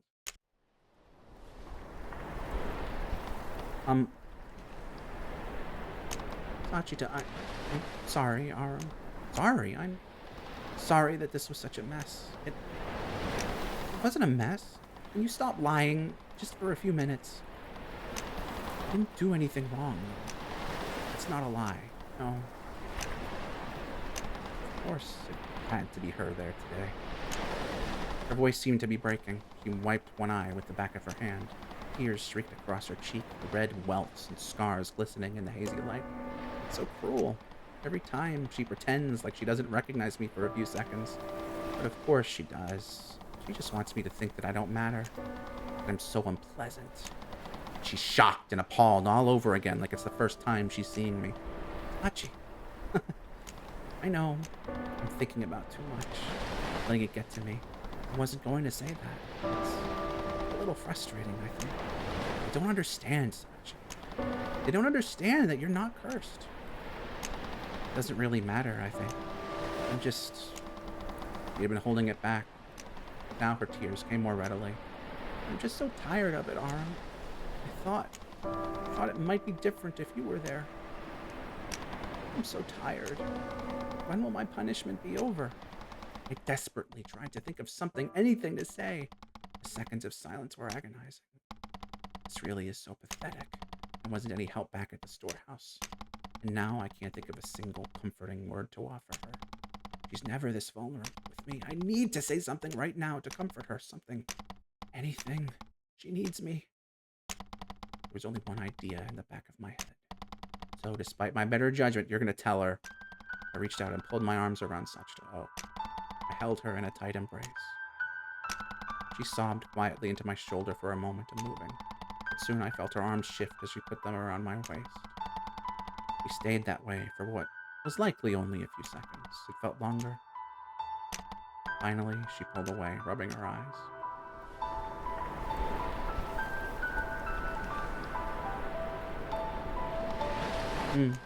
All right then. I think I've had my fill of crying now. Oh, yeah? These things shouldn't still make me cry. Not a little girl anymore. Oh, I think brave about it. That was so sad. Yeah. If you're ready, I still need to take you back to the temple. Okay, I'm ready now. But, please don't tell your dad that I was crying. I don't want him to know. Will you promise? I promise, of course. Good. I can take this hysterical maiden back now. Oh, we must protect her. With that, I took Sachita the rest of the way back to the temple, and we parted ways. We said our goodbyes and nothing else, and as I turned away, she gave me an odd smile and a wave. After what had happened in the alleyway, neither of us was quite sure what else to say. I'm not sure if what I did helped or not, but she hugged me back, right? Felt like the only thing I could do, really. I can't remember the last time I saw her like that. Maybe things are finally moving forward between us? She was so open with me today. All right, bro, don't go there. I mean, I get it, you're a kid. Of course you're gonna go there still. I wasn't able to do anything at the storehouse, even as a journeyman. All I could do was stumble over my words and get angry. It's not enough. Yet another reason why I have to do this, why I have to continue to explore the well. Sachi was right after all. The famine brings out the worst in people. If there's any chance that there's a better place out there, I'll find it. I passed the next few hours without doing anything much in particular. It was odd to have so much time on my hands now. I was used to training for most of the daylight hours, and now that my time was my own, it seemed I was squandering it. The sun was beginning to set, and just as I considered heading home to sleep for a few hours before my shift at the garden, a familiar voice called out to me. Is it going to be Prava now? Yep, Aram! There you are! Oh, Prava! I, completely forgot to come and see you after... Oh, no. Don't give me that crap. I can't believe you. Hold on. You advanced a journeyman early and don't tell anyone. Well, that's... You go missing, and then I hear from Kanari this morning that you'd suddenly come home, and I still hadn't heard from you. I'm sorry. Really, I am. I couldn't get away. They had me at the temple since last night, so... Really? So that's all it was. God, it's light. I was really worried. I know. Sorry for disappearing on everyone, and I'm fine. I'm just settling into my new responsibilities. Right. Well, that's exciting, no? Hard to believe you're already a journeyman. Feels like Sachi and I have been waiting forever for you two to catch up. Forever? It hasn't been that long. Oh, God, I'm supposed to be doing an errand right now. I got a bit sidetracked seeing you here. That's all right. I won't keep you. Sorry, I should go. Why don't you drop by the kiln soon? I'm on my way back now. You know, if you've got some extra time on your hands.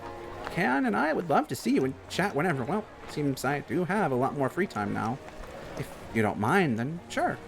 Yay, everyone's happy. Great. Hopefully we'll see you soon. Free time continued, and new quests will periodically appear between free time sections. Be sure and check back on obligations you've already visited to make sure you don't miss any, as certain quests may have only a brief window in which you can complete them. As a reminder, make sure you're well prepared before you report to sentry duty each evening. In addition to completing side quests, it's a good idea to take care of any errands you might have, such as upgrading your weapons at the armory or your wound kit in the hospice. You never know when your next opportunity will be. The kiln and hospice are now open. You may now explore the full settlement. Holy moly, this demo is insane. There's so much to it. There's so much to it. All right, let's go see Sachi. Is that an option? Can I go see her?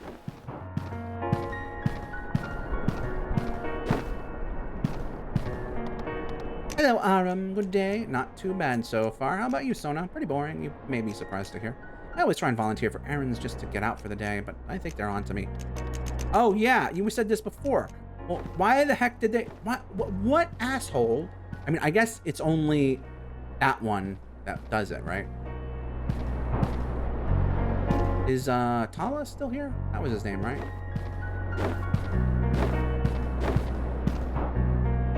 This feels unfair to have so much of a game.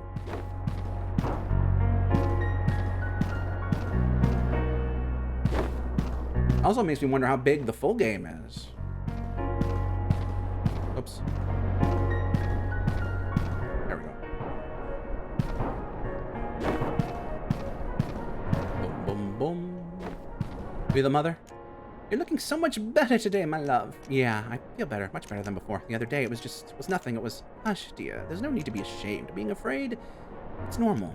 especially after something so terrible. Afraid? And Sachita was so worried about you. I've never seen her like that. I'll be so happy to see you like this again, as am I. Thanks, Mom.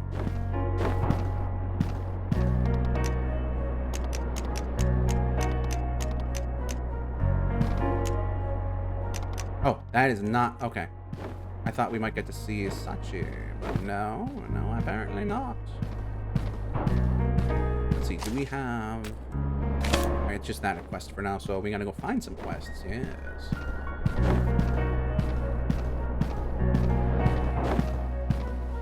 Boom, boom, boom. Boom, boom, boom. Also, if this is still Chapter 1, like, if it's Chapter 1, you've got to assume there's at least, I would say... 3 chapters seems like a fair minimum. So if this is still Chapter 1, this game is massive. I am H.O.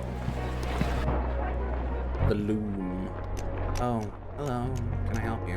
Hello. Is there anything to spare, barter? Sure. Always have a lot of extra material lying around. Not sure what you can use for lumber, but you're welcome to take a look. Purchase. What is this? Carpet maker's sandals.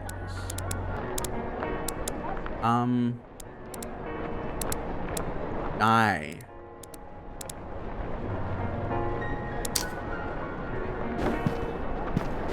Ah! Oh, Aram. Good timing. My apprentices are busy this afternoon. Do you think you could perform a short errand for me? Oh, of course, Master Dye Maker. What do you need? Oh, don't look so nervous. Nothing so important as that. I lent the kiln a jar of sky blue dye, and I've been meaning to go and collect it back. Is that all? Easy. I'll be back in a few minutes. Oh, and dear, take care not to spill any. It is rather hard to make that shade of blue. Yes, of course. I'll be very careful. Oh, shit. So what, like you can't roll doing that one?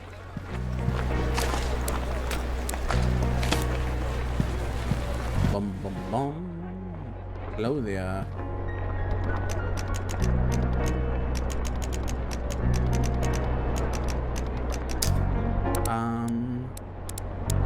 Do these have, like, stats? Like, I can't tell, like, if this would be good to have.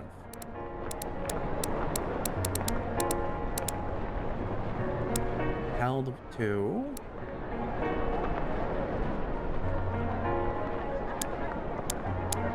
I don't understand.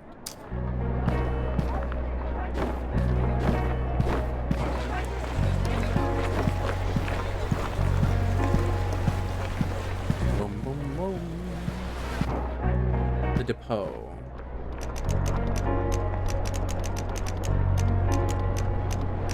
Finally going to let me have that sword of yours after the apprentice sword is the finest. What? No way. I can just give it to you. Not to mention, my mom was the one who created the metal for the blade. So don't get all sentimental on me now. It's mostly a joke. Yeah, right. Although perhaps I could interest you in a gemstone pendant. Right after that cursed lady. No, it's not like that. Perfect metal. I have 3 of them held. I don't wait, what's that 15 thing? Oh, just shards. Okay. I am very confused by this aspect of the game.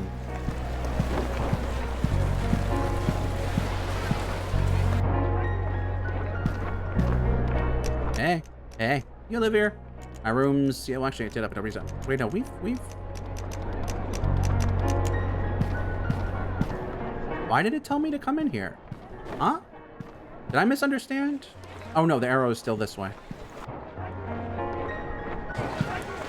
I better check. Go up. Oh, would you mind not going up there? Things are... Oh, sorry. Well, never mind. Hey, don't take this as a disaster. You're telling me. Da-da-da. Courier's clothing. Does that mean something?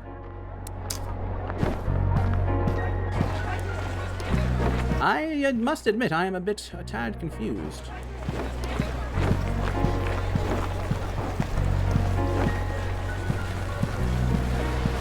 Fire!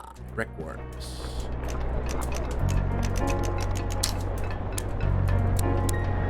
I don't understand. Hey, got a spare minute? Sure, what's up? Well, I've been looking for this hammer that I lost. I think I lost my hammer in a storage closet. Go and check while I try, but when I go on the door, the damn key broke. I was something's really... See, yeah, it's a shame. Do you remember what it looked like? It can make me... Oh, hey, I don't know, not a chance. You still have to do something? Not at all. I couldn't even make one out of something. I figured, God above. Well, if you'd like, I have a few people could probably do it. My mom is a high priestess. She should be no problem for her. Really? For real? You do that for me? Sure, why not? I'll need a sketch or something, though. To show her. Hell yes! I was actually thinking about something similar earlier, so I dug around upstairs through this schema for our tools and stuff. Fortunately, we did have a schema made for the key. I think it's made of zinc. Oh, and copper. Alright, I'll be back soon. Thanks a million. Really?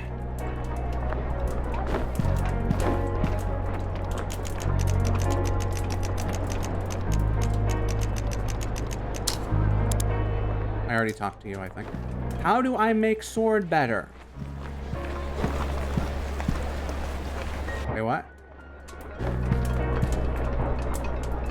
Eh? Well, look who it is. Hey, Aram. Finally come to pay your poor friends a visit, huh? Sorry, it's been a while since I've been by the kiln, hasn't it?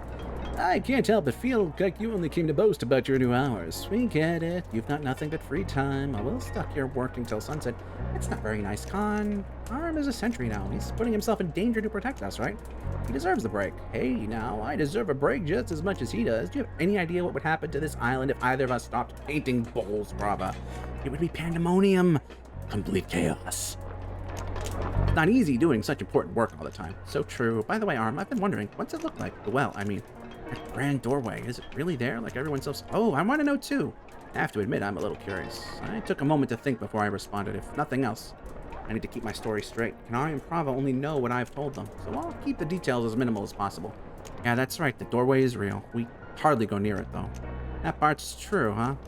Sometimes I completely forget the well is even there. Oh, until now, I had myself convinced it was just a fairy tale. One of those stories you tell kids so they don't misbehave, you know? But you've ever paid attention to one of those? That comment sounded sarcastic, so I'll choose to ignore it. But I'm deeply offended by the implication, Prava. What was I talking about again? Nothing important. Weren't you going to ask Aram to help you with that project of yours? Oh, that's right. It's almost slipped my mind. Project? She's underselling it. It's really more of a scientific inquiry. So here we go. I've been trying to perfect my ceramic archimancy, you see. You have any idea how much time the kiln wastes making all that raw clay? I don't know. How much? Okay, no idea, but it seems like a lot. Imagine if we could skip that step and make the finished vases with archimancy instead. I've told him again and again, this is a solved problem. Making the finished product with archimancy would be too much work. Why? Well, pretty much anybody can learn to make a chunk of raw clay with a little practice. Anybody, huh? Shut up. But making something as complex as a vase with the right shape, consistency, and detail work, that much would be tricky for a sunlight maiden, let alone an apprentice potter. She doubts me, of course, but it's only a matter of time before I perfect the schema. So you're gonna help me out? What exactly am I supposed to do? I'm terrible at archimancy. I'm in great need of samples at the moment. Bits of broken vases, bowls, what have you. I need pieces that expose the cross-section so I can study it. I can't just go around smashing things to get what I need. Brava was pretty insistent about that. He was going to steal from our supply of painted bowls for the festival. Can you believe that? Look, if you happen to find any ceramic shards lying around, bring them to me, okay? Alright, sure, no problem. Here, found the research material you're looking for. Is this enough? Ah, lovely. This will do just fine for now. As a reward, I'll let you keep some of my failed experiments. Failed? I've made all sort of trinkets with ceramic, trying to perfect my methods. I don't have much use for them, so what the hell? No way! Don't pass your junk off to me and pretend it's a gift. You're no fun. Just take a look, okay? Fine. Oh, and if you find any more ceramic shards, I'm happy to take them off your hands. Okay. So how's work? Same as always. What are you, my dad? Let's talk about something such as, like, how are things with, you know, who? Kanari. Can we not talk about that in public, please? Are we still pretending like this is a big secret, or seems like we are? Yes, don't say a word, okay? Whatever you say, man. Purchase. Bowls. I don't under... Wait, shield might be good, right?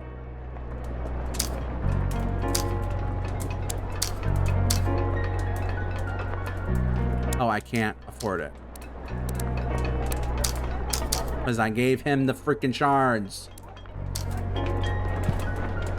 Alright. Switch flowers, the broken key.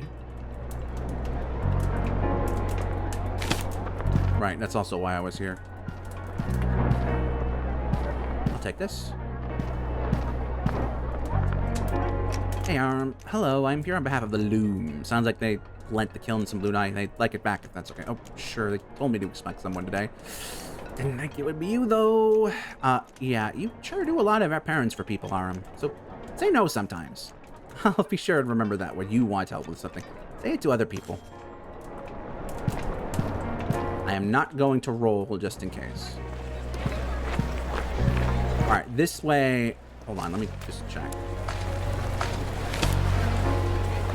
Oh, never mind. The garden is somewhere else. Return to the loom with the dye. Be careful not to spill a single.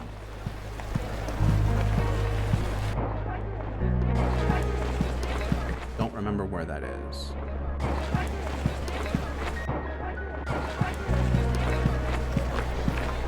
Bum bum bum. Bum bum bum. The depot. Hope you're enjoying this, citizens. I'm quite enjoying it, as it happens. Clothier, yes. You are not who I need to go to, are you?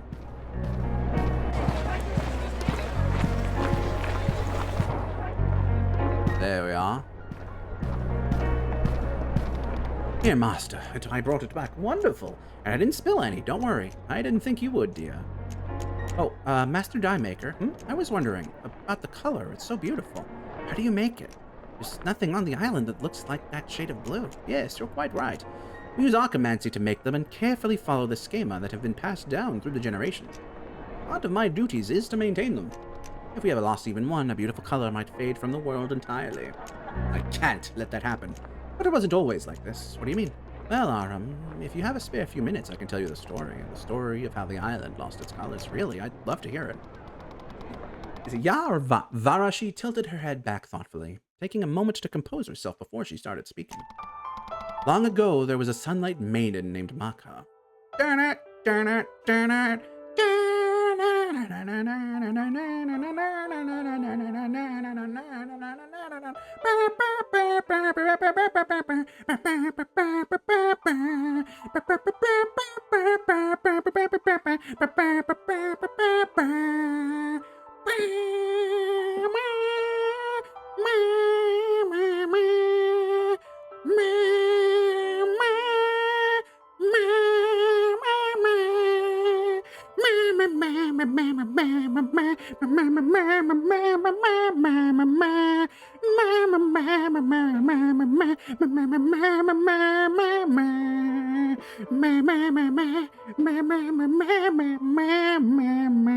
I'm sorry. She was young and lovely, and it was her duty to tend to the temple's garden.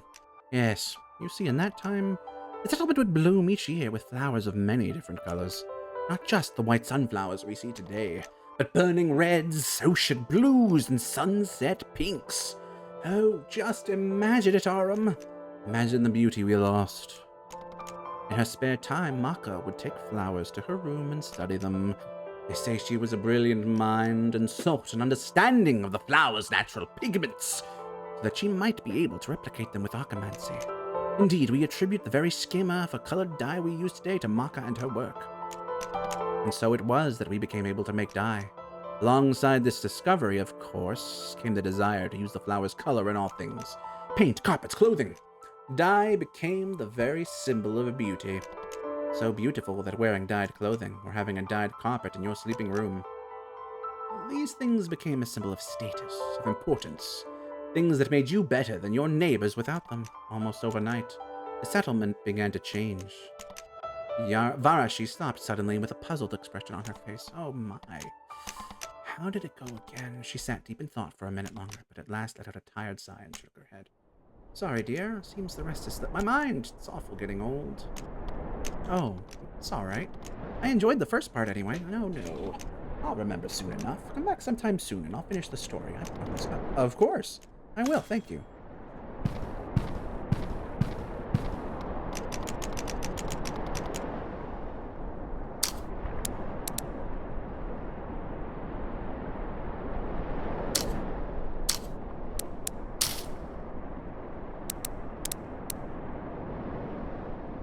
Okay, I have bought something.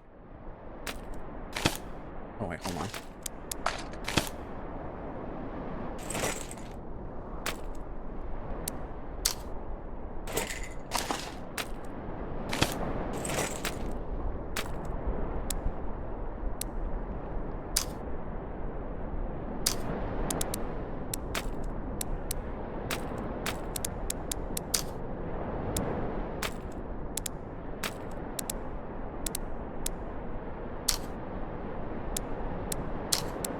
What did I just buy? The charm. The charm. Where is it? Increases enemy item drop weight. Ooh, I like that.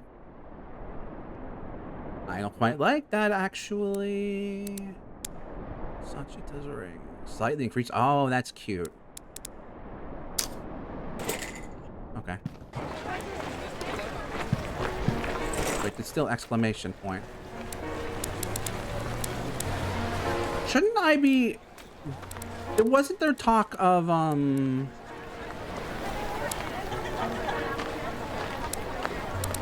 Okay, yeah, I need new clothes, I think. Footwear and regular clothing. Let's go back.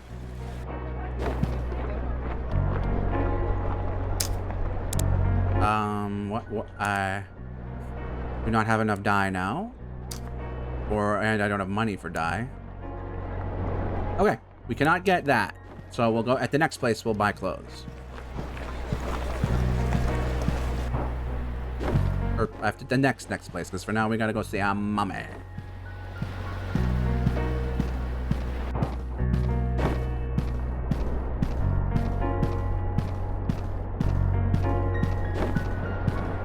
Mommy, where are you, mommy? Mommy, mommy, mommy, mommy, where are you? Mommy, mommy, mommy, you're in your room. Hi, Mom. Can I ask a favor? A favor? Of course, my love. What's the matter? Would you, make me a key following this schema? It's a long story. A key? Why can't you make it yourself? Mom, it's metal. There's no way I could even... Did you try? Be honest, Arm. No, Mom, I didn't try. There's no point. It wouldn't even begin to... Arm, we've talked about this, no? How will you improve if you don't practice? Now? Oh, yes, now. Oh, ask Sachi. Don't even think about leaving, young man. Try right now. I'll watch and give you some pointers. Yes, Mom. Needless to say, the attempt was as drawn out as it was pathetic. My face was red by the time the indigo dust of the failed archimancy dissipated from the air. My mother stood with her arms crossed, all the while shaking her head disappointedly. Oh, honey, how long has it been since you've practiced? A long time, all right? Please, Mom. I'm begging you, don't make me try again. I can't take it. I'm very disappointed in you, Aram, but because I'm your mother, and I love you, and I couldn't say no even if I wanted to, I'll make this for you, okay? Thank you. And I love you. That's right. Ooh. You're looking so much better today. Okay. That's over. Are we still on the right? Yes. Yes.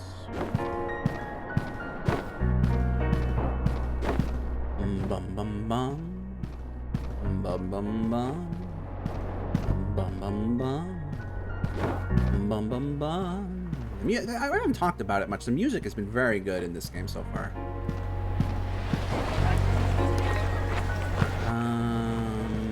I guess we go back this way. Wait, what?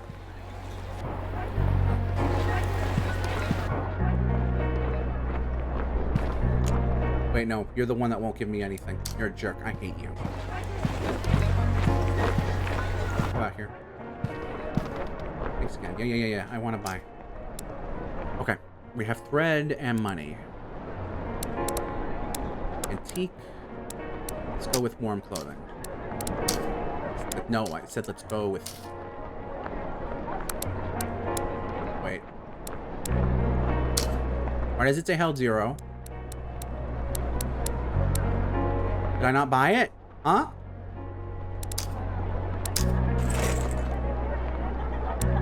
Wait, what? I'm so confused. Oh, right. +1 purchase.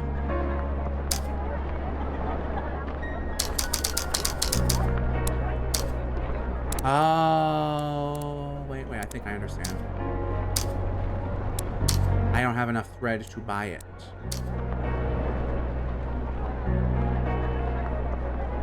Okay, I'm understanding now. Okay. I have to trade the thread So I'm going to... Where's buttons? There we go. No. No, I guess it is in here. Where's consumable? Consumable material. Where's the,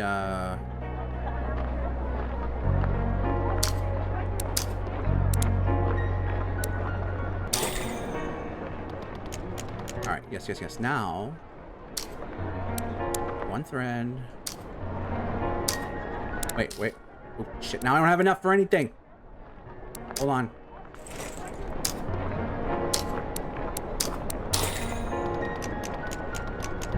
Yeah. I can get anything. Alright, this... Alright, this one is 200. Picked up fine embroidered clothing. Leave.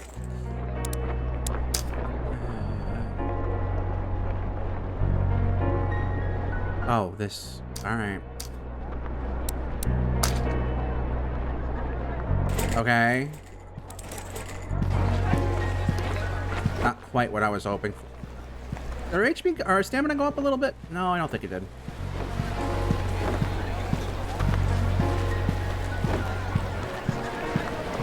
It is what it is, as they say.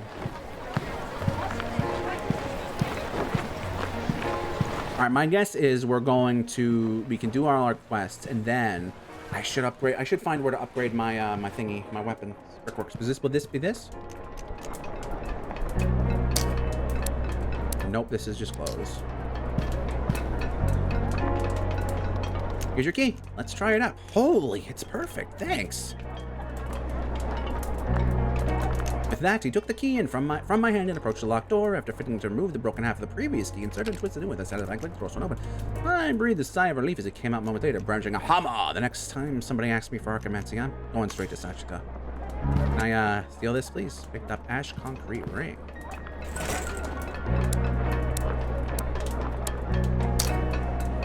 Boost defense.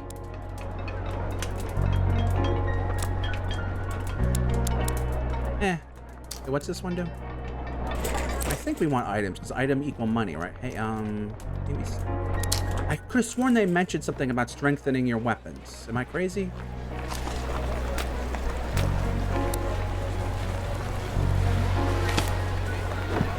Well, whatever, right? We've done a little bit, right?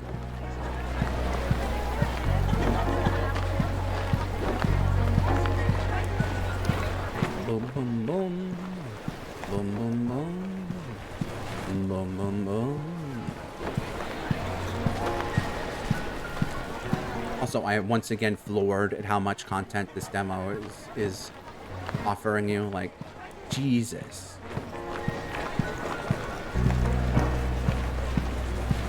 I am overwhelmed at how much game there is here. Oh, is this? Don't tell me. Oh no, the library. That's right. Speak. Hey. Oh, okay.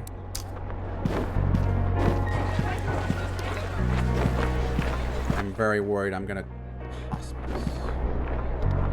Yes. What do you need? Oh, will this take long? We're very busy. If you have to say, oh, yes. Is there anything for barter today? That's all. Fine. Have a look quickly, please. Sorry. Bandage, red powder, white powder. I can't do anything with that. I was kind of hoping like you'd say, hey, I can upgrade your things. Oh, hello. I know you. You're Aaron, right? Yeah. It's been a while. How are you? Doing well, thank you. And how is Brava doing these days? I can't recall the last time we've spoken. He's doing good. Uh-oh. Some interpersonal drama. It's nice to hear. I'm glad she's happy. Oh, I'm sorry. Did you need something? Well, I was just wondering. Wound kits for the armory are made here, right? Are there any spares I could barter for? Spares? Well, let's see. Yeah, there are a few extras lying around back here. It's great. So then, why did you come all the way here to ask, though? We give almost all of them to the armory already. Won't they give you more if you just ask? The fact she was asking questions wasn't ideal, but I was prepared for it. It was indeed odd, a wound bearer asking around for extra wound kits outside the armory. Now that I'd decided to take more trips into the well, I'd been trying to think of a way I could get my hands on extra supplies. I couldn't risk raising suspicion at the armory by asking for more wound kits, let alone steal them.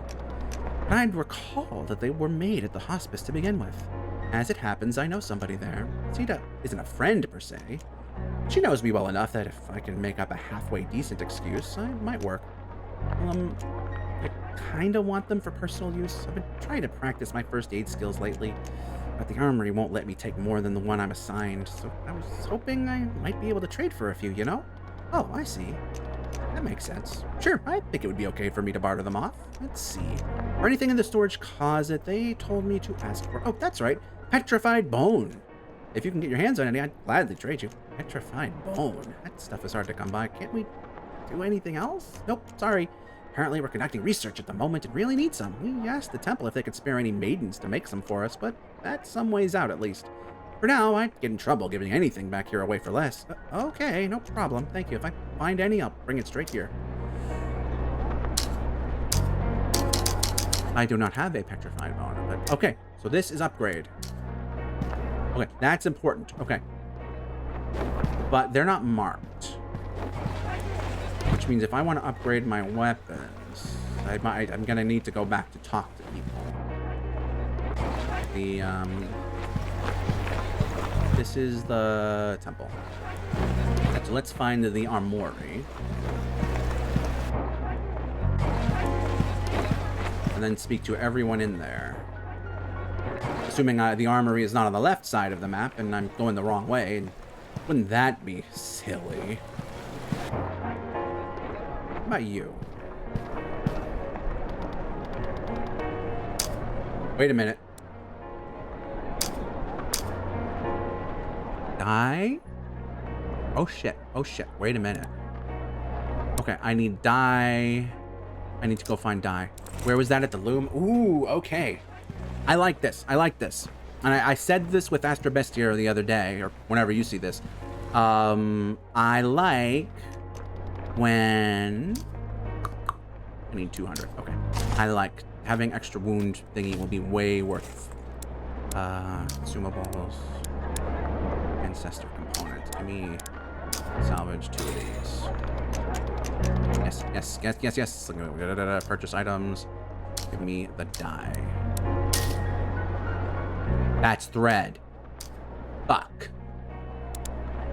I fucked up. Hold on, you. Get around. Alright, you're not. Shoot. I don't know where I'm going. Is this our house? The depot. Wait, maybe I have to check everybody now. God dang it.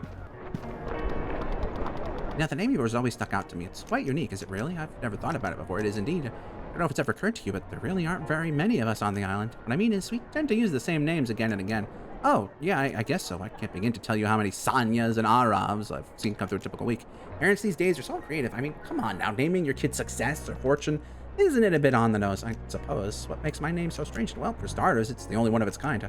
And believe me, I've looked. It doesn't show up in any stories, let alone historical documents. But here's the curious part. Would you like to know what Aram means? Or what does it mean? Nothing. It doesn't mean anything. It's not even a real word. I see. Isn't that funny? I think so anyway. Okay. Damn it, I need dye. And 300. I might not be able to get it. Because I fucked up just now. I'm gonna try. Is this the right one? No. Courier outpost. Yeah. Shoot, now I really regret buying those clothes. Let's save, in case I fuck anything else up.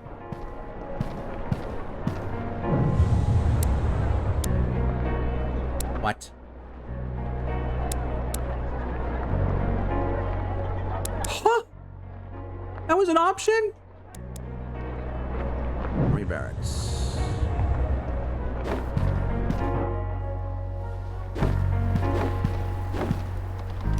I can't believe you walking back in here so casually like nothing even happened. People were saying you'd been killed. Seriously, killed. I know, but I wasn't. God, guess this means you surpassed me. Seeing as you're a journeyman now. But advancing early? Come on. It's complete bullshit. Listen, Aram, I was serious when I said I'd win the next time we fought. I've gotten even stronger before. You won't beat me again, so let's do it right here and right now. God's light. Give it a rest, Saj. I'm sure Aram's in no mood to... It's alright, I accept. Good. I won't hold back even a little bit, especially now. Come on, then.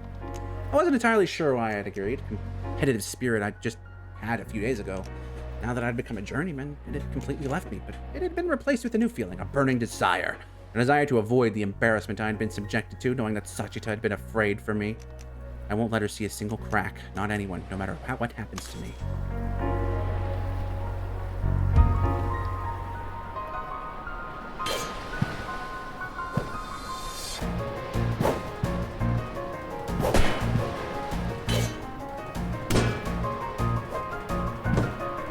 Buddy, I am way more experienced now. I ain't gonna lose this shit.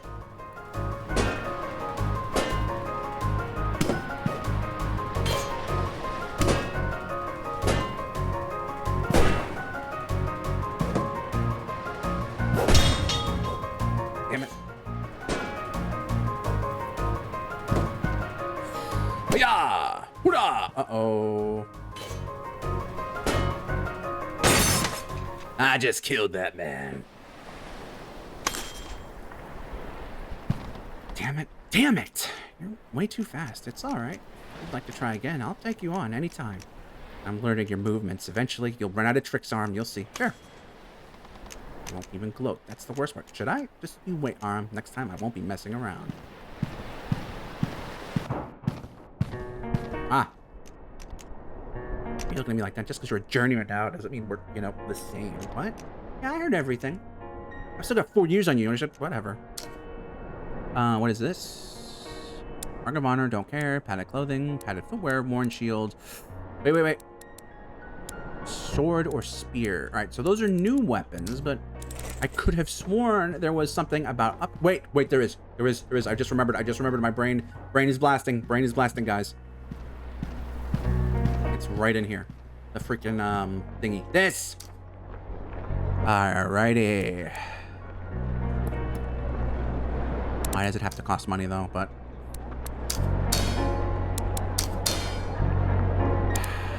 oh well.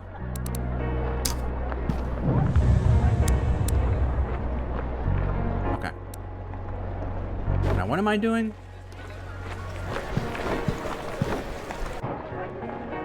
Host Pice. Okay. It was right next to where I was. Okay, good to know. Okay, now I'm getting a phone call.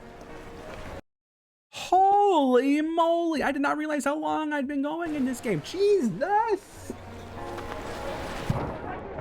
Armory is where... Right. I want to go to... I think... Nope. Where's the rest thingy? Rest. Travel. I want to go to... Arms room. Go down. So we got to find that die. So then we can upgrade our Healy. Which will be super duper ultimate omega supreme important. Not here. Looking for, I think, the loom? The loom. Not here.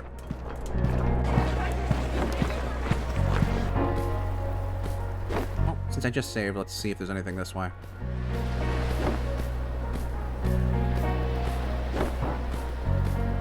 Can I go in here? Nope. Bum bum bum. Bum bum bum. That's the wrong way. It's the wrong way. So it is. Actually, you know what? I just saved and I haven't done anything since I saved, so... Nice. Alright. Travel.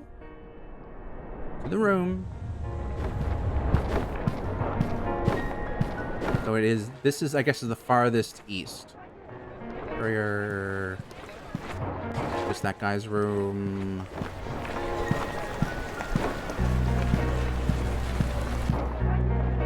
The depot. Wait, I was just here.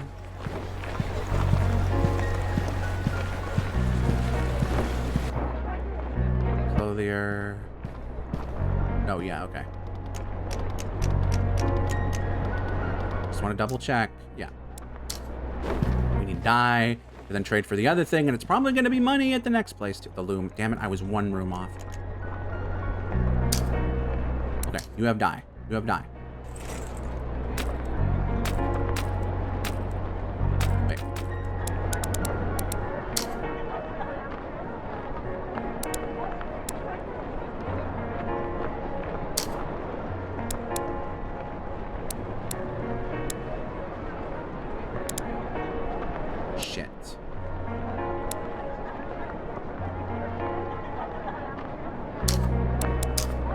think I have enough.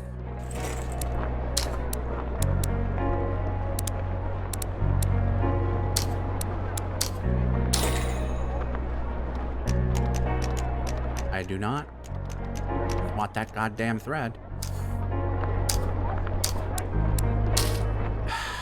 Shit. Alright. It was a nice thought.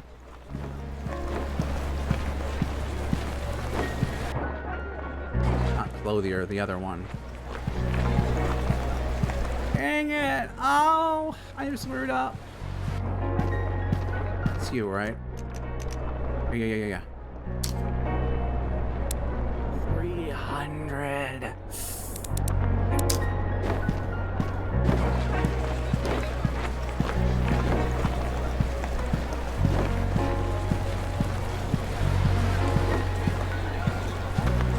Dang it! I screwed up. If I hadn't gotten that thing. Where's the resting thing here so I can warp? Was it in the room upstairs or something?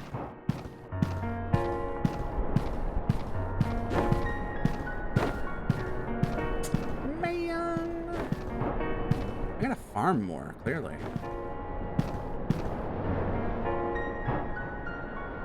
This is... Oh, yes it is. Save. Ravel to Armory Barracks. This is the furthest left, I think, yes. Have we ever come this way to the garden, actually? I don't think we have. Yeah, this is new, sort of. Hillside Tunnel. Nothing that way. Alright, my assumption is... Oh, hey, you as well. Hey, I wanted to ask, your daddy's high wound bearer Ashadar, right? Yeah, wow, no kidding, why? No particular reason. Your dad's a good teacher. Taught me everything I know, really. See, what's up? Oh, nothing.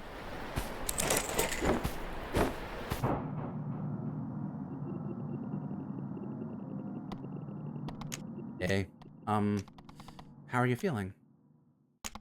I'm fine. You're early today. I guess I would be here all day if I was allowed. What? I realize now. I wasn't taking this job seriously enough before. Kian and Riyash are dead now because you and I didn't do it well enough, right?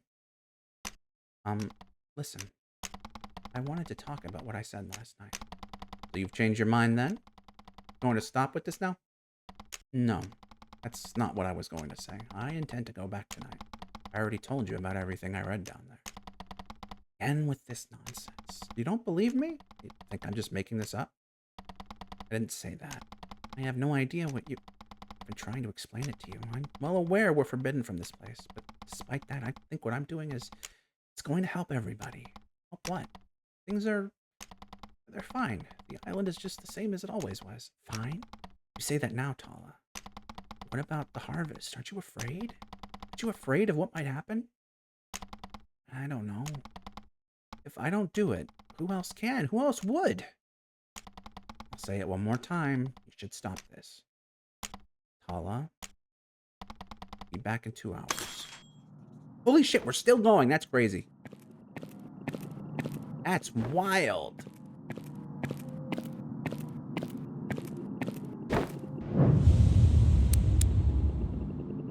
I traveled in here. Ooh.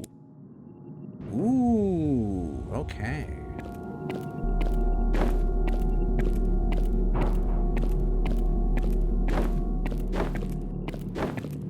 Okay, so now we're going past this into, I guess, the next level.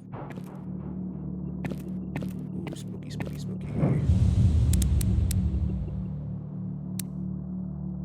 Okay. Enemy blocking. Certain enemies are capable of blocking your attacks. When this happens, you'll be forced to keep attacking until you break your guard. Oh no. However, after blocking, some enemies may twist your attacks, changing the attack direction or changing the timing. Oh no, no, no, don't do that. Don't make me worry about...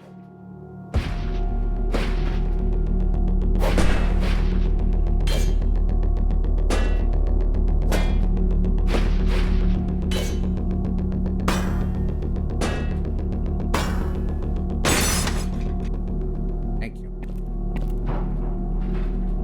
Oh. Oh God.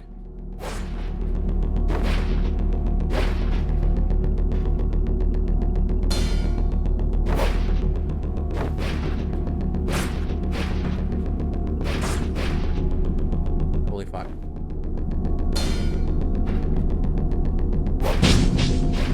I have been pushing the wrong button. Holy moly. Holy moly.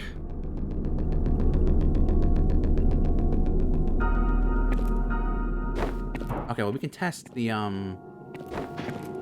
thing now.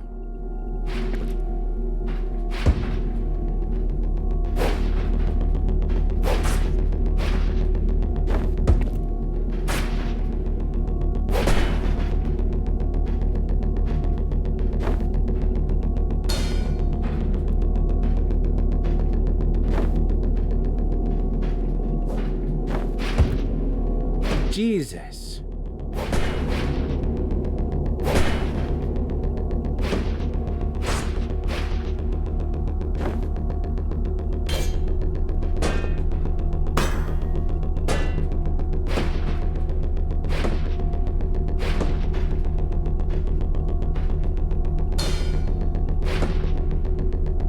Oops.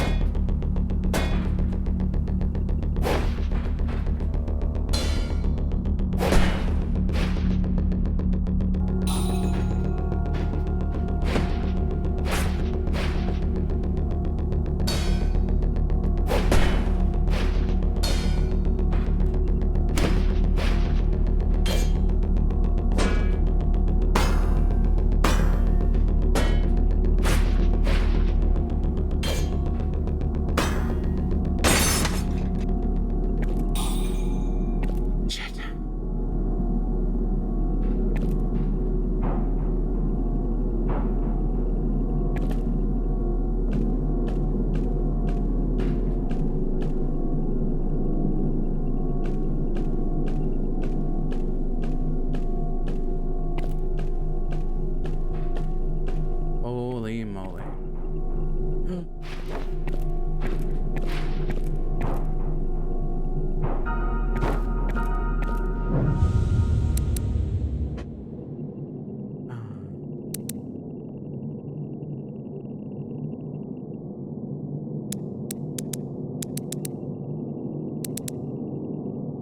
Can I go down here?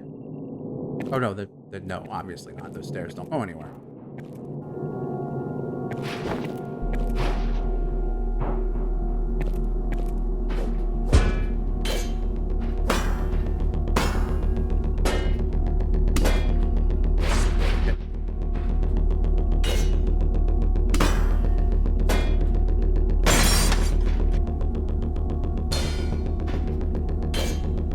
Shazam. Well, bam. Oh, yeah. Oh, yeah. You shall not pass the mustard.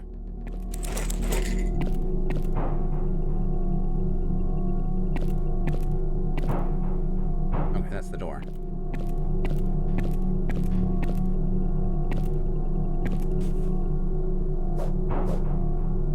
Ooh.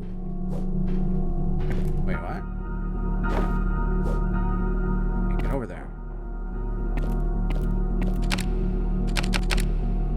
I see.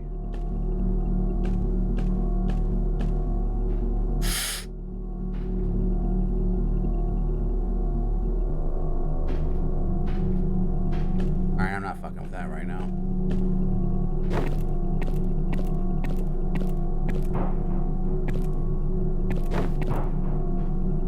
my god, I didn't see you.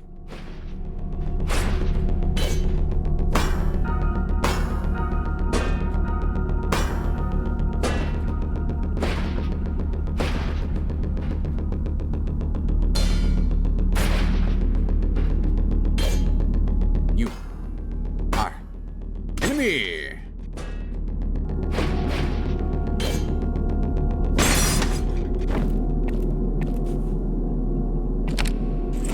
It's not open from this side anyway. Alright, this is the one I don't want to do. This is the one.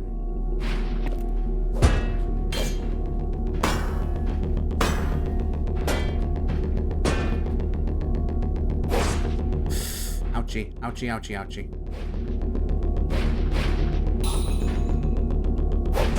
Ouchie again.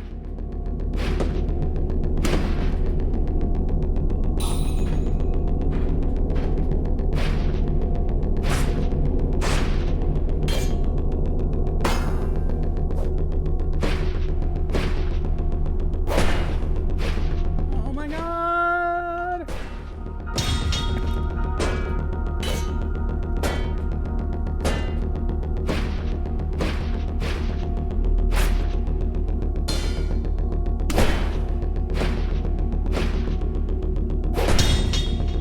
Damn it!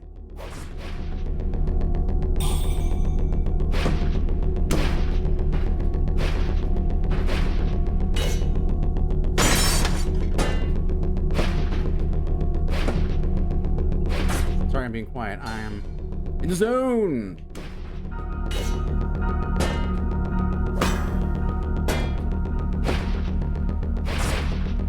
Okay, not in the zone. Not in the zone.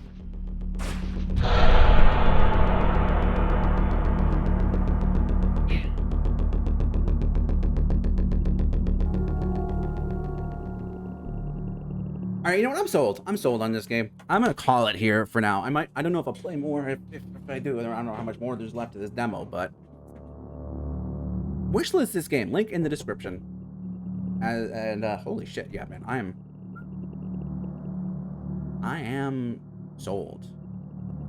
Anyway, this has been the demo of oh my god, it's what's called A Song of Sunlight. Really fucking good. Check it out. Links in the description again, and I'm Justiguy, you know, and I had arrived, and now I'm leaving, and until we meet again, I'm afraid this is gonna have to be farewell.